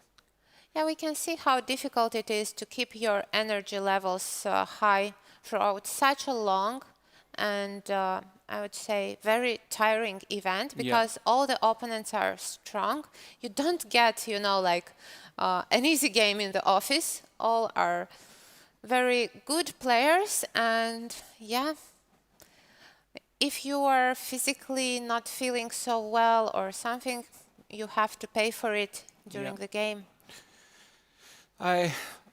Pia might not resign here, but it doesn't really... Actually, you can't make a mistake here with white. That's the problem, because the next move is automatic, and then you just put the king on f6, you play e7, you worm round on the dark squares, and you make a queen, and the bishop, the king cannot do anything. It's just completely over. And it was the clash of the captains in this game. Yeah.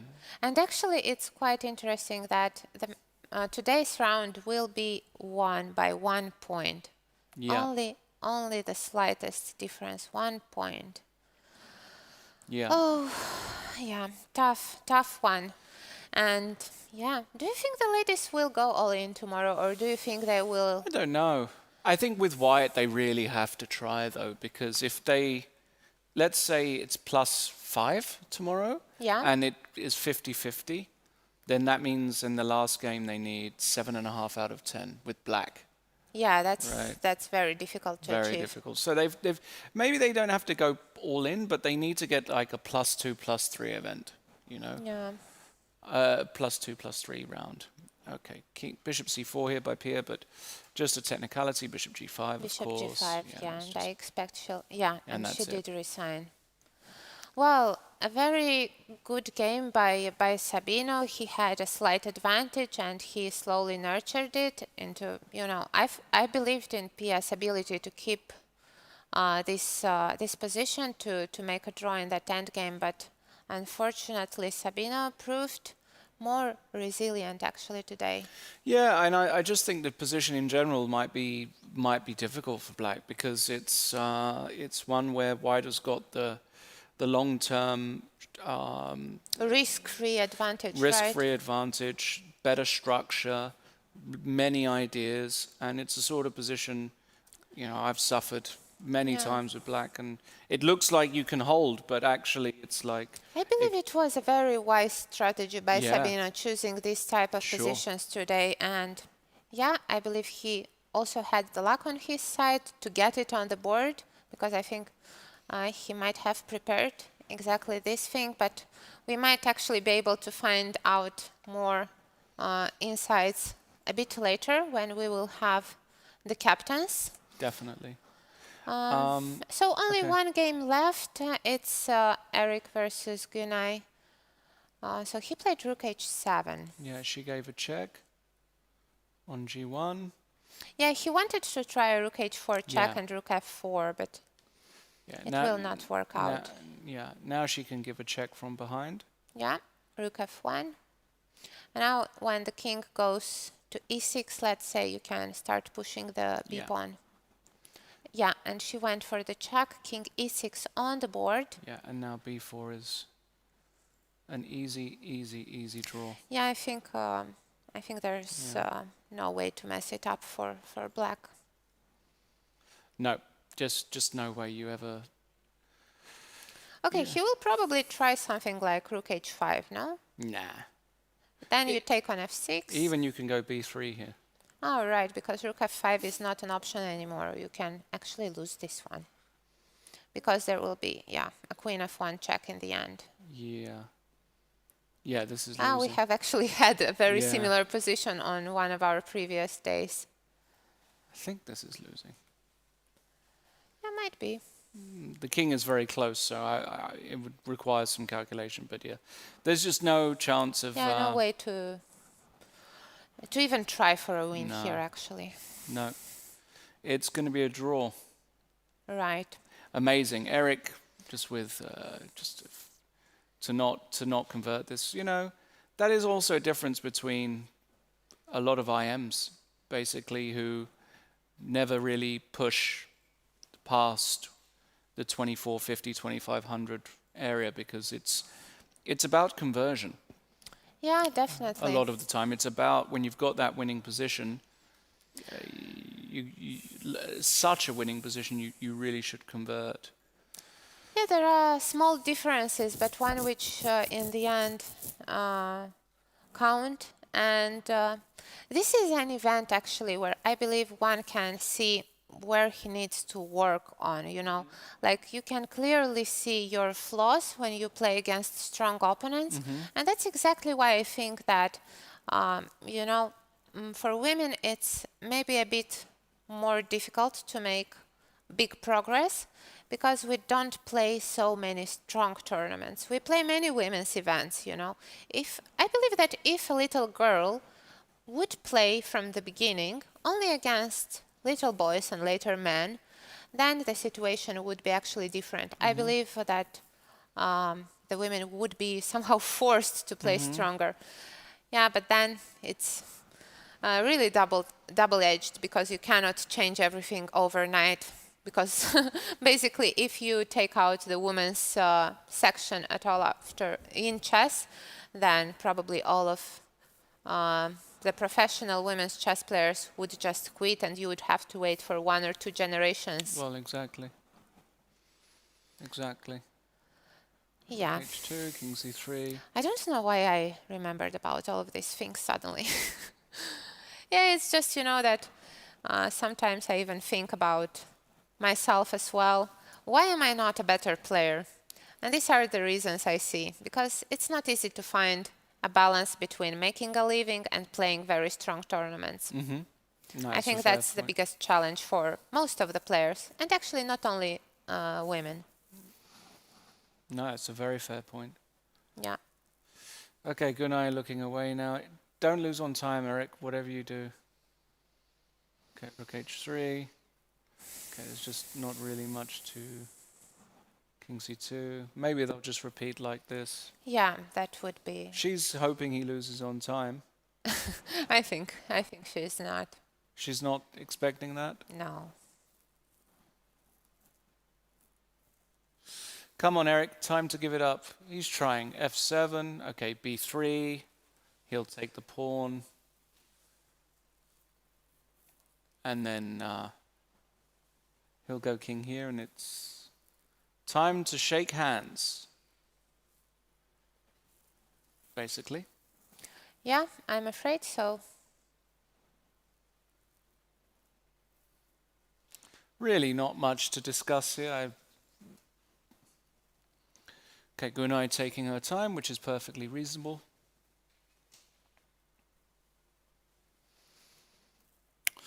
And yeah, just an unbelievable day, really. I'm assuming that we're going to get both captains in at the end, which should be in just a couple of minutes, because Eric, you can... Okay. I don't know what Eric's trying here, because it's a bit random. Like, well, what is he trying to achieve with this stuff?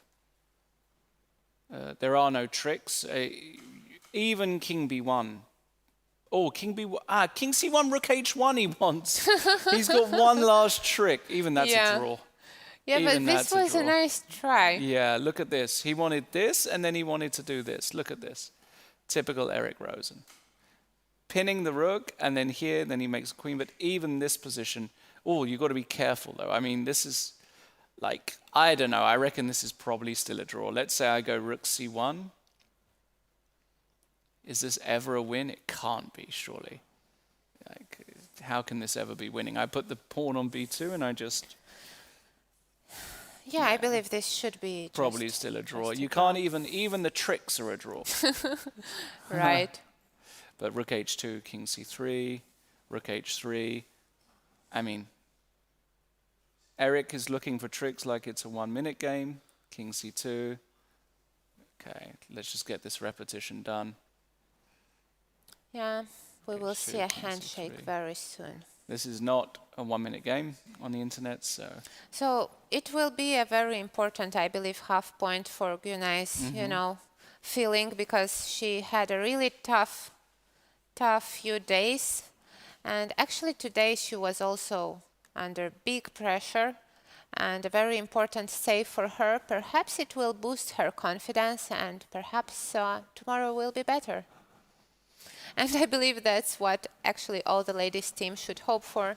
Just hope that tomorrow will be a better day and try to Well, play their best chess.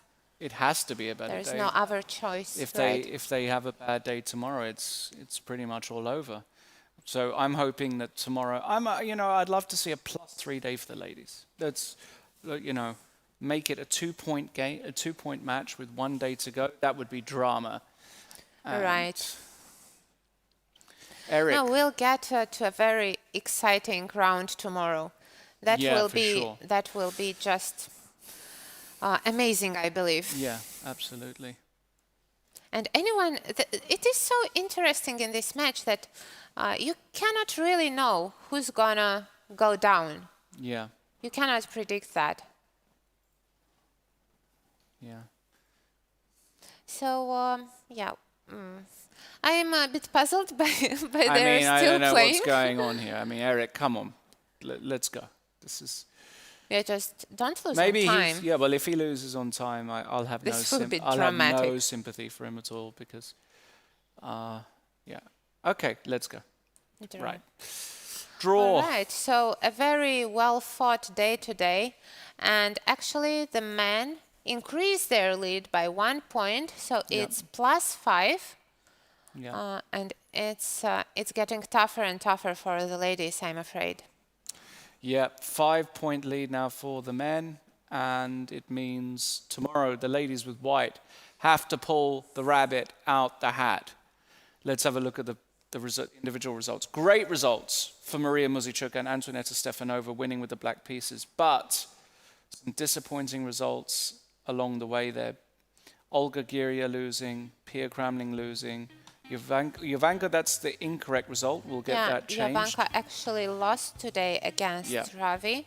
So we need to quickly amend that. So Ravi winning yet another game which he shouldn't win. So Ravi has got 3 or 4 points which he shouldn't have won. There we go. So that's a huge swing.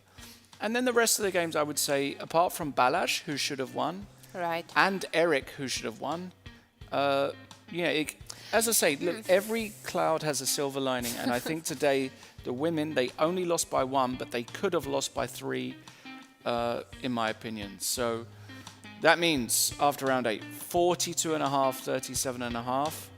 Wow.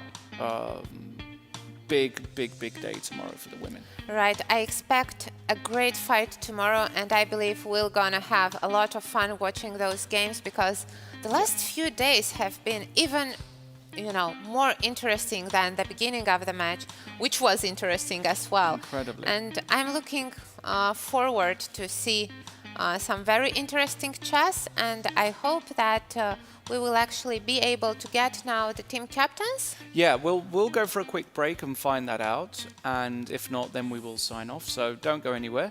We'll be back in just a few moments to wrap up today.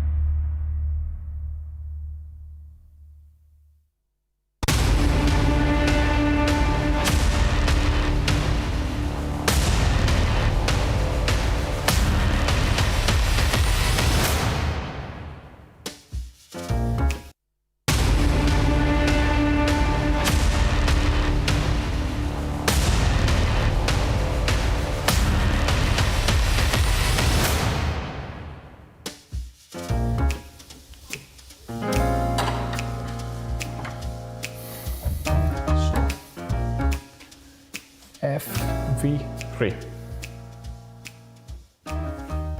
Yeah, it looks like it's in this row, the V at least. So I need F, everything is H. Okay, this is G. I really like the tournament hall with all of the books, and generally speaking, it's a very nice library. One can think of, how many people have been here, who read the books, This is the correct row, but G, I need to check the other one in, maybe on the other side of the room. So this is C. Okay, this is B, which means I'm too far. It must be on the other side of the room, or maybe upstairs. So this is C again. C again is the same that was here. So I was expecting for a different result. Let's continue. It's amazing to see such a variety of subjects and books all in one place. So Gibraltar might be a little tiny country, but with an opening on all the subjects and on everywhere in the world. I know there are even some chess books. I didn't find them yet. Maybe before the end of the tournament we will have a look. And yeah, I think everything is covered here. So, history books. I think this is the history section of the library. History of the Royal Navy. Okay, so let's try on the opposite side of the room. It's probably far from D. It should be. So this is F. This is finally the correct shelf. This is the level. And I need number 3. So 59, 50. It's obviously in this direction. 28, 26. What is this? Wildlife. I can't read the rest of the title, but obviously this is about, wildlife, which means animals, I guess. So I'm looking for the third. That's right there, right? Yes. Okay, I think I got it. It's really, really far. It's well hidden. Very hard to spot, but the system is very clear, and obviously that's the one. It's locked. Let's try this way. Okay, let's be careful. It's a very historic library, so I wouldn't want to break it tonight. So the book I'm looking for is this one. It's very tricky to get. I think I need a diet. So it's number 3. Here we go. Let's see what we've got. So it's sport in Norway. We got it. Let's see what it is. Let's find out which year. 1864. Nice, very historic book. I think it's because Magnus Carlsen won the Tata Steel, so we want to congratulate him, I guess, and have a connection. So, yeah.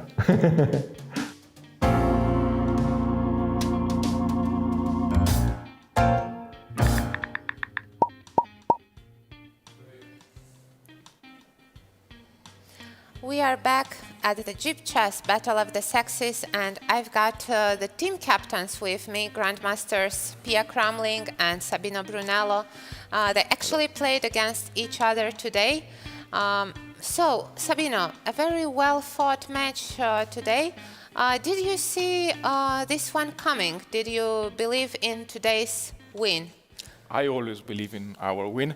I think that's my job as a captain, to believe in myself and my guys. All right, so what about you, Pia? How do you see the match today, and how do you see the girls' performance today? What are your thoughts? Yeah, today Antoinetta could play her second game after such a long time. And I think, she came here and she won the game, so it was very important. And yeah, finally we lost with -1. Maybe could have been even more, or maybe, I'm not sure. But I just thought that we made a much better match than we have made, because we have made two very big or three very big upsets. But to lose -1 is not bad at all. We were playing black. The problem is that we have lost, today we went into the round with -4, which is a huge score when we only have 2 rounds left, or 3 rounds left. So I think that was the problem. The match today wasn't bad at all. I think it was quite a good match, actually. But -1, we would have needed to have it +1 for us instead. Right. So Sabino, what is the strategy for the remaining 2 rounds? Are you going to encourage the guys to play solid or just play their normal chess? What will going to be the approach? Well, I don't think I should say the strategy to the opponents, so otherwise they will know what to expect. All right, so you're keeping it a secret. I guess we're going to go to find out it tomorrow. What about you, Pia? How are you going to deal with the next 2 rounds? Do you think tomorrow is a moment that having all whites, the girls will have to go all in, or you don't want to disclose that one either?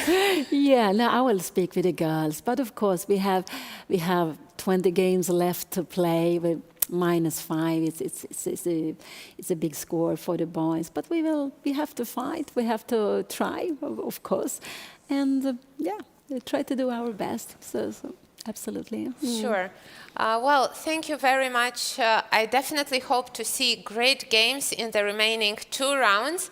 And we will be back with the action tomorrow, same time, same place at 3 p.m. So make sure to follow us. And it's going to be an exciting battle. All right. See you tomorrow. Thank you. Have a good night.